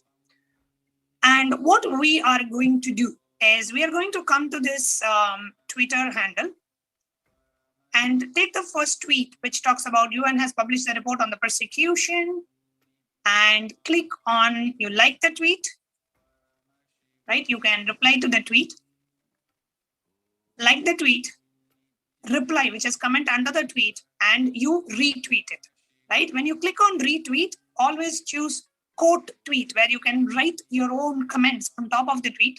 So you click on quote tweet and you add your comments on top of it, right? So you can say, finally,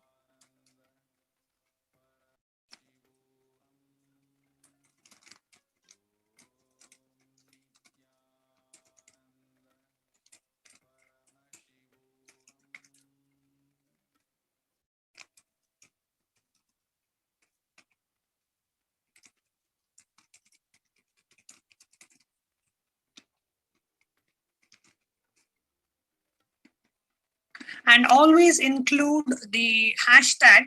The hashtag that we are using for this purpose is hashtag UN recognizes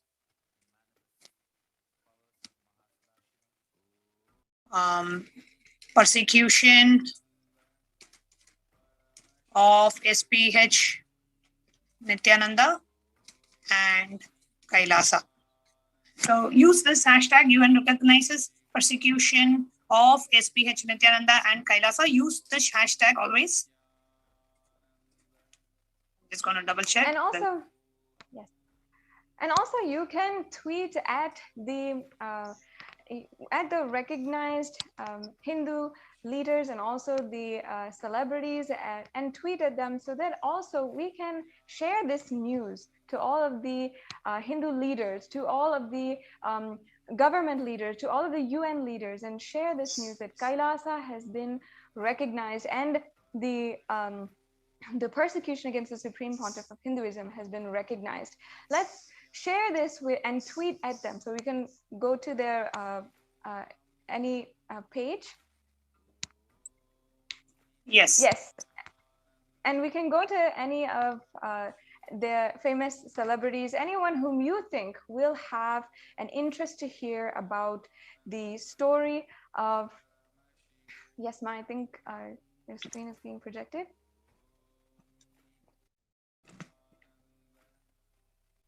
Yes.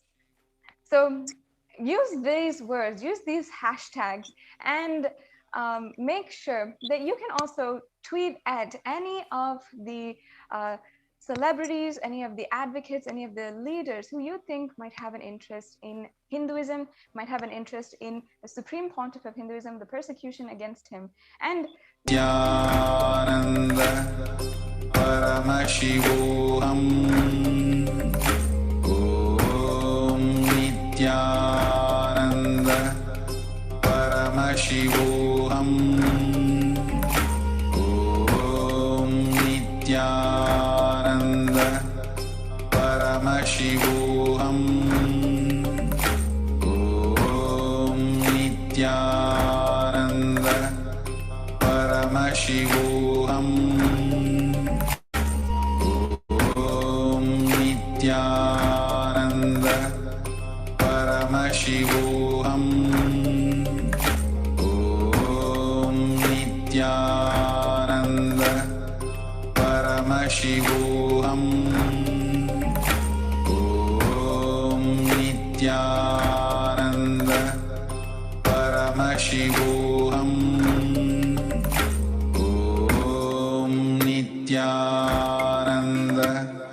Paramashivoham Om Nityananda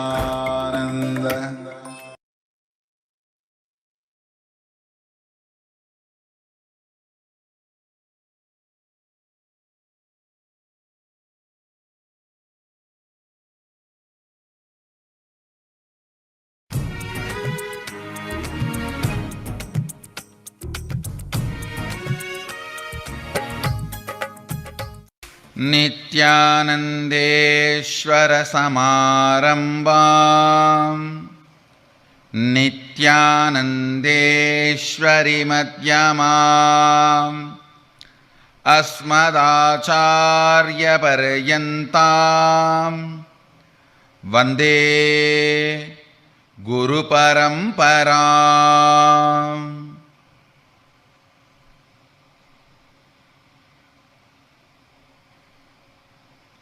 I welcome all of you with my love and respects. I welcome all the devotees, disciples, Samajis, Sarvanyapeta Yajamans, Satsangis, Srimahans, Mahans, Tanedar, Kotari, everyone sitting with us all over the world. I welcome all of you with my love and respects. Let me enter into today's subject, living Shuddhadvaita process.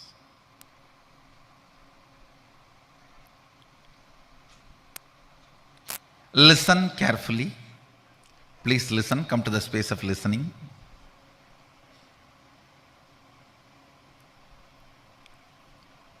The science of living Shuddhadvaita process.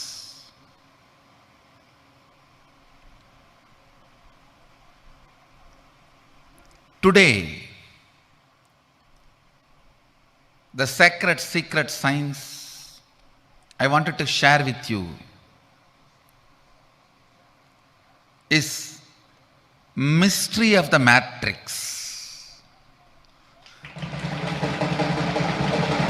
Listen. Jiva. Listen. Jiva. The individual existence. Perceptional.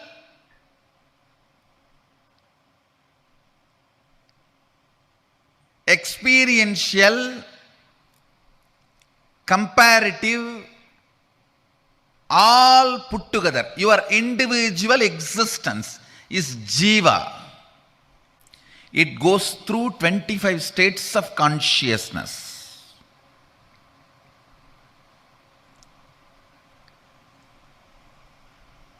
From sleeping, sleeping, sleeping, dreaming, dreaming, sleeping, waking, waking, waking, awakened, awakened, waking.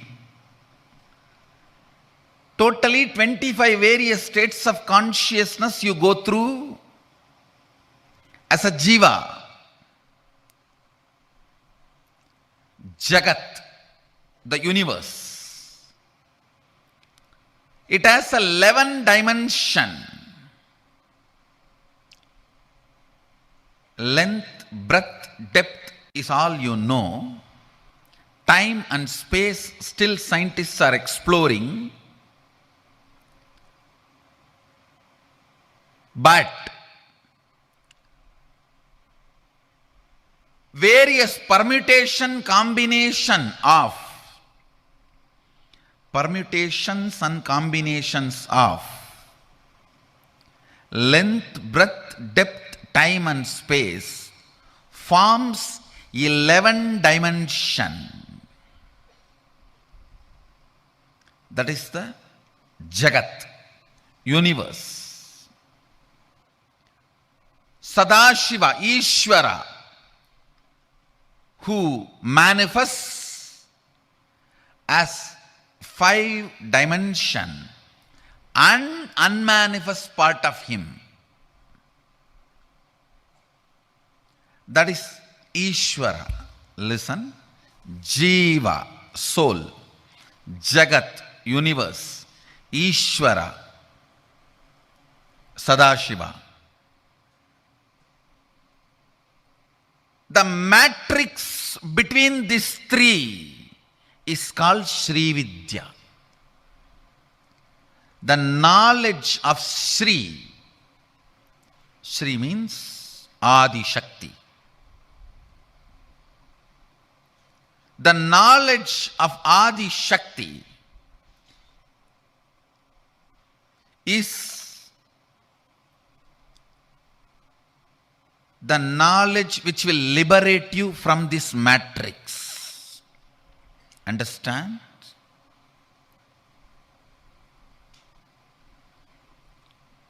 When you are caught in this matrix, whatever you think you are, you will continue to be slave. It is like a lion hypnotized all the sheep, saying that you are all lion. Don't bring lion cub story here. It is different. It's a different lion. The lion hypnotized all the sheep, saying you are all lions. So you can come without fear every day. You will have one. Even what society teaches you, the choices as freedom is nothing but you being hypnotized. You being sheep and hypnotized as lion. Understand?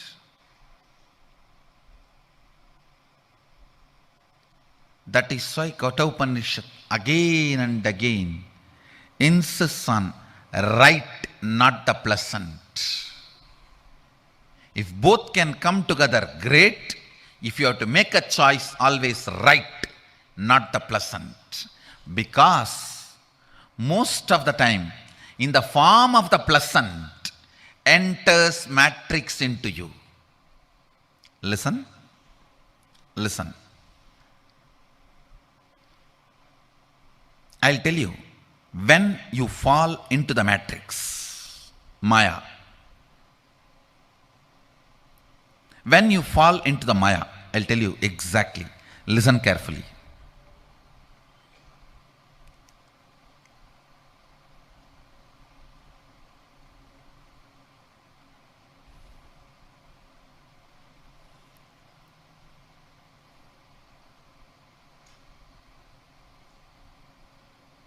I'll give you this example. Listen carefully. You come and ask me, Swamiji, give me the way for enlightenment. I tell you nothing. Just have integrity and listening with the Guru. You will immediately be liberated. And you start thinking, oh God, integrity means I have to be completely in tune with what he is telling.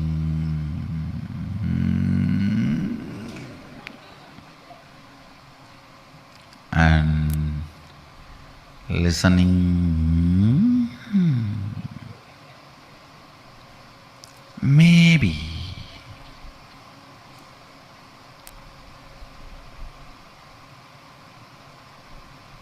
I think I tried 2-3 times, it did not work out. So I'll start practicing first integrity with my father, mother, brother, husband, father-in-law, son-in-law, daughter-in-law. Then I'll bring integrity with master. Gone. You have already fallen into the matrix. Listen. If you feel, the moment you feel, I tried being integrated and listening, but enlightenment did not happen. When you come with that statement, when you come to that statement itself, decide, no, will persistence is the solution, not dilution. Understand the first principle. The first principle itself should be practiced with will persistence. The moment you feel you need a second principle, you have fallen into the matrix. Over. You have fallen into the matrix. If I say, unclutch now, I'll give you enlightenment. And you say, I tried unclutching many times, it doesn't work. So let me start the completion. I'll pen down all my pain pattern and complete one by one and remove all the load and do the catharsis, cleaning up. Then I'll come to the unclutching. Gone. You are under matrix. You are under Maya. The first principle, if I say unclutch now, I'll give you enlightenment. If I say come to integrity and listening now, I'll give you enlightenment. Hanging on to that, if you are failing, use persistence to make it successful without dilution, is Sri Vidya. Sri Vidya means the will persistence.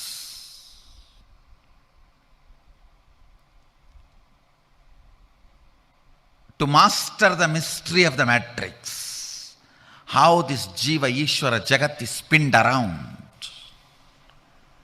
how this Jiva Ishvara Jagat overlaps on each other, how this Jiva Ishvara Jagat coordinates with each other, how this Jiva Ishvara Jagat moves with each other. Whenever you do not compromise on the first principle, first word, for example, I utter Shivatvamasi. It means you are Shiva. Then you declare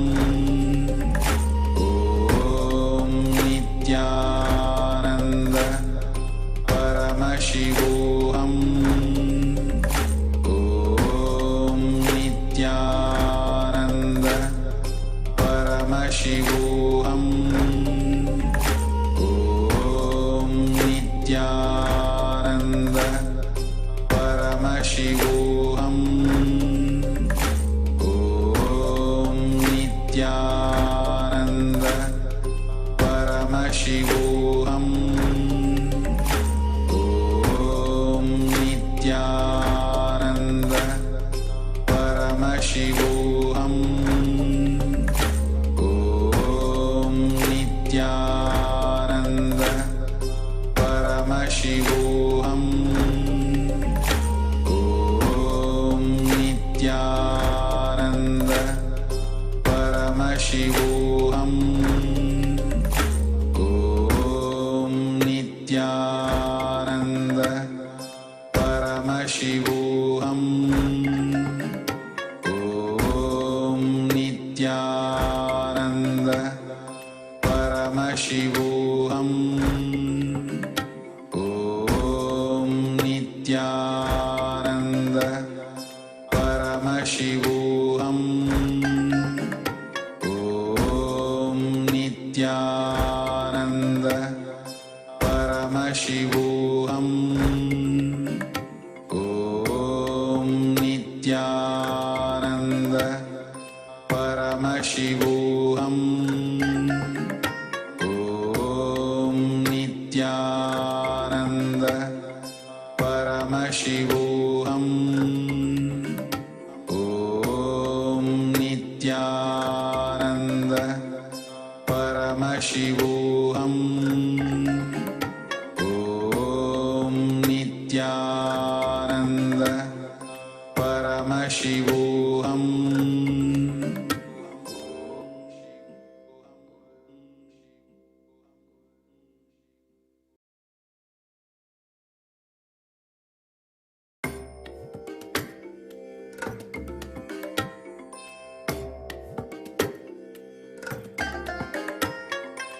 I bless you all. Let you all open all your three eyes and manifest the powers of Mahasadashiva. Om Nityananda Paramashivoham Om Nityananda Paramashivoham Om Nityananda Paramashivoham Om Nityananda Paramashivoham Om Nityananda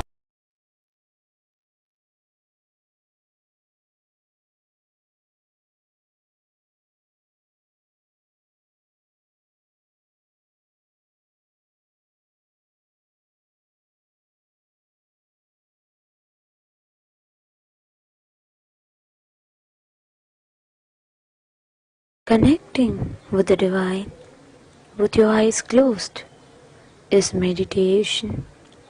Connecting with the divine with your eyes open is darshan. Come, let us all now move from meditation to darshan. Slowly, very slowly, please open your eyes.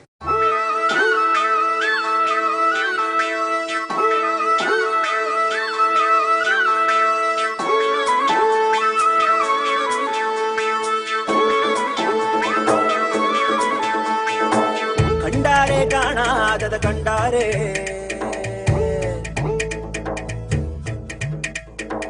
கண்டாரே காணாதத கண்டாரே ஒரு வீடு ஒரு கூடு அட எதுவும் கிடையாதே சாக்காடு பிடிமூப்பு அதையெல்லாம் கடந்தாரே கண்டாரே கைலாசம் கண்டாரே கூத்தாடும் சடையாண்டி அதை குறியா கொண்டாரே காத்தோடு கதை பேசி சிவஞானம் கண்டாரே பத்தோட ஓரட்டு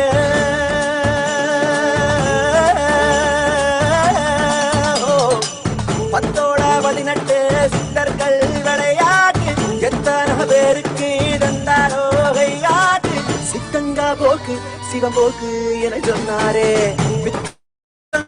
போக மருந்தாக தனம் வந்தாரே வடகாசி தென்காசி வழிதோறும் சித்தரடி அடியாத்தி முடிச்சாக்கா அடையாளம் கண்டுபிடி கண்டாரே காணாதத கண்டாரே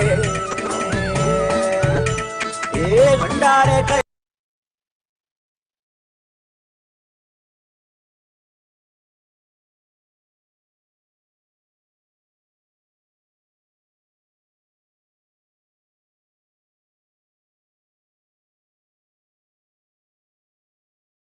கைலாசம் கண்டாரே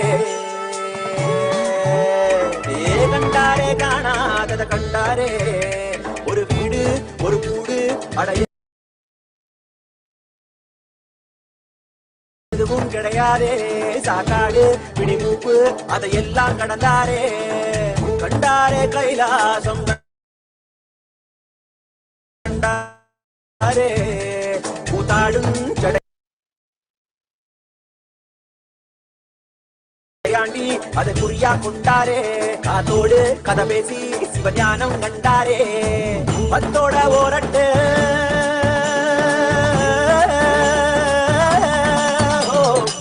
பத்தோட 18 சித்தர்கள் விளையாட்டு எத்தனை பேருக்கு தந்தாரோ விளையாட்டு சித்தங்கா போக்கு சிவம்போக்கு என சொன்னாரே பித்தங்கா போக மருந்தாக தனம் வந்தாரே வடகாசி தென்காசி வழிதோறும் சித்தரடி அடியாத்தி முடிஞ்சாக்கா அடையாளம் கண்டுபிடி கண்டாரே காணாதத கண்டாரே கண்டாரே கைலாசம் கண்டாரே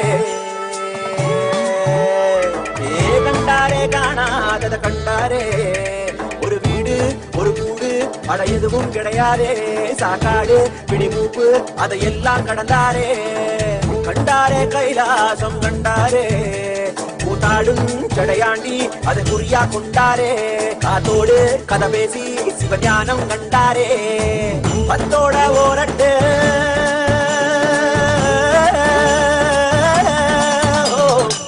பத்தோட 18 சித்தர்கள் விளையாட்டு எத்தனை பேருக்கு தந்தாரோ விளையாட்டு சித்தங்கா போக்கு சிவம்போக்கு என சொன்னாரே பித்தங்கா போக மருந்தாக தனம் வந்தாரே வடகாசி தென்காசி வழிதோறும் சித்தரடி அடியாத்தி முடிஞ்சாக்கா அடையாளம் கண்டுபிடி கண்டாரே காணாதத கண்டாரே கண்டாரே கைலாசம் கண்டாரே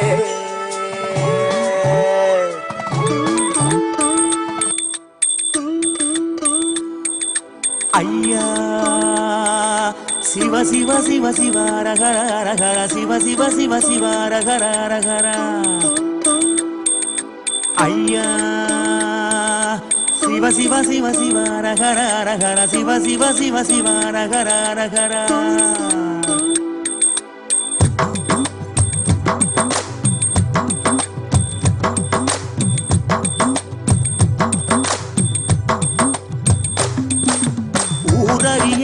பேரறிய உறவறிய தவத்துறவறிய உள்ளொன்று புறம் ஒன்று பேசறிய உமை சிவன் போலே வேறறிய சிவ சிவ சிவ சிவ ரகர ரகர சிவ சிவ சிவ சிவ ரகர ரகர சிவ சிவ சிவ சிவ ரகர ரகர சிவ சிவ சிவ சிவ ரகர ரகர காலையும் மாலையும் கணக்கறிய நாளும் கோளும் நான் அறிய பாலையும் சோலையும் பிரித்தறிய பரம பரஞ்சோதி அடி சிறிய சிவ சிவ சிவ சிவ ரகர ரகர சிவ சிவ சிவ சிவ ரகர ரகர சிவ சிவ சிவ சிவ ரகர ரகர சிவ சிவ சிவ சிவ ரகர ஐயா ஊனறிய உயிர் உடலறிய மோன பெருவழியை நான் அறிய ஆணறிய பெண்ணலி அறிய ஆதி சிதம்பரம் நான் அறிய Shiva Shiva Shiva Shiva ரகர ரகர Shiva Shiva Shiva Shiva ரகர ரகர Shiva Shiva Shiva Shiva ரகர ரகர Shiva Shiva Shiva Shiva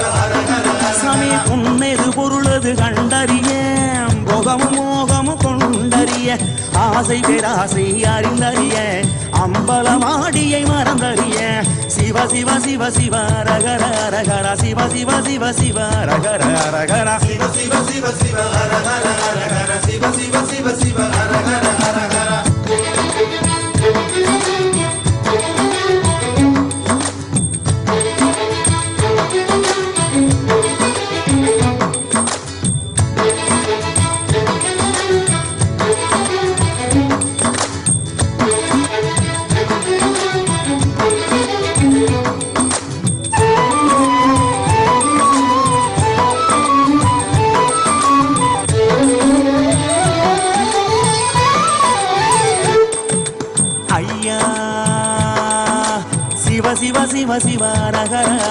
Siva Siva Siva Siva Ragara Ragara Ayya Siva Siva Siva Siva Ragara Ragara Siva Siva Siva Siva Ragara Ragara ஆகம வேதங்கள் படித்தறியே ஆறு குளங்களில் குடித்தறியே யாகம் யோகமும் செய்தறிய ஓமுகம் பார்த்து பணிந்தறிய சிவ சிவ சிவ சிவ ரகர ரகர சிவ சிவ சிவ சிவ ரகர ரகர சிவ சிவ சிவ சிவ ரகர ரகர சிவ சிவ சிவ சிவ ரகர ரகர சும்மா ஒருபோதும் இருந்தறிய சுத்த அசுத்தங்கள் பார்த்தறிய ஆத்ம நிவேதன செய்தறிய அர்த்தநாரீசன் அடி சிறிய சிவ சிவ சிவ சிவ ரகர ரகர சிவ சிவ சிவ சிவ ரகர ரகர சிவ சிவ சிவ சிவ ரகர ரகர சிவ சிவ சிவ சிவ ரகர சாமி ஏடறிய சொல் எழுத்தறிய ஏற்றமும் தாழ்வும் நான் அறிய வீடறிய கொடுங்காடறிய சோமசுந்தரனும் மறந்தறிய சிவ சிவ சிவ சிவ ரகர ரகர சிவ சிவ சிவ சிவ ரகர ரகர சிவ சிவ சிவ சிவ ரகர ரகர சிவ சிவ சிவ சிவ ரகர உணவறிய ஊரும் உணர்வறிய உள்யது வெளியது நான் அறிய கணவறிய நனவறிய கனக சபாவரி அடி சிறிய சிவ சிவ சிவ சிவ ரகர ரகர சிவ சிவ சிவ சிவ ரகர ரகர சிவ சிவ சிவ சிவ ரகர ரகர சிவ சிவ சிவ சிவ ரகர ரகர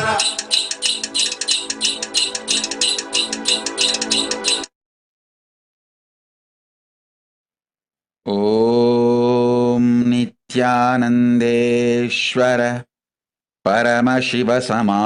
परमशिवसमारम्भाम् नित्यानन्देश्वरि परमशक्तिमध्यमाम् अस्मदाचार्यपर्यन्ताम् वन्दे गुरुपरम्पराम्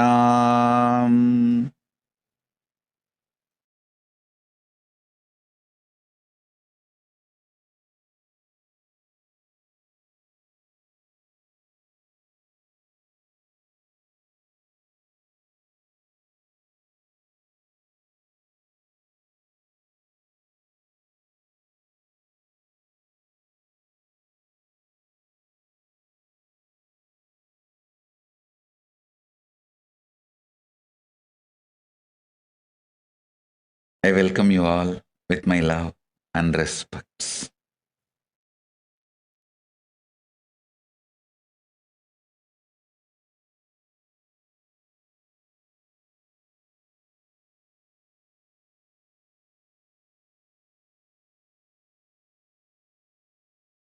I welcome all the living practicing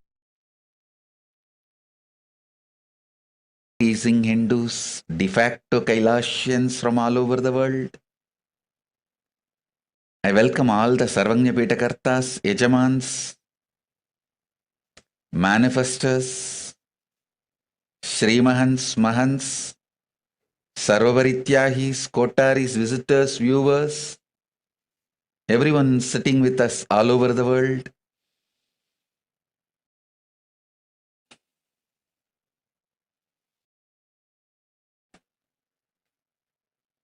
Through Nityananda TV, Kailasa TV, I welcome all of you with my love and blessings. Paramashiva's message directly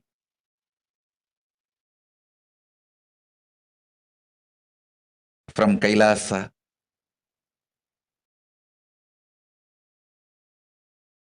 Listen, what is happening now in the cosmos is the most favorable, supporting, auspicious ambience for enlightenment.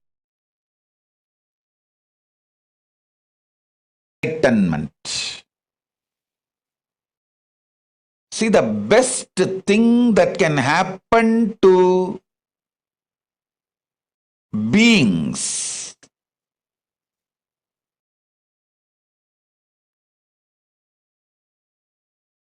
the best spiritual breakthrough that can happen to beings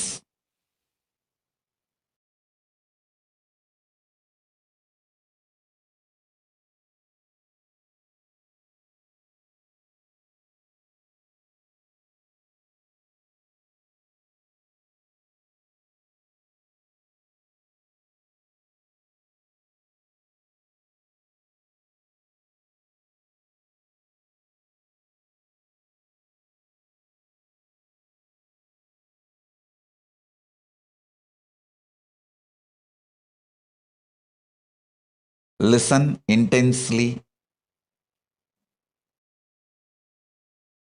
Best thing that can happen to consciousness is enlightenment.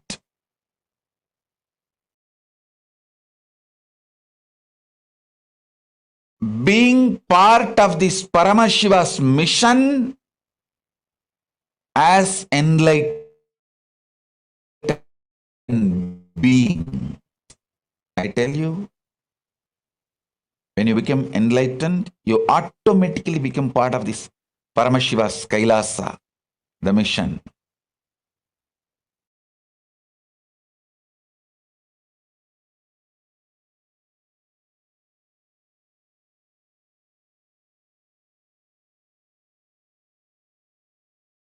Best thing that can happen to human consciousness is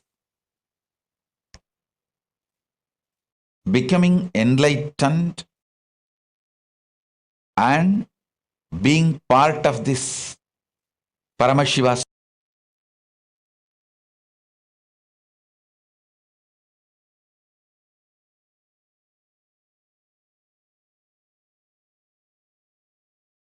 mission, Kailasa. I tell you, the most auspicious, supporting ambience for that great purpose is happening now. Please listen. See, when you have a good rest, deep sleep, fresh in the morning, you will feel so good about everything, about you, about others, about life, everything. Same way, when you have deep samadhi, you will experience that feel-good feeling billion times more. See, if you had a good food, deep sleep,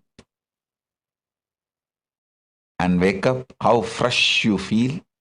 You feel so happy about you, others. You feel like blessing yourself and blessing others. You have only very good words and moods for yourself and others. Listen.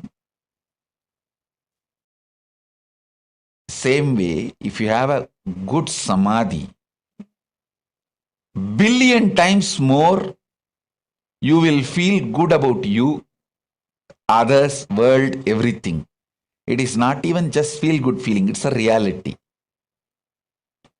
From that reality, I am talking to you all. Andathil paindhen, angirunde, kandadai ellam, ungalodu kadaithida, inda pindathil malarndhen. கண்டதை அல்ல கண்டதை எல்லாம் கதைத்திட இந்த பிண்டத்தில் மலர்ந்தேன்.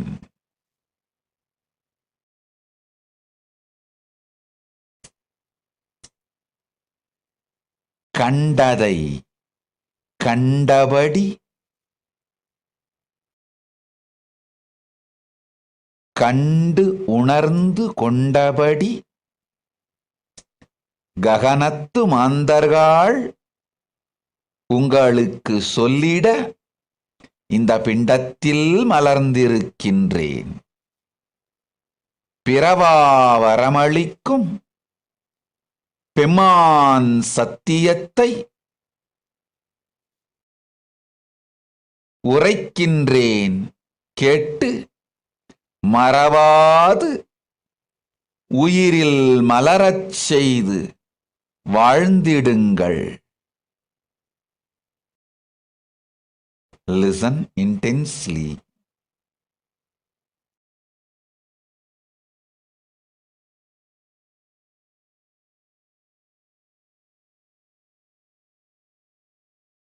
If I come for satsang or akashic reading, darshans, programs every day, it's a good news for all of you. If I don't come for few days because I was in deep samadhi, it's a great news for all of you, because I'm going to bring some more great best things to planet Earth from Mahakailasa. Every time I go to Kailasa, reside in that vertical time zone in Samadhi, and come back, I have a great gifts for all of you. Listen.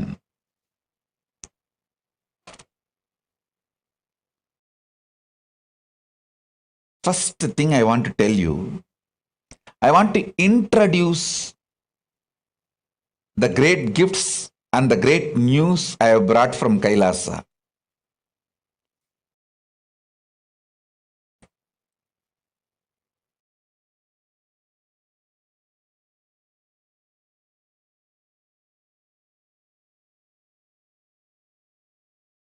First, listen. First point I want to tell you. The purpose of human consciousness is getting matured, getting enlightened, being part of the Paramashiva's mission as enlightened being. This is the purpose. See, everything else is just shit. I am not against money, infrastructure, material comforts, luxury. I am not against any of that. But all of that cannot replace your consciousness flowering and getting enlightened.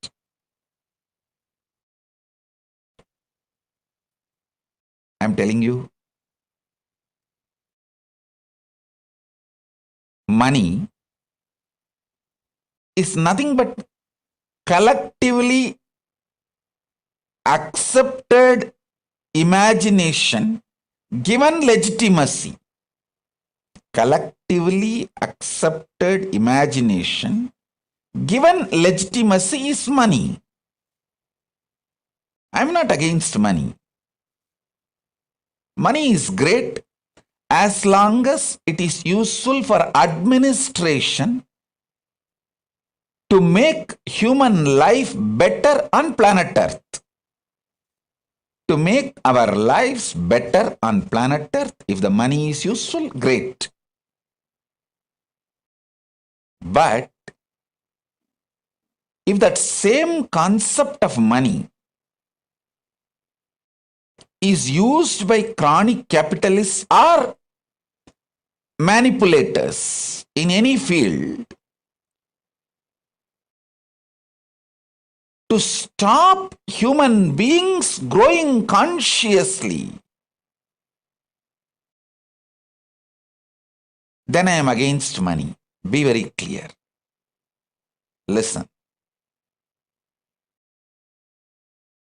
Money is great as long as it supports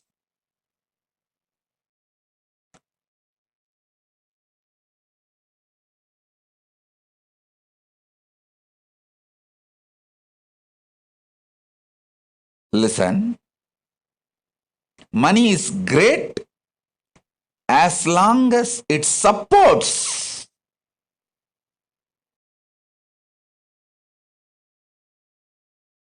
human beings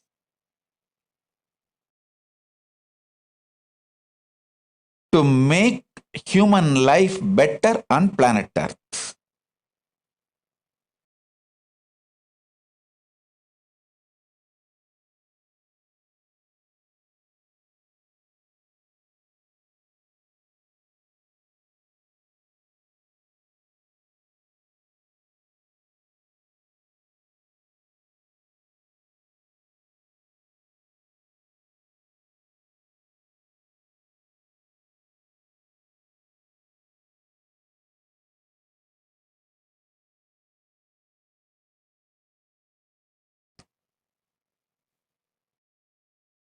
Listen, I'll repeat.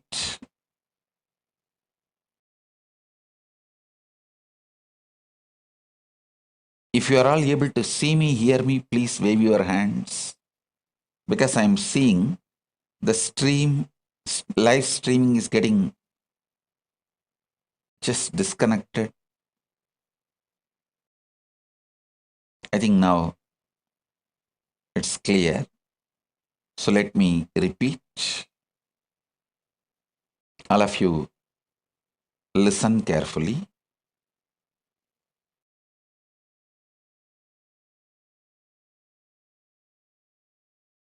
Money is great if it is useful to make human life better on planet Earth, because that very concept was imagined and given legitimacy to make human life better. For example, at this present given situation, the concept of money should be used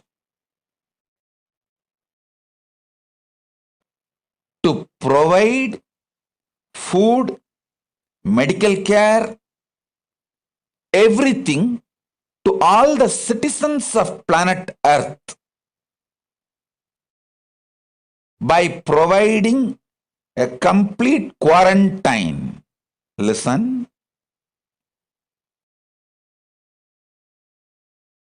For now, especially this corona Delta virus and Delta plus virus, the way it is spreading, the way it is evolving, becoming different, all human beings all over the world should be provided absolute multi-layer quarantine till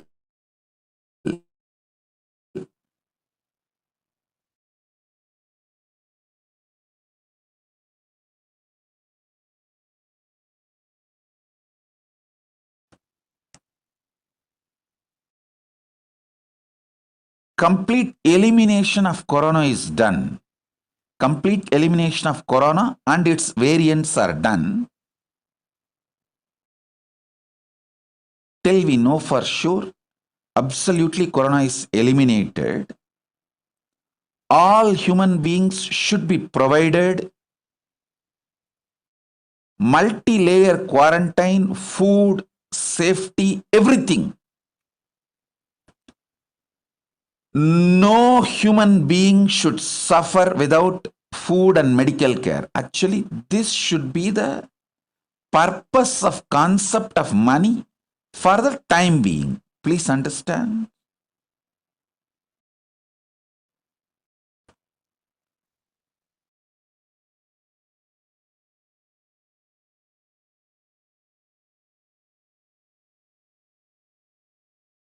I'll explain step by step where humanity is missing, where the decision makers are failing to see the blind spot.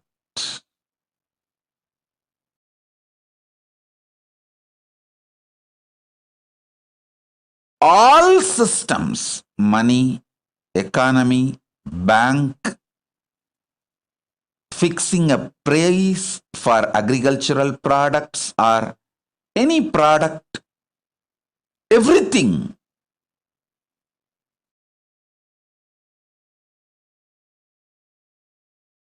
is just to make human life better on planet Earth.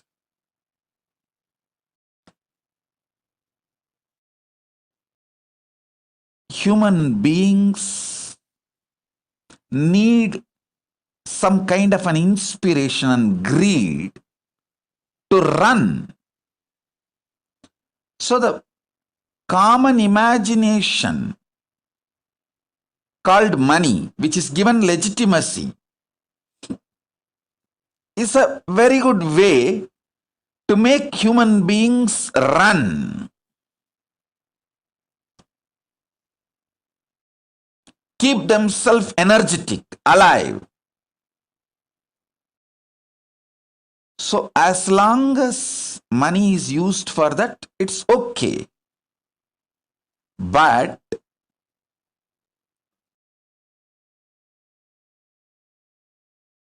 the whole system,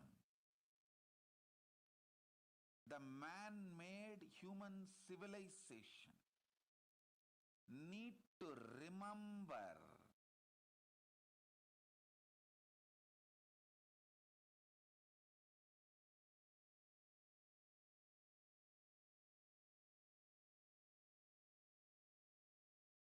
consciousness is far more superior, greater, higher than this whole so-called collective imagination. Money, which is given legitimacy due to its utility value. Understand?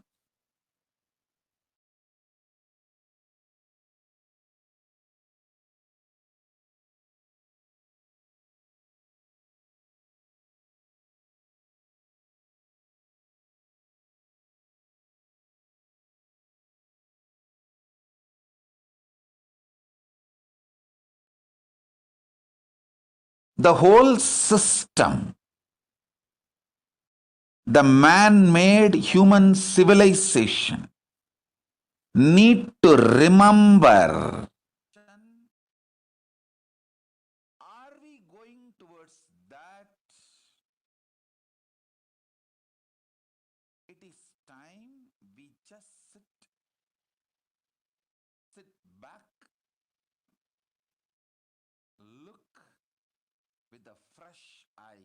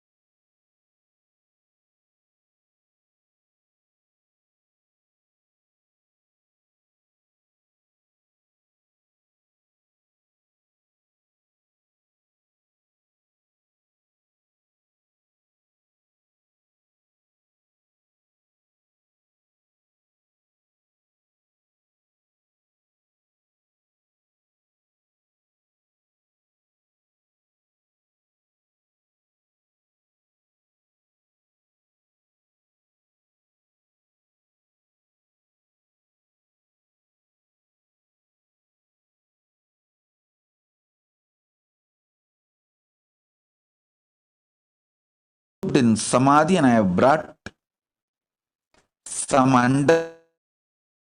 understanding, some vision, some truths.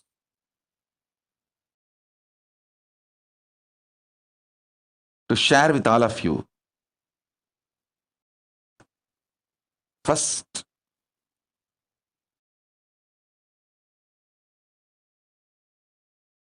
everything is for the sake of human consciousness to flower, get enlightened, be part of this great Paramashiva's mission of making everybody enlightened. That's the first truth. Second, listen. This is the deep, sacred secret. Paramashiva has 5 phases: creation, sustenance, rejuvenation, delusion, liberation.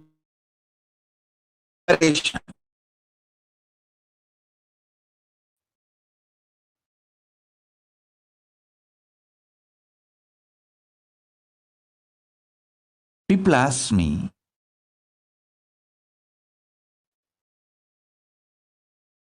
what rejuvenation and delusion is done by Paramashiva. Listen. Whenever the forgetfulness is given to you, when you start forgetting the past, when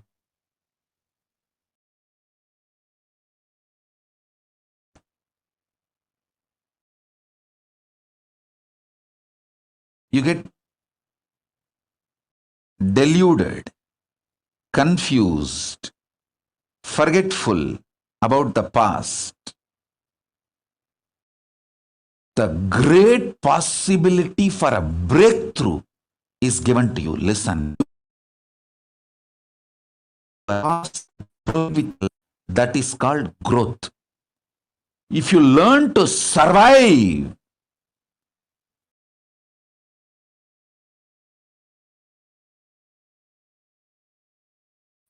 reinvent yourself during the absolute forgetfulness, delusion, confusion.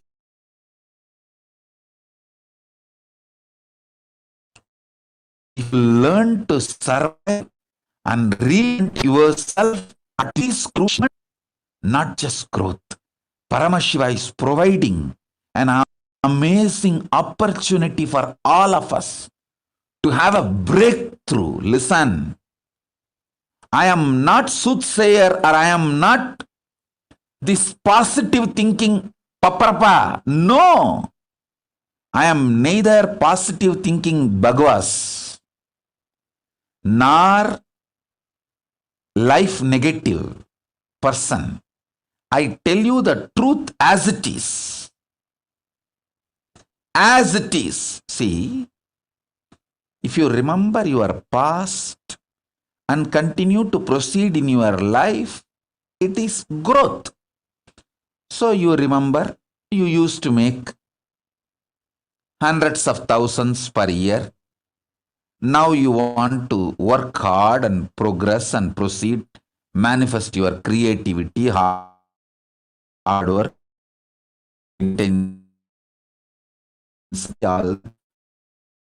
from 100,000 to maybe 1,000,000. That is the growth based on your memory track. Ending up. Memory track record is no more relevant. Utter confusion, delusion. Things are just melting down in front of your eyes. Whatever you thought useless in your life You suddenly you thought very useful as a pillar of your life, suddenly becoming irrelevant and no more useful.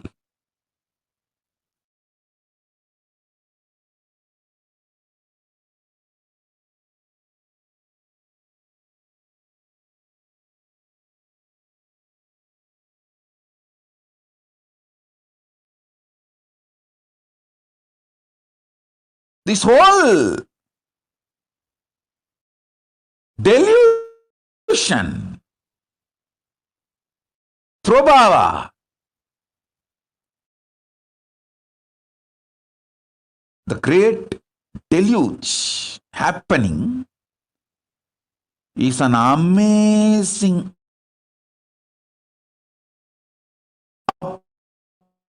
opportunity for of you. Amazing of you to reinvent yourself, to have a breakthrough for your life, to give an amazing breakthrough to yourself. I tell you,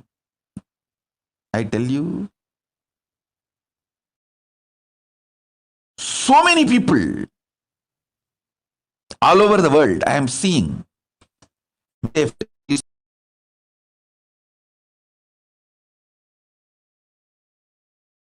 of their life neither relevant nor useful. It is not even there.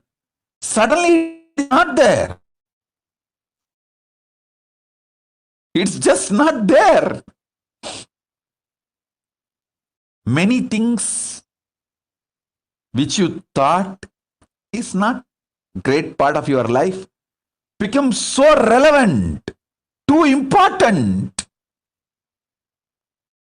Some few spiritual understandings, ideas which you never thought is too important, some spiritual book, suddenly now all of that has become too relevant and you are spending time with that books, with that spiritual material 24/7.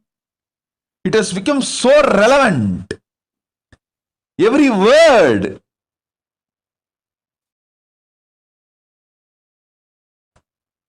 is useful.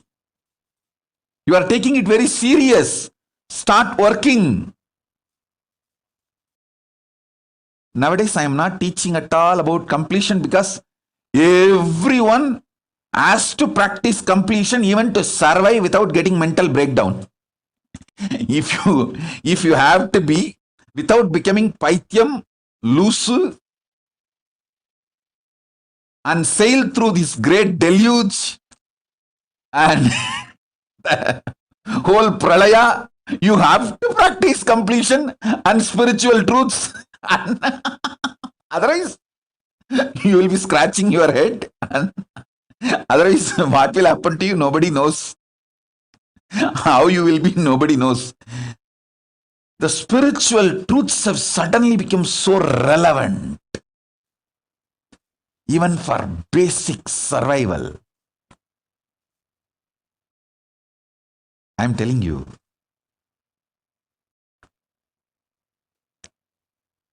This great pralaya happening is an amazing opportunity for all of you to reinvent yourself, rediscover yourself, rebuild yourself, revive yourself.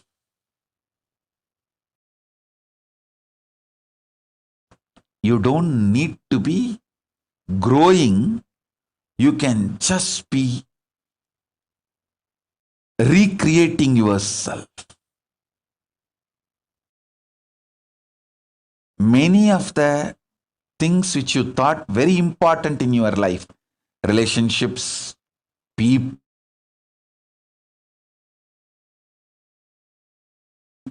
wealth, buildings, home, office, infrastructures, many of that is no more part of your life.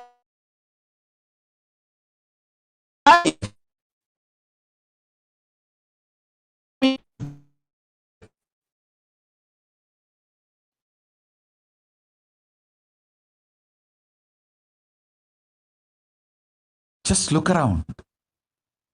2 years before this pralaya started, what all was two important relevant things of your life, with what all you were spending your time, life, what was the focus of your life, your future plan, everything.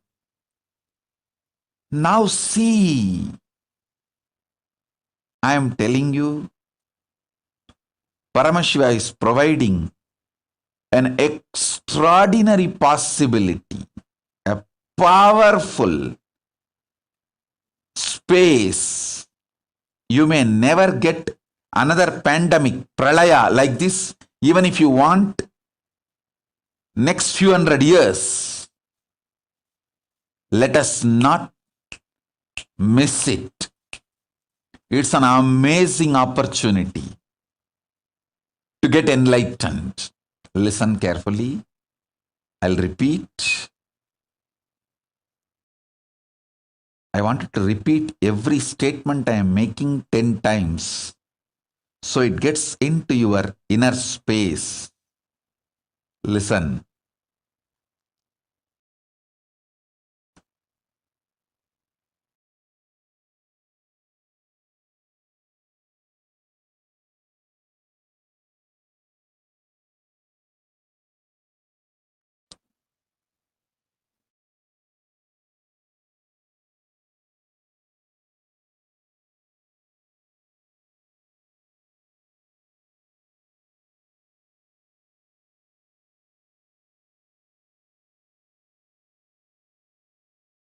"30 years of life." Usually 30 years is called as one generation in normal society. One generation, what maturity it brings to the individual human consciousness. See, if you lived 30 years, how much you evolve, get matured in your cognition and decision-making process about life. That one generation, 30 years maturity, has come for human beings in just last 30 months. And I am telling you, mark my words, this Corona Delta Plus is going to give full one generation maturity in next few months. Last 30 months have given 30 years maturity for human consciousness. I am telling you, many good things have happened due to this pandemic, this pralaya. People have started realizing there are many things without which they can live. There are many important things they really need, especially the need for the spiritual strength.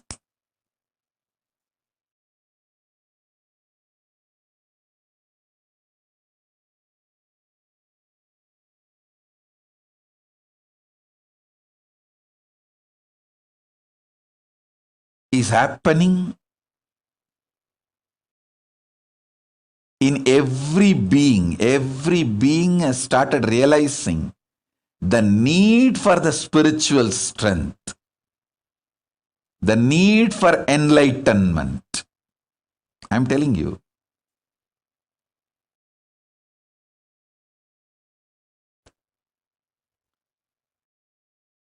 This last 30 months have given humanity the maturity which usually comes by 30 years, one generation. And mark my words, next few months, the Corona Delta Plus is going to give full 30 more years, one more generation maturity to humanity. Not only the way, quick and fast way the Delta plus virus is spreading, the way it is going to impact the health of the human beings and the death rate, all that is going to give one generation maturity to human beings.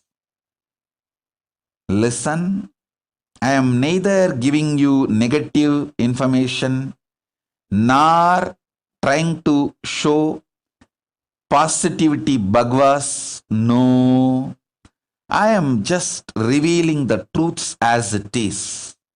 I am fresh from samadhi. You can take it as a cosmic breaking news. I am directly coming from ground zero, where the decisions are made, where things are happening from Mahakailasa, and giving you the breaking news, cosmic breaking news, cosmic updates, cosmic flash news. Listen carefully.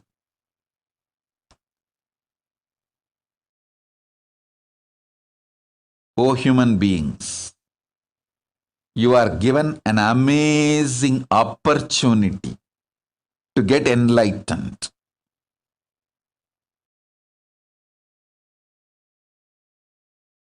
Let your first priority to be being alive. Keep yourself healthy, physically, mentally. Learn, practice as much as possible intensely Nirvikalpa Samadhi, the science of unclutching, science of completion, science of power manifestation. I have already revealed all these sciences to all of you. It's all available freely. Pick up and start practicing intensely. Because everything else is irrelevant. The consciousness you built, the health you are having, only these two is relevant after this great pralaya settles down. Nothing else is relevant. Hey, billionaires are dying like a rat and cat in the street.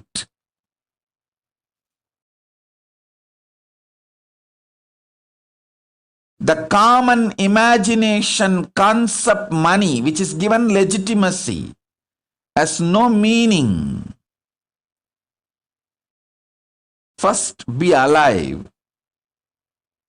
Be healthy, physically, mentally. Use this opportunity to get enlightened consciously. Do not try to take me for granted, saying, oh, Swamiji will tell the same thing only. I may be telling the same thing, but you are not in the same situation. The world is different now. Earlier, enlightenment was a luxury option. Now it is survival, fundamental need.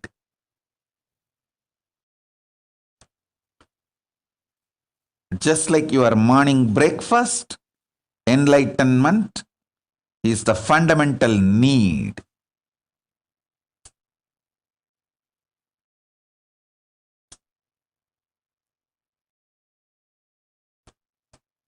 Listen intensely.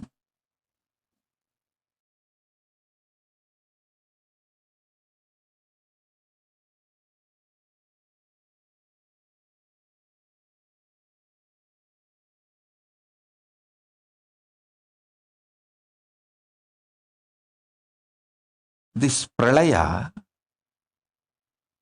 by thoroughly shaking all your ideas, plans, imaginations. It is upgrading you, updating you, making you matured more than one generation. 30 years. Usually what changes will happen in the human society, whether mentally, physically, the way the economy functions, the way humanity evolves. See, 30 years before, the idea of passport, visa, and now the idea of the passport, visa, it has matured like anything. Few years before, the president of the Ecuador announced that they are going to create a system where the idea of passport and visa become irrelevant for humanity.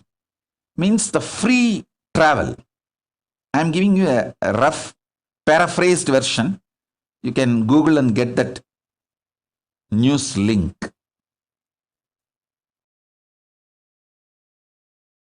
The ideas. See, earlier, when the idea of passport and visa, all this was happening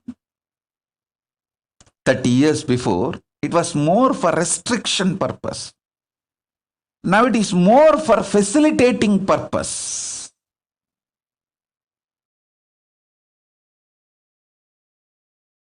I am telling you, after this pralaya, the ideas of passport, visa, all that will have a next level of matured cognition. It will be just giving you the multiple choices and options. Earlier, when this idea of passport, visa and all, when it was created, it was more like for restricting purpose. Then it evolved into a facilitating purpose. Now it will be more like giving you the wide choices, variety, options. It may even evolve to the next level. Because the way human beings are going to die, that every country will want more human beings in their country. The human beings are going to be more important than any idea of billions or millions or trillions. The importance is going to be shifted more on human beings. And I am telling you very seriously, humanity is going to wake up and respect the nature, planet Earth, and the nature as a living energy. It is not there for us to exploit. No. The nature is a living organic energy which is verily part of our existence, which plays a major role in our existence. Humanity is going to wake up to this truth. So the vegetarianism will become lifestyle. The deforestation will stop. Multiple side effects are going to happen. Like when this global warming has caught the attention of the human beings, how many major decisions were taken,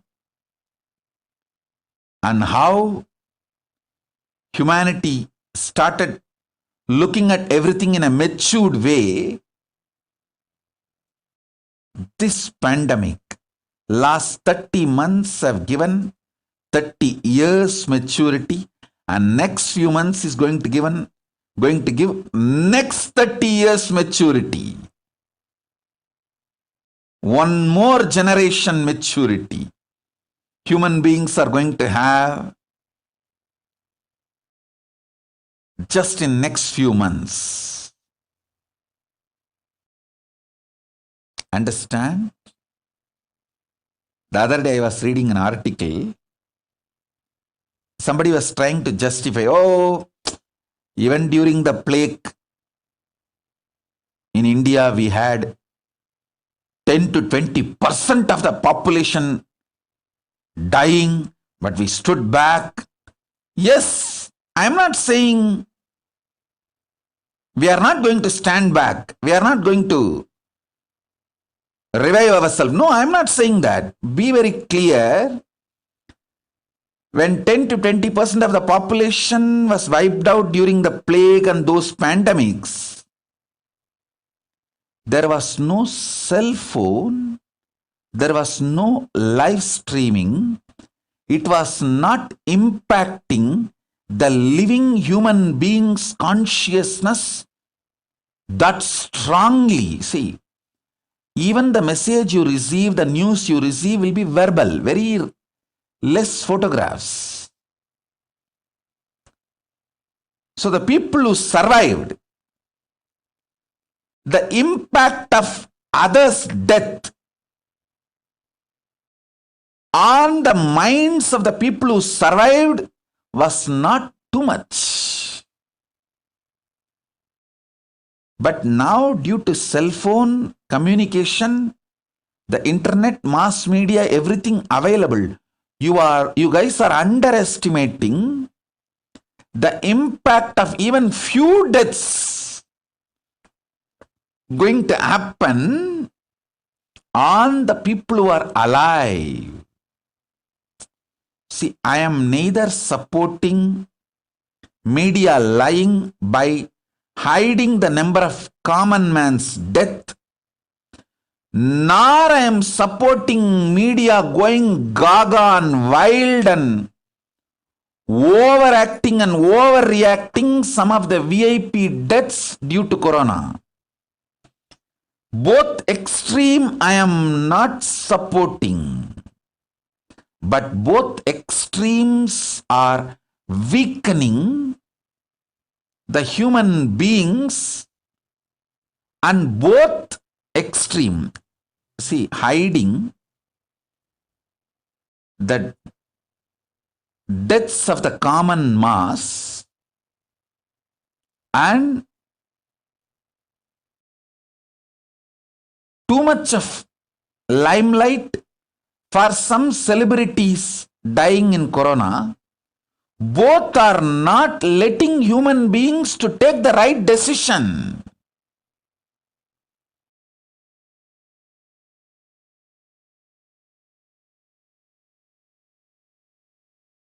We need the truth, facts, for human beings to take the right decision about life.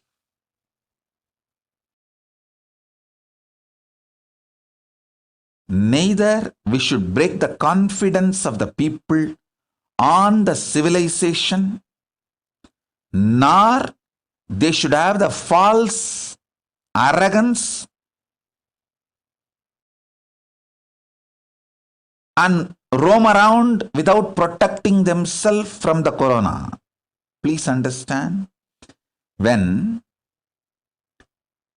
the large common mass deaths are hidden from others, see, common man's deaths, large number, but it is covered, hidden from the humanity. The human beings don't understand the necessity to protect themselves from corona and they start moving around unprotected. They are not taking corona seriously. That's one side. The other side, too much importance is given to these VIP deaths due to corona that makes human being lose confidence on the society, human civilization. That is also not going to work because that gives a kind of arrogant decision. What can be done? Even those VIPs are dying. How the people start thinking, oh, even those VIPs are dying, nothing can be done anyhow. This is the way it is going to be, so let me live as long as I can. That is the way that drunkards standing in queue just for 1 quarter and getting corona and dying. Oh God, I'm telling you, this alcohol shop corona deaths are the most pathetic. Now, I'm not talking about just one nation, one state. I'm telling about the whole world. Alcohol shop corona deaths. That's most pathetic. Kind of a delusional arrogance.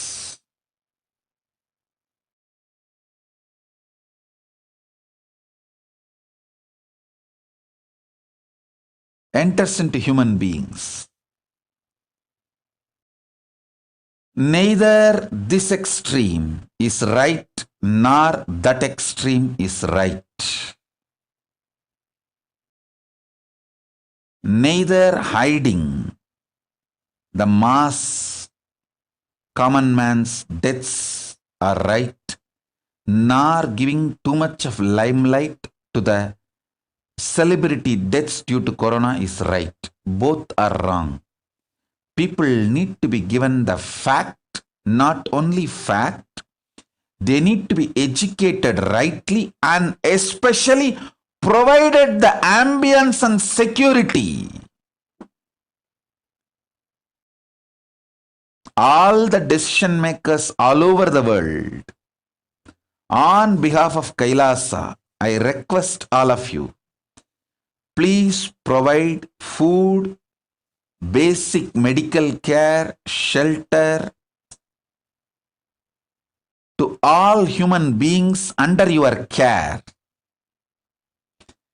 Multi-layer quarantine till this corona is completely eliminated from planet Earth, till that spreading cycle, that chain is broken.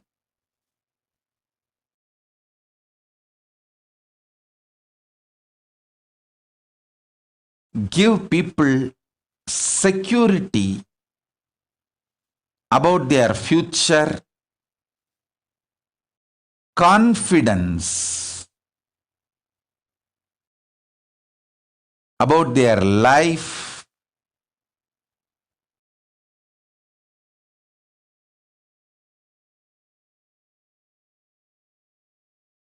this is the first priority for all the decision makers all over the world. I sincerely request all of you humbly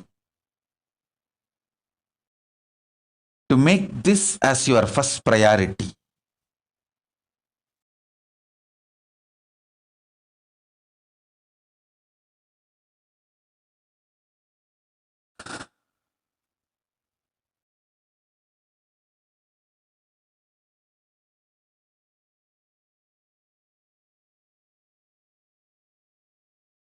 And I am not the kind of a person who will just put the responsibility on others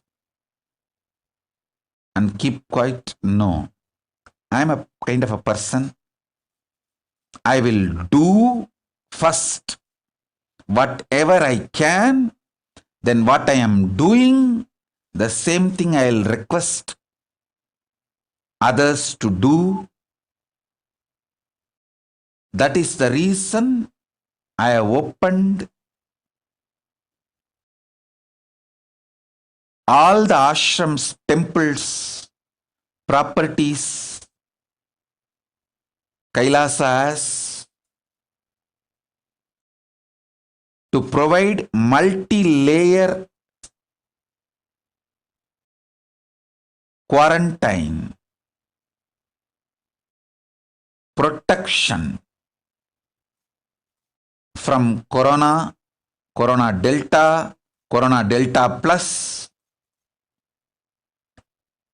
providing food and very authentic Hindu medical care. I tell you, it is very unfortunate. The Hindu medical systems are taken for granted, destroyed, abused, disrespected. Very systematic way by the anti-Hindu elements. But the Hindu medicinal system surely has everything needed to save humanity from corona and all the variants of corona. Whether protecting yourself, prevention level, or after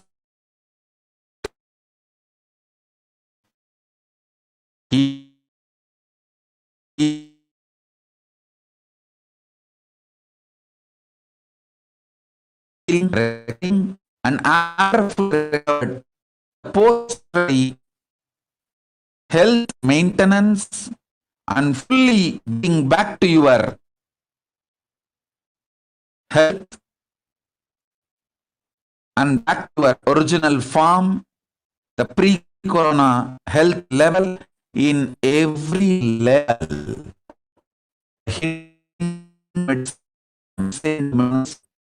Me, Ayurveda and all subsets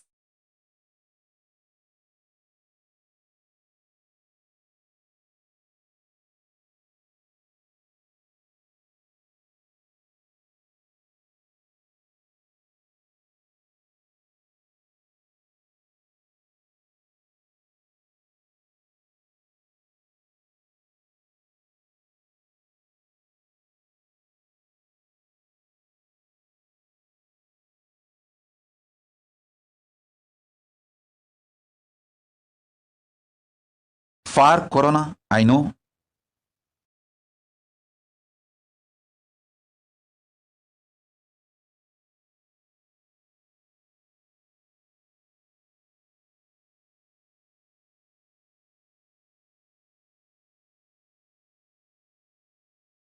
Whatever way I can help, I'll continue to help. I won't waste my time in blaming or putting the responsibility on others. I will do whatever I can and request others also to be part and serve. Whatever way you can serve, especially decision makers.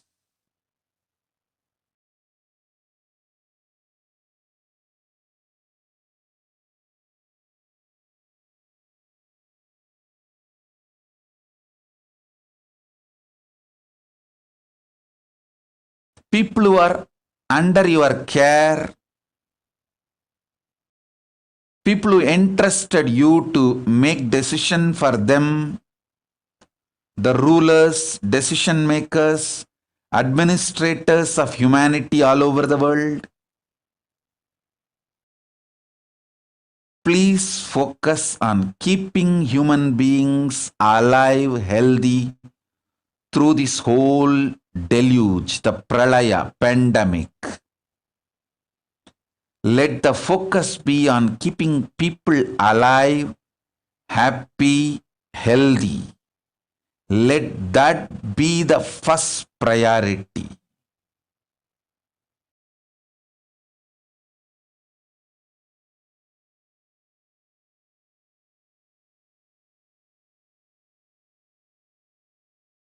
Let that be the first priority.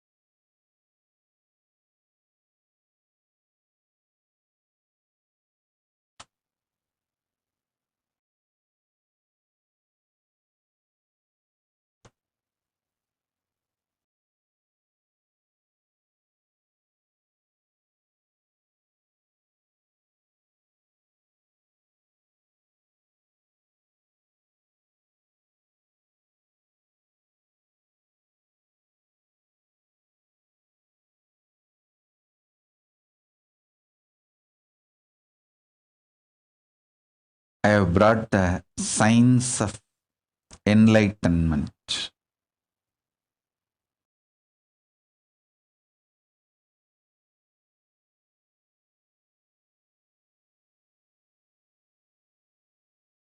Especially for the humanity during this pandemic, this pralaya time, this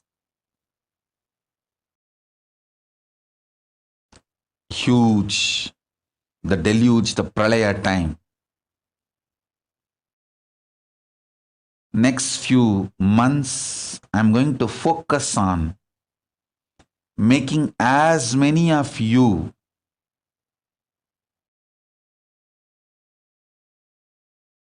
enlightened.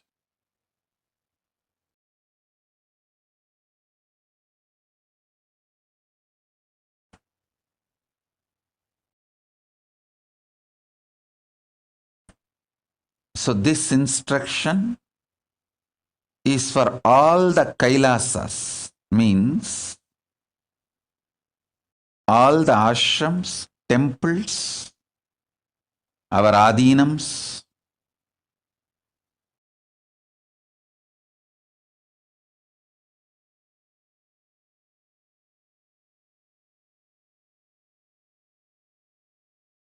and all my sincere disciples, followers, who literally live the lifestyle of Kailasa wherever you are. All of you listen.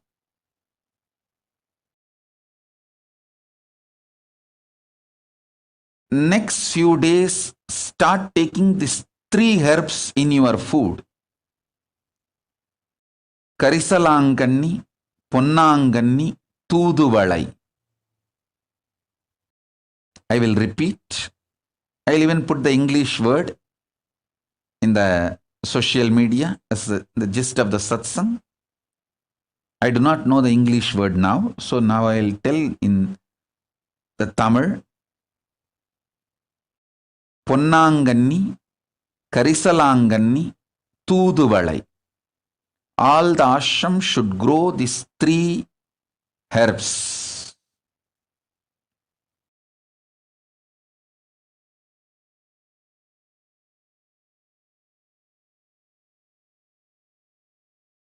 If you are not able to grow, at least buy. Add this in your food. You can even cook and eat or make juice and drink. In any form, add at least little quantity of all these 3 every day. Every day, add all these 3. Please listen. These 3 herbs strengthen your body and mind. It helps you to receive the enlightenment, manifest powers. These are the powerful aushadas. Actually, I'll tell you one incident.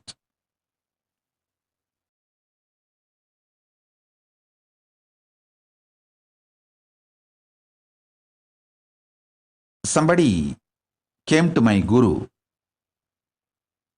Raghupati Yogi, asking for a solution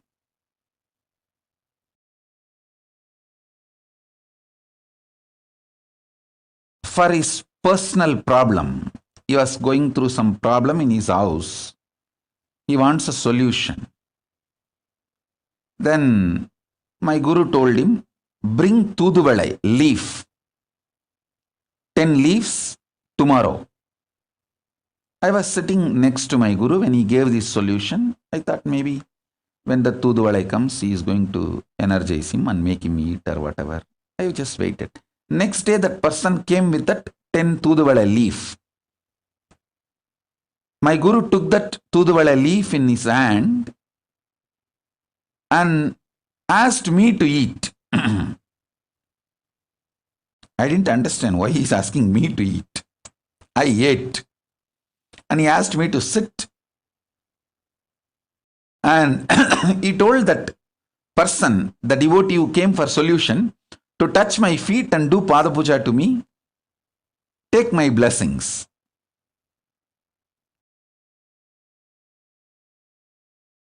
And that person just obeyed my guru and did.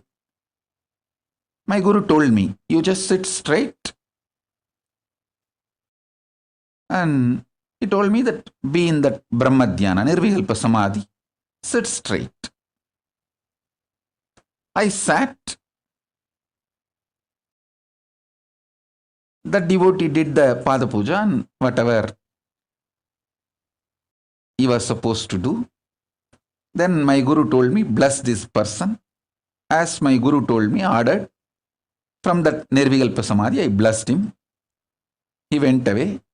Maybe in 10-15 days, he came back saying that the whole problem is solved completely.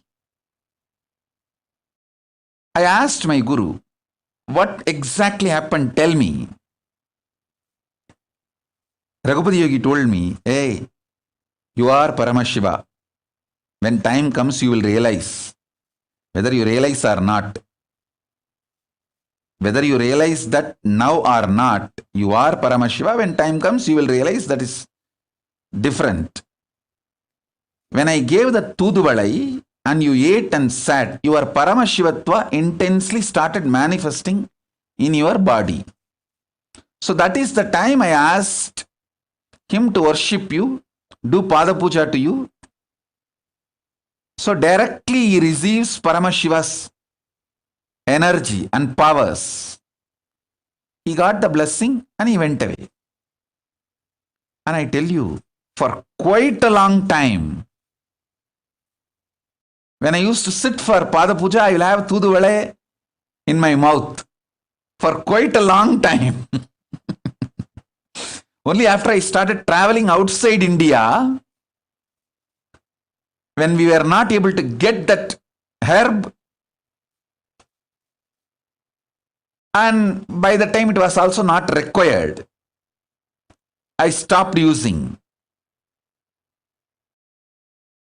Tuduvalai is that powerful herb. When you use Tuduvalai every day, simply you manifest the powers of Paramashiva. Karisalanganni, Ponnanganni, Tuduvalai. All this heals your body and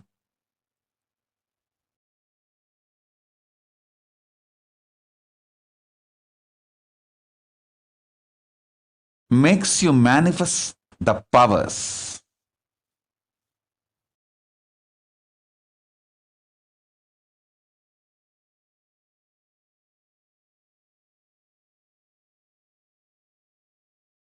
especially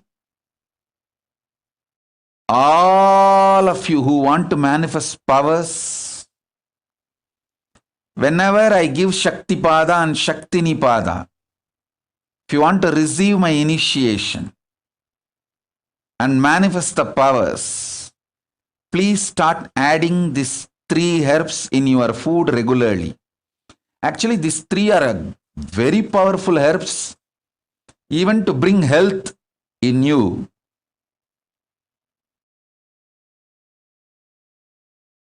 How much quantity to use? You can just Google any Ayurvedic or Siddha website. They'll tell you.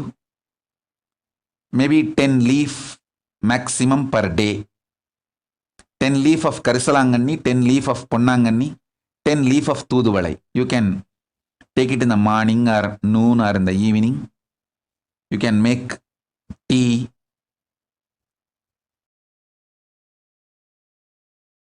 You can make kashayam or any ways.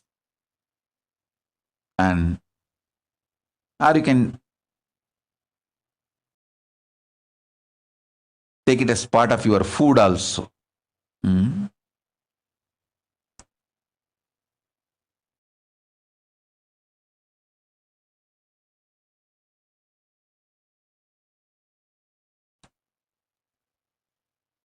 All the sannyasis, brahmacharis, Gurukul Balasans should take these 3 herbs every day.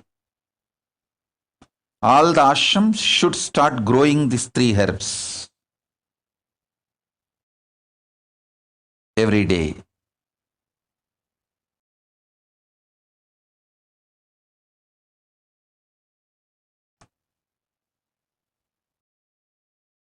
So that you are all ready to receive and get enlightened. This whole science which I am bringing now, just your integrity is enough. Wherever you are, your integrity is enough. You can connect and manifest enlightenment, enjoy the best things of superconsciousness, powers of Paramashiva.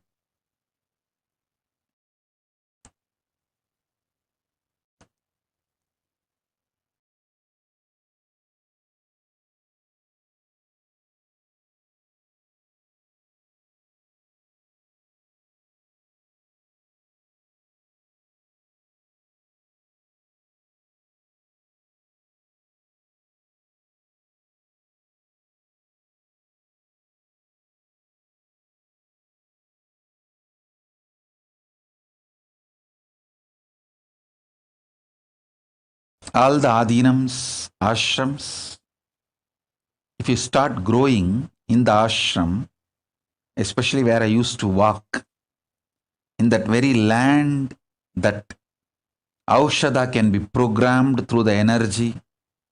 I brought enough energy from Kailasa. I'll program them for all of you to manifest enlightenment and powers of Paramashiva.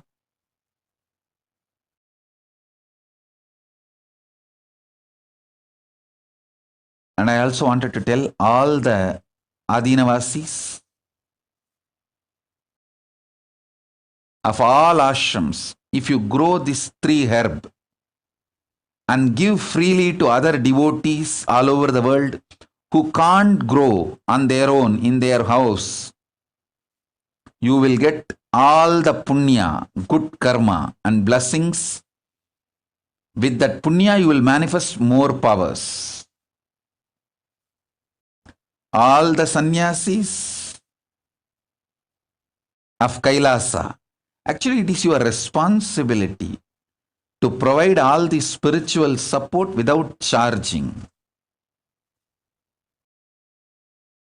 So this is my order to all my sannyasis, the whole sovereign order of Kailasa, all my sannyasis, brahmacharis, grihasthas who are staying inside my ashrams and campuses, you should grow all these 3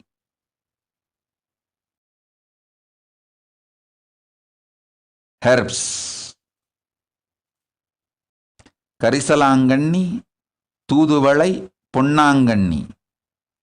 And not only you can consume, you can enjoy it, you should distribute to anyone who has free of charge. Free of cost, you should give. Maybe you can let people pay the transport. Shipping expense they can pay. But the herbs themselves should be given freely, especially grown in our campuses where I lived, where I used to walk around, where that breathing space is there still intensely. Tiruvannamalai Ashram, Adi Kailash, Bididi, Salem Adinam, Rajapalayam. These are the ashrams. Hyderabad, where I physically, literally lived, walked around, energized that whole land, energy fields. All the ashrams I mentioned, all those Adinavasis should grow these herbs. You should use and share with the world. This is your responsibility. Devotees all over the world are donating money, funding us. So we should be doing this kind of spiritual support and services to everyone. It's our responsibility.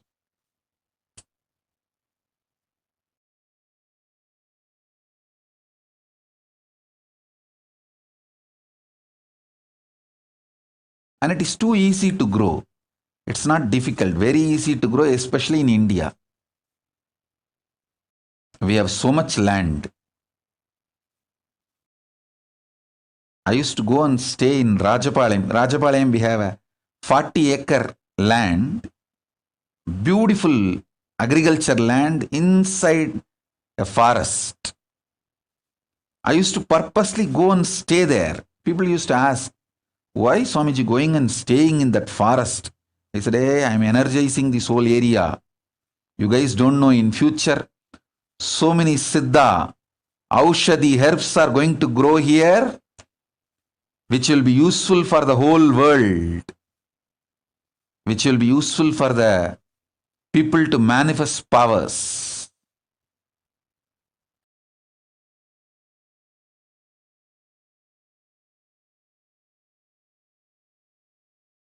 So all those people who are in our ashram,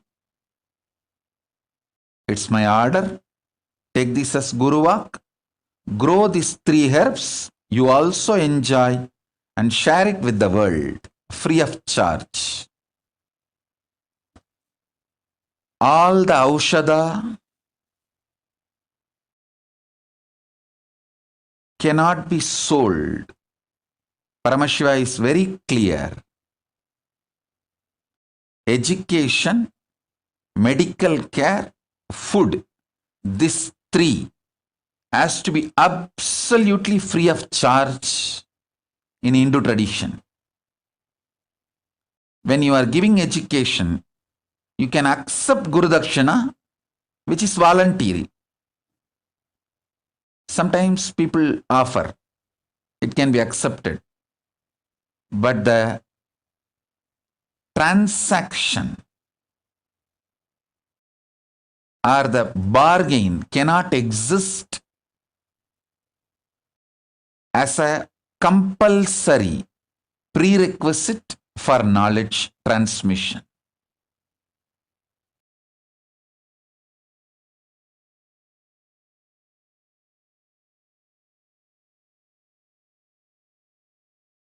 Same way the Aushadha. Aushadha has to be absolutely free. Share it with the world. I also wanted to tell you all, I am working on a very sound economical system for Kailasa, where I can start providing all this free of charge for the anybody, the practicing Hindus who wants, whether you are born as a Hindu or not born as Hindu is not a problem. Practicing Hindu. If you are a practicing Hindu and you want, we will be able to provide. We will be able to provide. I am building that kind of a sound economy.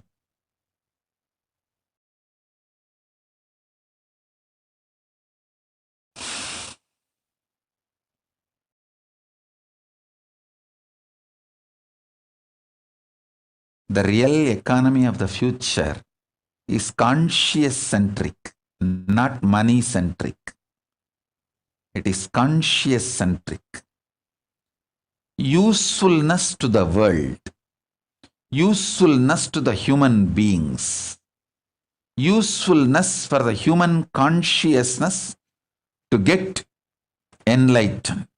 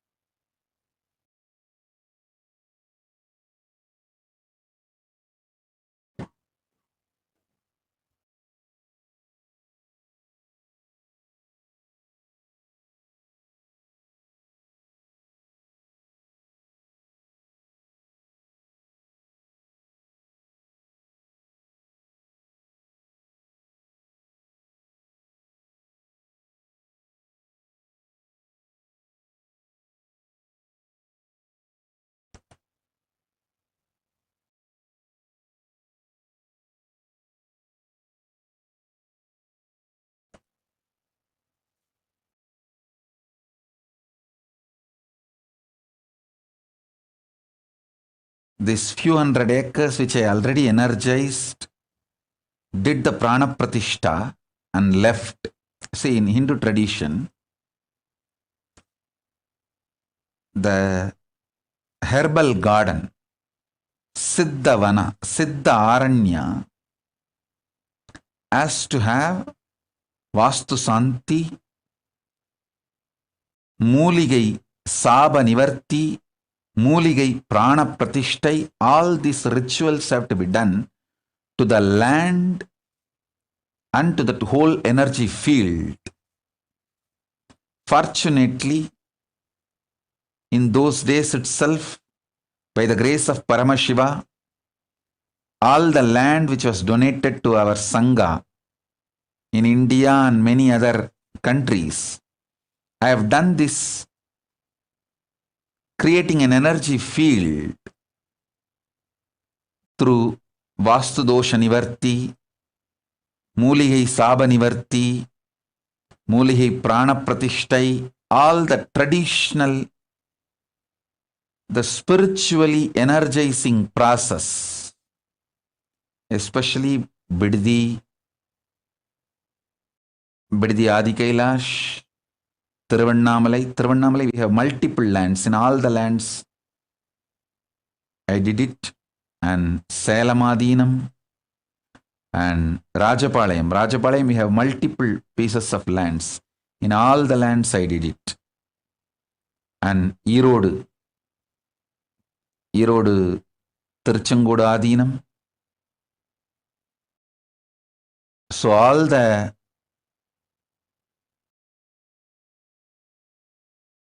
sovereign order of Kailasa, Brahmacharis, Grihasthas, Sannyasis,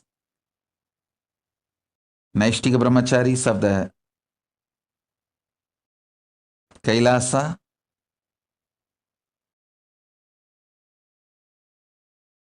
please grow these herbs in all this sacred land, which is 1,000 times more powerful than anywhere grown outside, because this will be powerfully spiritually programmed, and this which we grow inside our energy fields, will be powerfully spiritually programmed one, and it retains its spiritual energy and directly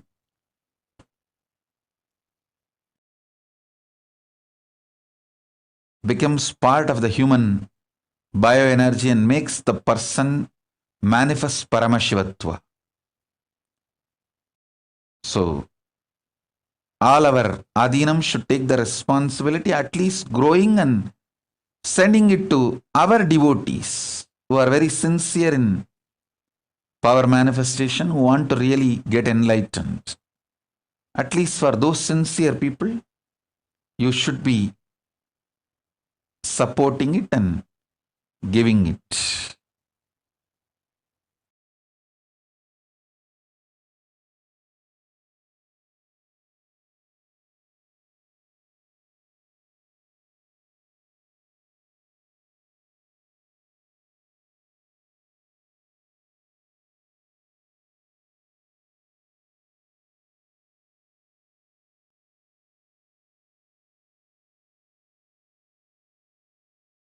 I'll continue with further satsangs and initiations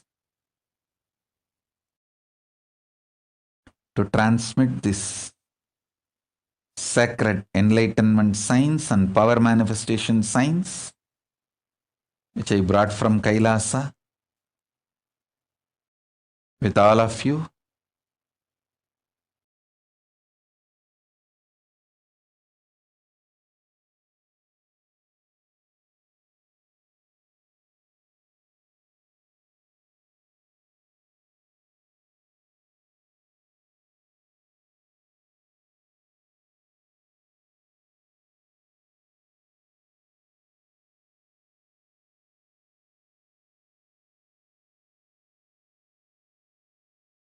We can also do one more, all the adinams.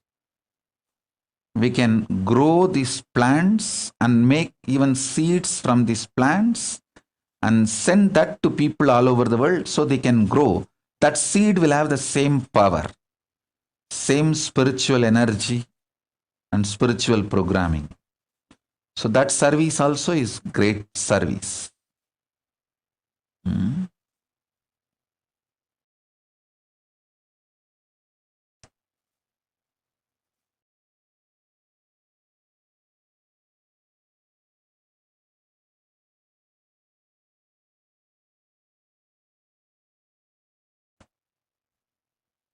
So first few things I want to reveal, I shared with you all.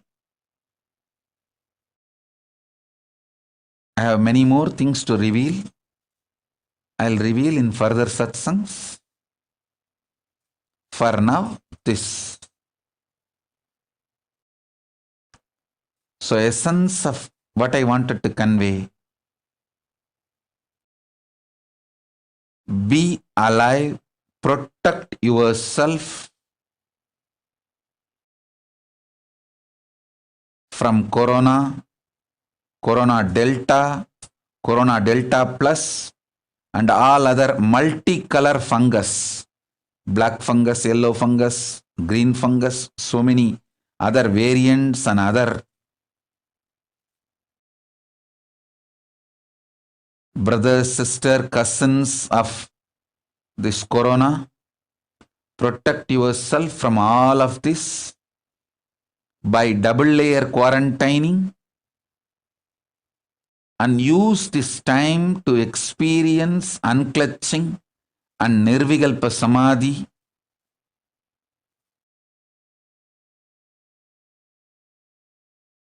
Don't waste your time. Keep yourself healthy, physically, mentally. Spend more and more time in nirvikalpa samadhi, unclutching, completion, ajapa, intense spiritual practice.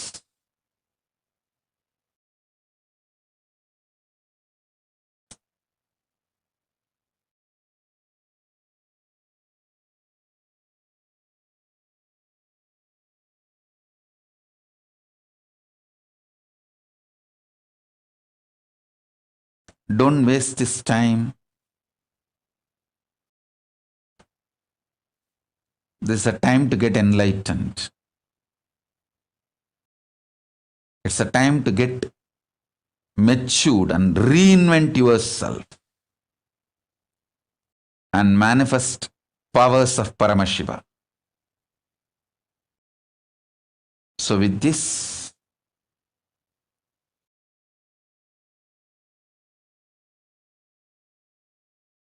I bless you all.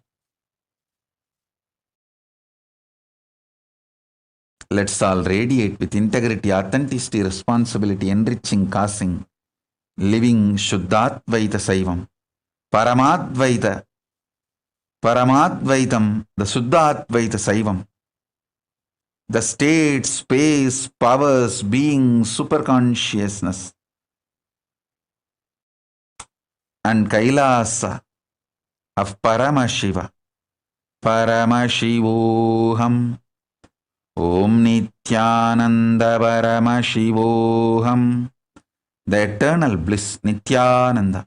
Thank you. Be blissful.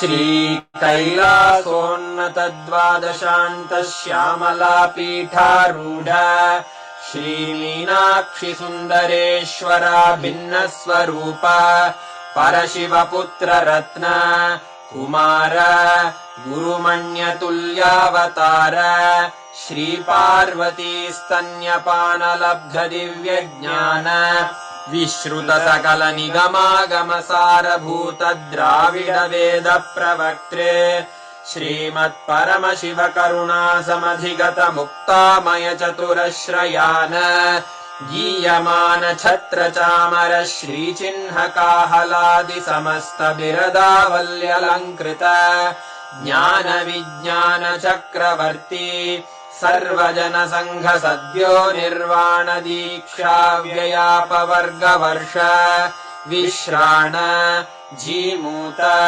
परमत कलभ Kesari शैव सिद्धांत स्थापनाचार्य श्रीराजाधिराज पांड्य महाराज गुरु क्षपण शाक्यादि महांधकार निवारण ज्ञान भानु वीक्षणानर्हार्हध्वजोच्छेदन पूर्वक श्रीमद्वृषभध्वजस्थापक शैव समय कर्त्रे सर्वज्ञ पीठारूढ़ श्री जगद्गुरु श्री ज्ञान संबंध देशिक स्वामी वागीश सुंदर माणिक्य वाचक स्वामिनाम् अवतार भूत श्री ज्ञान संबंध स्वामी पुनरुद्धृत श्यामला पीठ सर्वज्ञ पीठ त्रिनवत्युत्तर द्विशततम गुरु महासन्निधान अरुणगिरि योगीश्वर परंपरागत अरुणाचल सर्वज्ञ पीठ गुरु महासन्निधान कैलास परंपरागत कांची कैलास सर्वज्ञ पीठ त्रयस्त्रिंशदुत्तर द्विशततम गुरु महासन्निधान नित्योत्सव नित्य मंगल नित्य कल्याण नित्य रजित कैलास परंपरागत आदि कैलास नित्यानंद पीठ महासंस्थान महासिंहासन पीठ कर्तः साक्षात् श्री परमशिव समुद्भूत कैलास परंपरागत वैवस्वत मनु इक्ष्वाकु हरिश्चंद्र भगीरथ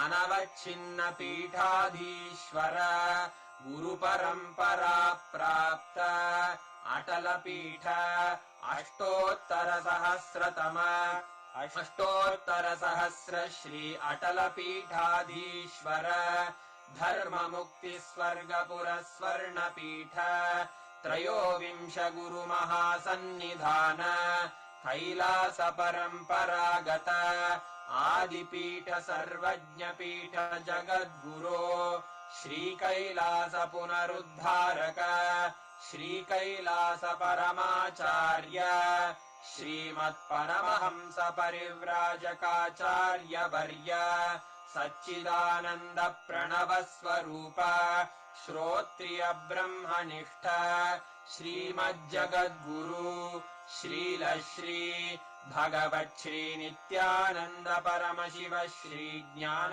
संबंध देशिक परमाचार्य स्वामिन् अत्रागत्य परिपाल्य च अस्मान् विज्ञान वितरणेन विजयी भव जय जय।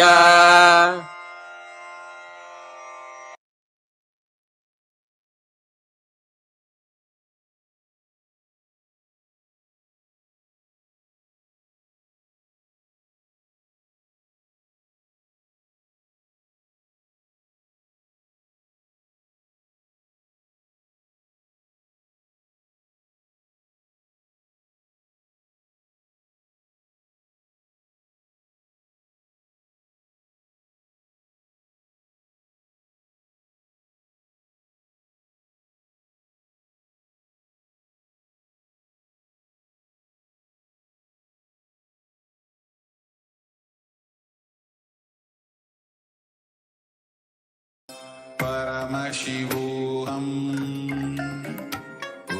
ॐ नित्यानन्द परमशिवोऽहं ॐ नित्यानन्द परमशिवोऽहं ॐ नित्यानन्द परमशिवोऽहं नित्यानन्द परमशिवोऽहं ॐ नित्यानन्द परमशिवोऽहं ॐ नित्यानन्द परमशिवोऽहं ॐ नित्यानन्द परमशिवोऽहं ॐ Nityanand परमशिवोऽहं Nityanand परमशिवोऽहं Nityanand परमशिवोऽहं। Nityanandam, welcome back to all of the viewers. After that most auspicious, gracious presence of the Supreme Pontiff of Hinduism, who had revealed such profound truths about the science of Aushadha, the powerful powers of his presence on planet Earth, and how that is now going to be simply helping the world have super conscious breakthrough. After 27 years of passionate, driven, and determined hard work to bring super conscious breakthrough to the whole world, today 1 billion people across the world are enjoying and are enriched by the teachings of the Supreme Pontiff of Hinduism. Today, the Supreme Pontiff of Hinduism beautifully, eloquently allowed us to be in his presence as he gave the great divine revelations on the science of Aushadha. Aushadha being one of the greater sciences of Sanatana Hindu Dharma. And like this, the Supreme Pontiff of Hinduism has even personally made the Aushadhas energized and even taught the energization process. And that same Aushadha has been shipped, delivered, distributed across the world to thousands of places, helping, enabling people to manifest Shaktis all over the world. And with more than 2,500 satsang centers across the world, places where people gather, where hundreds and thousands of people are enriched and continuously living this Hindu lifestyle. The Supreme Pontiff of Hinduism is forging a new world where enlightenment is a lifestyle and inherent in every single part of your day, and you're living in a world which is increasingly, rapidly,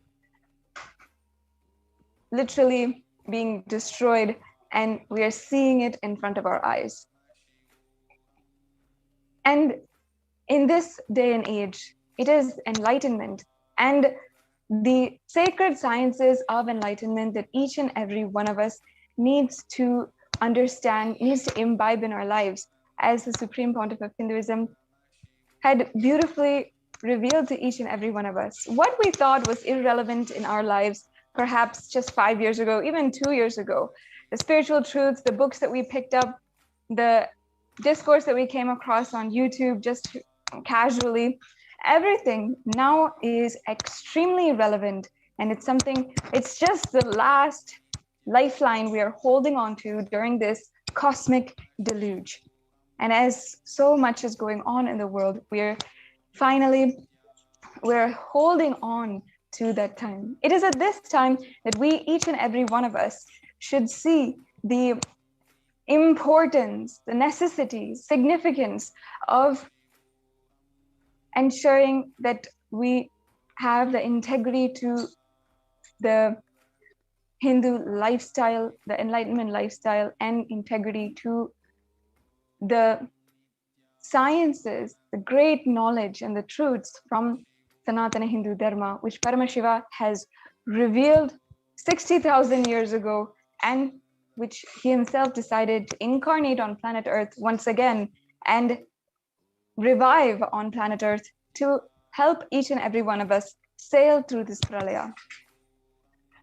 Unfortunately, there are too many extreme terrorist forces out there who plot, conspire, and criminally strategize to destroy the Supreme Pontiff of Hinduism and literally take over all of the resources, all of the people, violate, rape, and absolutely dehumanize the Supreme Pontiff of Hinduism and all of the community around, all of his disciples and the community who live in Kailasas across the world.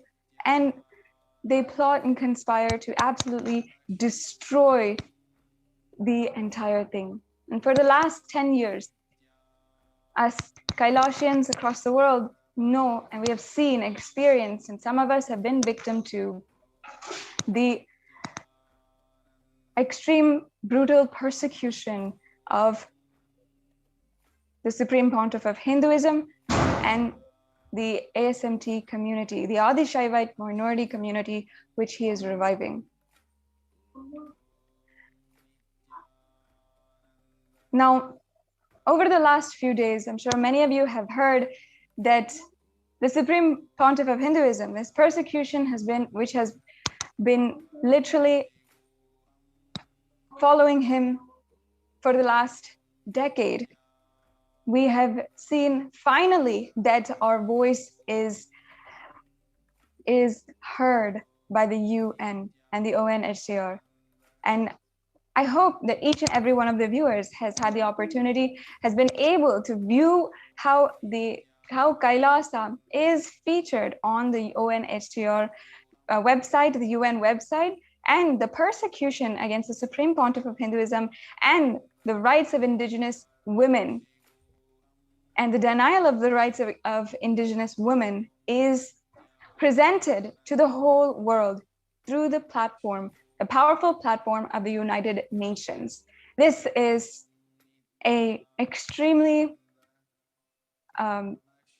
amazing and it's an extremely amazing breakthrough for all of us Kailashians, and of course for Kailasa, to have, after 10 years of continuously being barbated by persecution.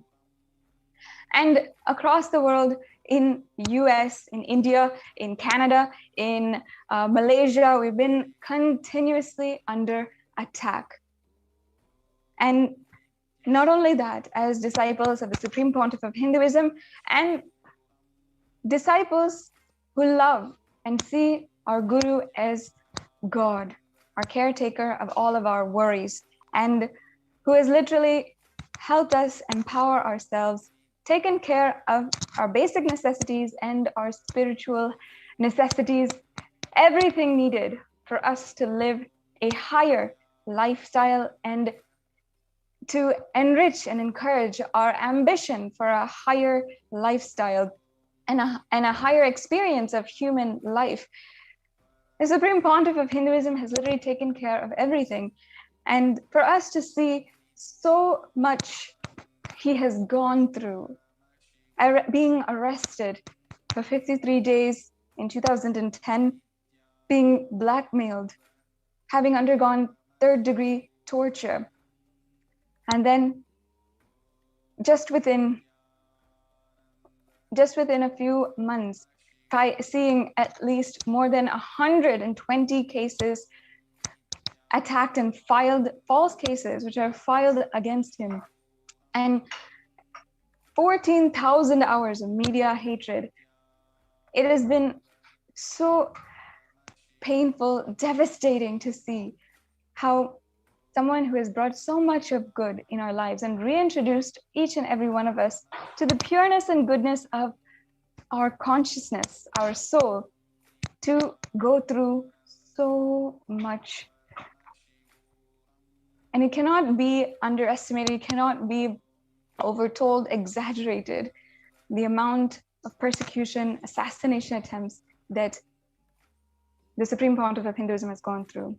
So it's just an amazing breakthrough that fills us with immense gratitude that we have finally found a voice, a platform, and especially through the United Nations, one of the largest advocates for human rights. And of course, for the last decade, we have been going door to door, judiciary to judiciary, government to government, media house to media house, just trying to have our voice heard. Today, over the last few days, since the time that the UN had recognized the persecution against the Supreme Pontiff of Hinduism and the ASMT women in the ASMT community, we have been requesting all the viewers on this platform who regularly tune into this platform to listen to our story further and help us establish our story to the whole world, establish the persecution of the Supreme Pontiff of Hinduism to the whole world, and help the whole world, all the international media channels, all of the international organizations who we have a common cause with, all Hindus all over the world, to understand the truth of our story, the truth of the persecution of the Supreme Pontiff of Hinduism, and the stories of the personal trauma and stories of so many victims, children, women who underwent so much just for nothing, but because we want to be living the lifestyle of enlightenment and living under the guidance and teachings of the Supreme Pontiff of Hinduism. Over the past few days, we have been requesting each and every one of the viewers to share this victory that we've had, this final platform that we now have on the ONSCR website, where our story is being heard and legitimized by a very well-established international peaceful organization, and help us start to bring more and more good to the world, to help us defeat the attacks against the Supreme Pontiff of Hinduism and allow the mission of Kailasa, the tremendous good that can come to the world that the Supreme Pontiff of Hinduism, the incarnation of Paramashiva, descended on planet Earth for. Today, we would like to present to all of the viewers an extremely important aspect of the persecution against the Supreme Pontiff of Hinduism and the ASMT women. On the 2nd of March 2010, the whole world came to know, and for the first time, it became revealed to the masses the amount of persecution, conspiracy going on against the Supreme Pontiff of Hinduism, and how the objectification of the Supreme Pontiff of Hinduism and the objectification of women of the ASMT community has been proliferated and used as a weapon to start inciting hatred against women of the ASMT community and the Supreme Pontiff of Hinduism himself. And ultimately, this hatred was incited to such an extent to cause mob lynchings, to ultimately justify the propaganda against the Supreme Pontiff of Hinduism and justify the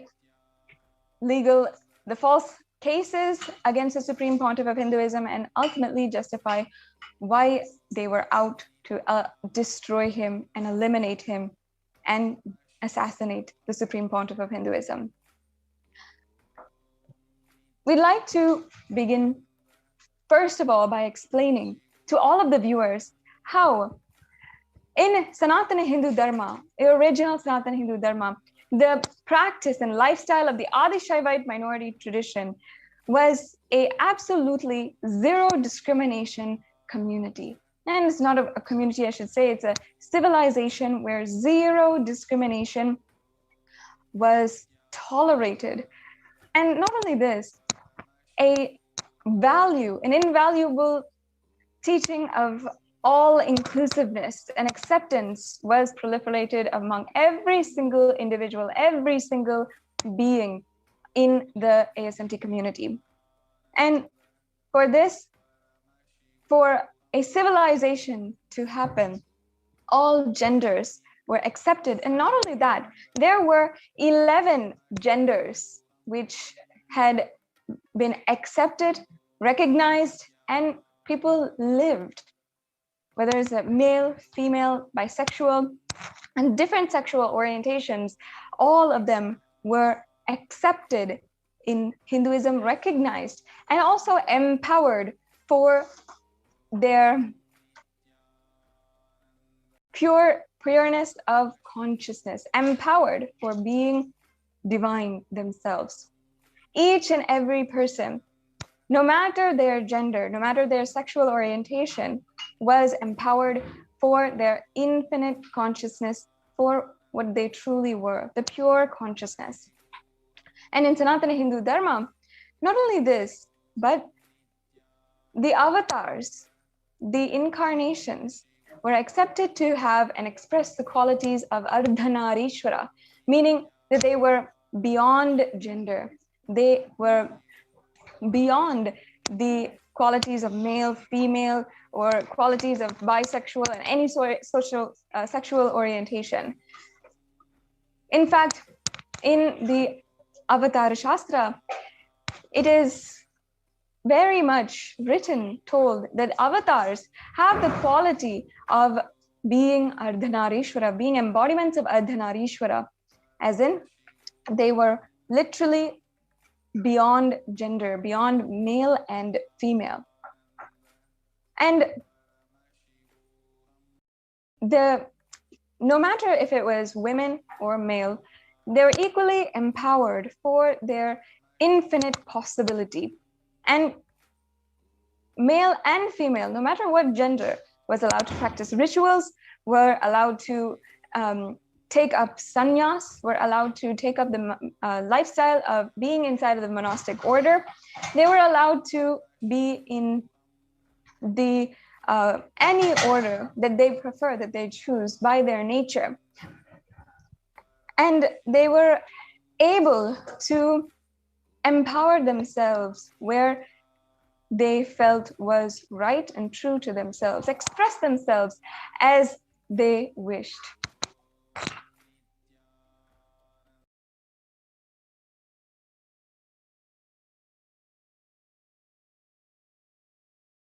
Yes, sorry for the technical glitch. As I was saying, in Sanatana Hindu Dharma, the 11 genders were accepted, and each and every single one was empowered for their infinite possibility. And there were more than hundreds, more than 10,000 sampradayas where they were empowered, and all genders lived in one civilization in harmonious equality, in harmonious living.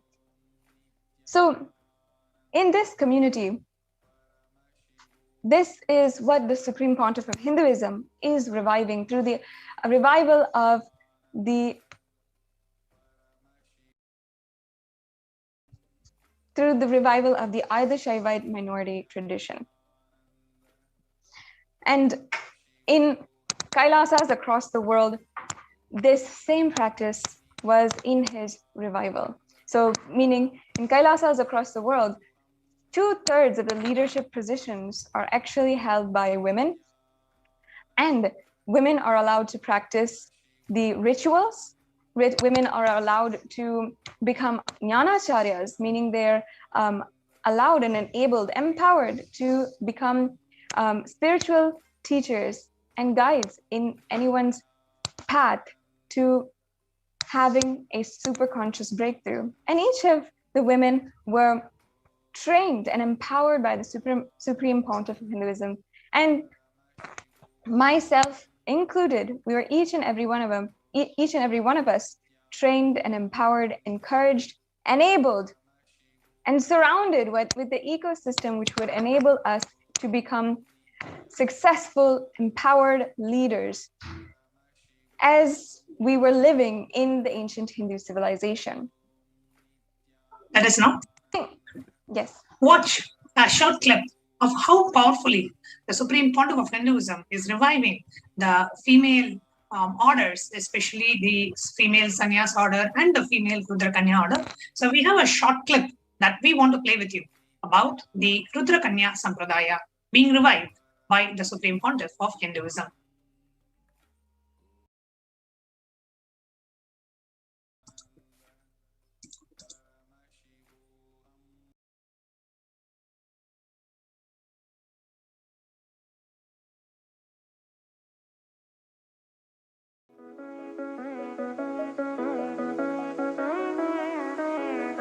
Hinduism is home to a lineage of powerful, chaste women, the Rudra Kanya.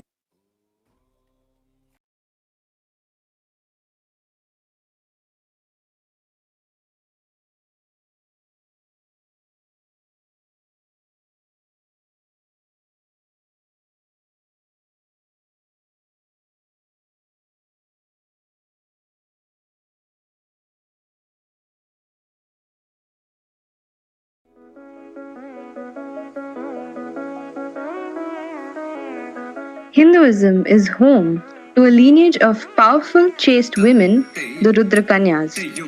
They embody a ferocious statement of devotion and chastity to Mahasadashiva.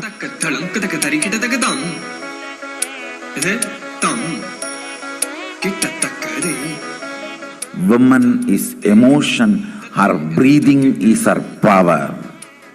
A chaste woman, her breathing will impact the universe. A Rudra Kanya burns the society's idea of what a woman should be. She is the very form of Devi herself, Adi Parashakti. She is eternally auspicious, Nitya Sumangali. She is the embodiment of chastity, where every cell in her body lives only for Mahasadashiva.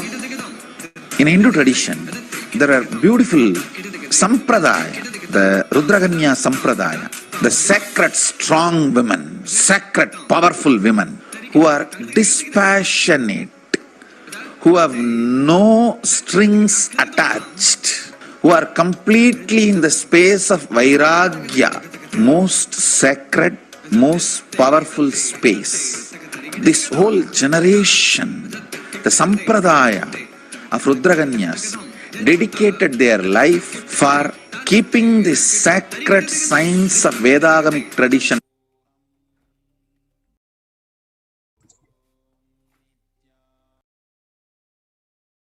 As you can see how the Supreme Pontiff of Hinduism is reviving all the ancient sampradayas, and not just the sacred feminism. As Sadashiva Priya was telling earlier, the very Adi Shaivite minority tradition, and we can have the NTV operator can project Sadashiva Priya as well. So we can have in Adi Shaivite minority tradition and in Hinduism, Hinduism accepts 11 genders.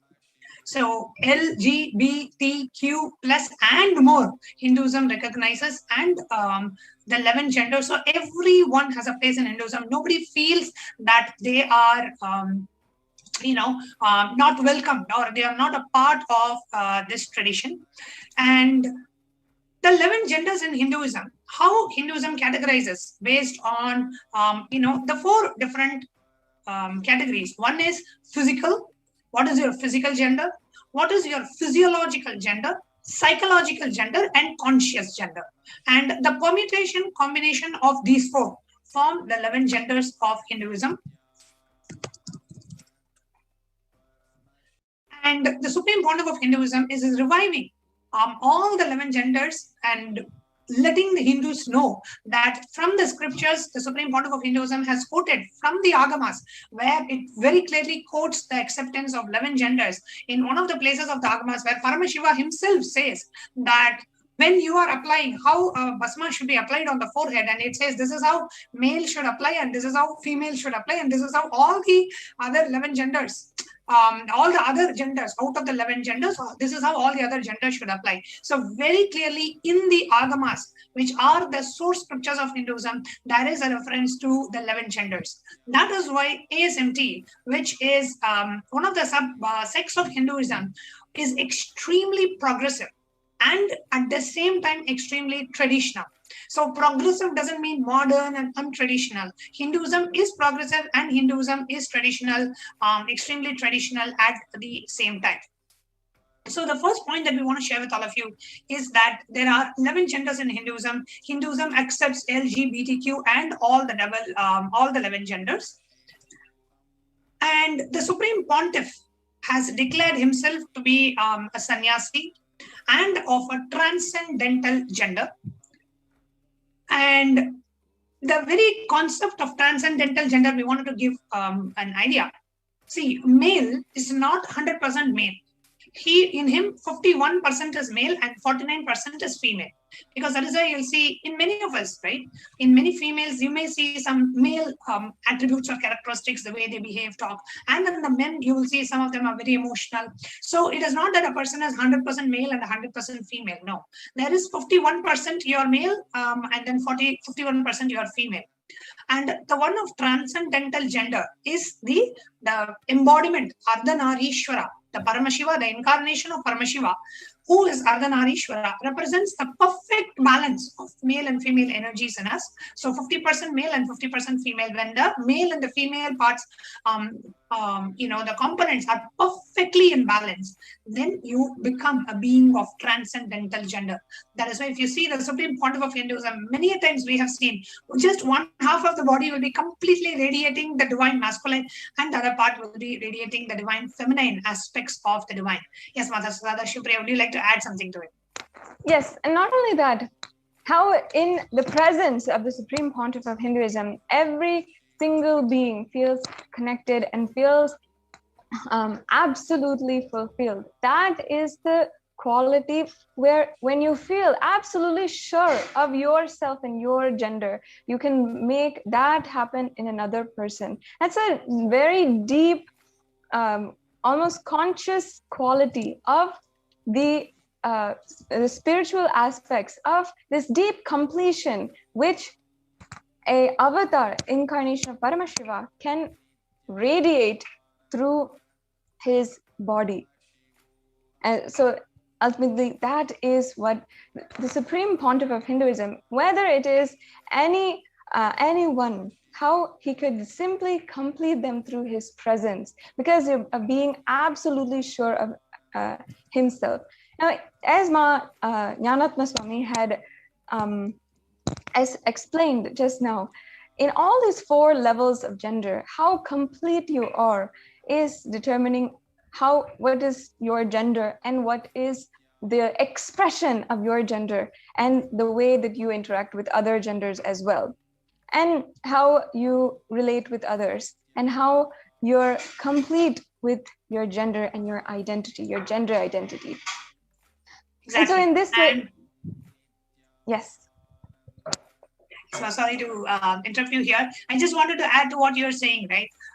The very concept of Ardhanarishwara, where a being is of transcendental gender, gone beyond the identities of being male and female. And this very same aspect was attacked by the anti-Hindu and the neo-Hindutva groups, saying, and when Swamiji, when the Supreme Pontiff of Hinduism was targeted and during the persecution, he was ridiculed. So much of character assassination happened, ridiculing that Swamiji is saying he's not a man.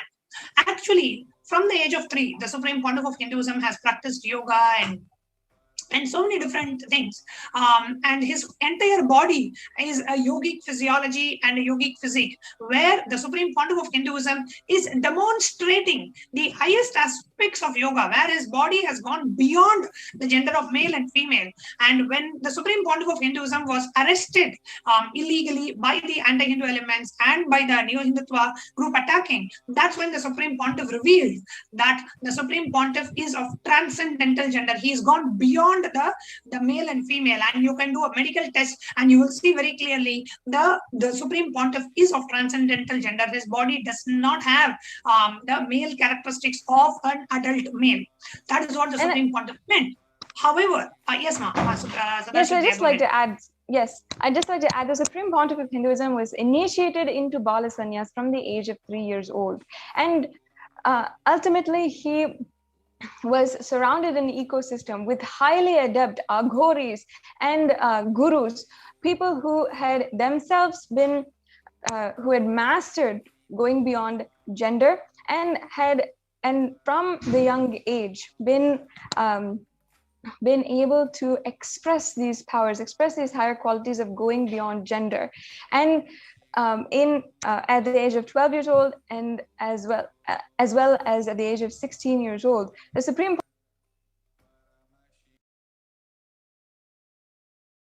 how he had been able to accomplish the superconscious mutation for celibacy, and as well he had then after that been initiated as the incarnation of Paramashiva at the age of 16. So at the age of 16 itself, he had demonstrated to some of the most esteemed gurus in India itself, and to the most accomplished Aghori sadhus as well.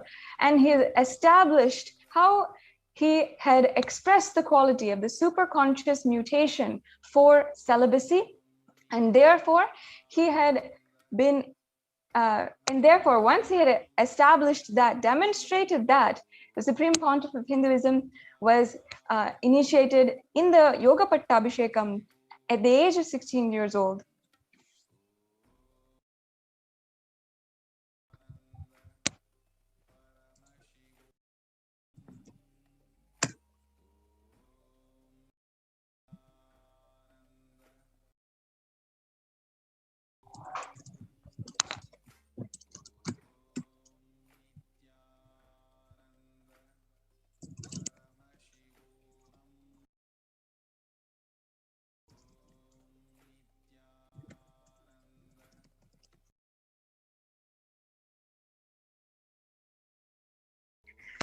Yes, leading with all the viewers for that technical difficulty.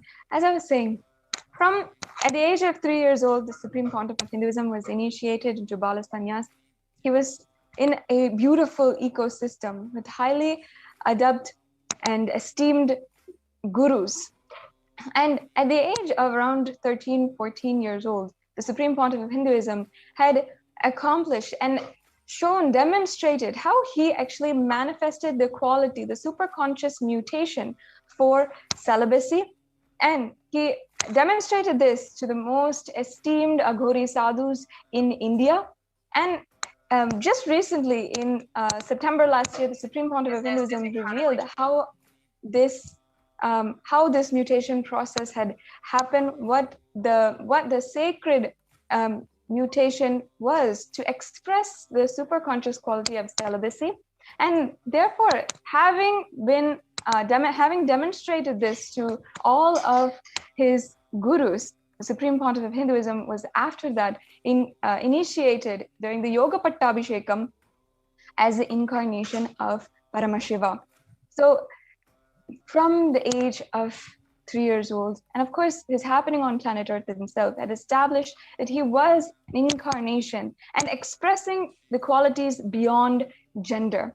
And as Manyahatma Swami was saying, and in 2010, when the Supreme Pontiff of Hinduism was forcibly kidnapped, arrested, and then interrogated, the Supreme Pontiff of Hinduism had been interrogated, and his only answer was that he was of course not capable of what these people were alleging, and that he was not a man. But using this very statement, the media went absolutely ballistic, trying to mock, ridicule, and incite hatred in the public for the superconscious qualities and the expression of superconscious.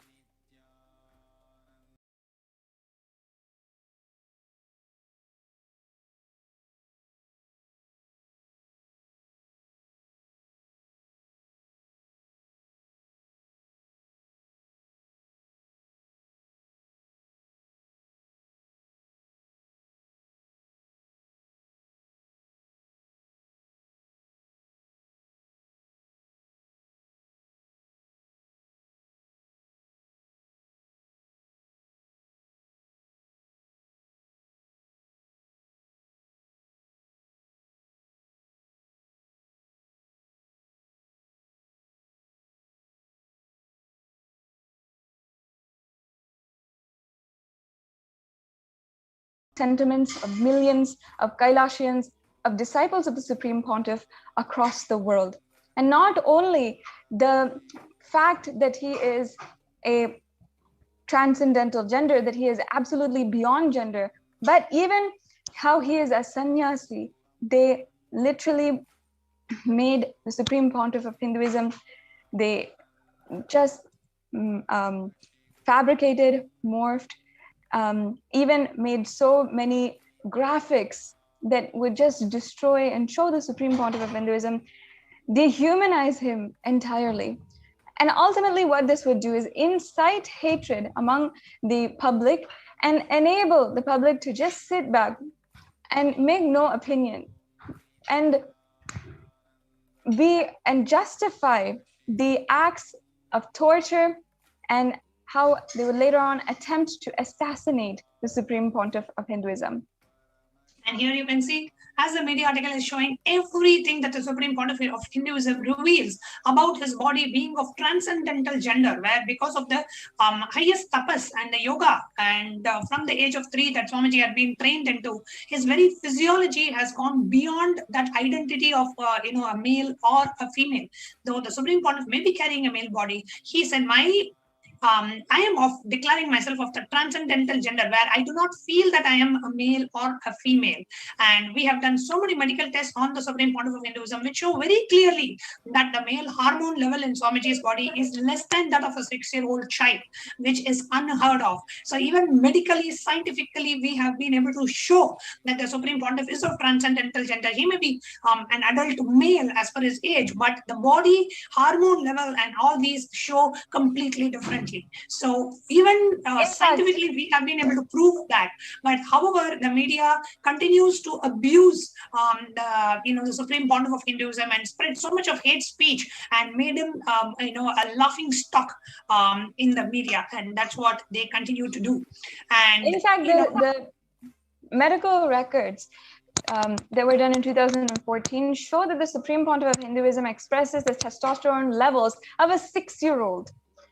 Literally a 6-year-old, meaning that what the Supreme Pontiff of Hinduism was declaring to the world, that he was transcendental gender, that he was absolutely incapable of the crimes that they were alleging, was true from the beginning. And yet in the media, what the general public was knowing was the complete opposite.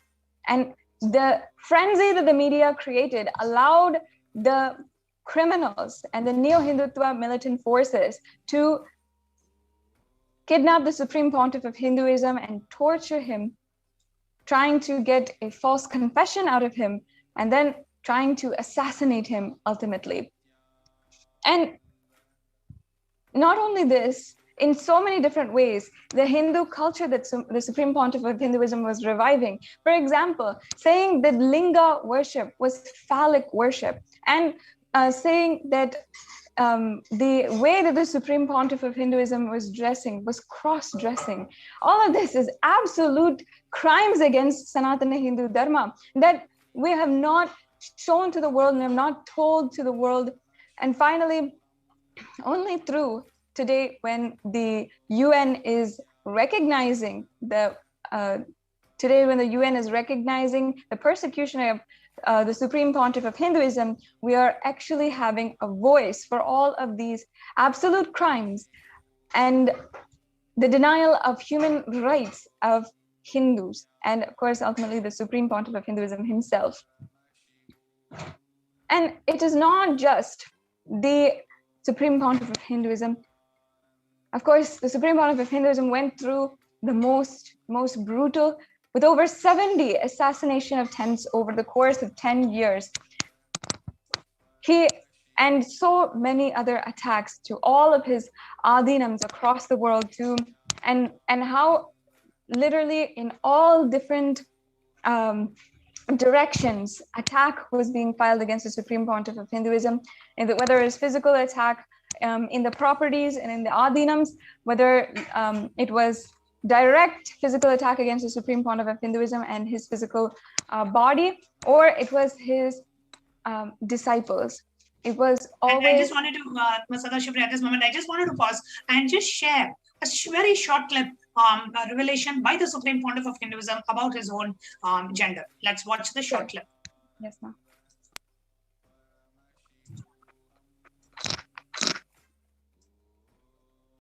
I can say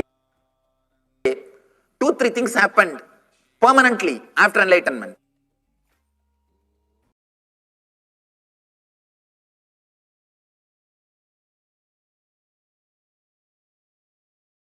First thing,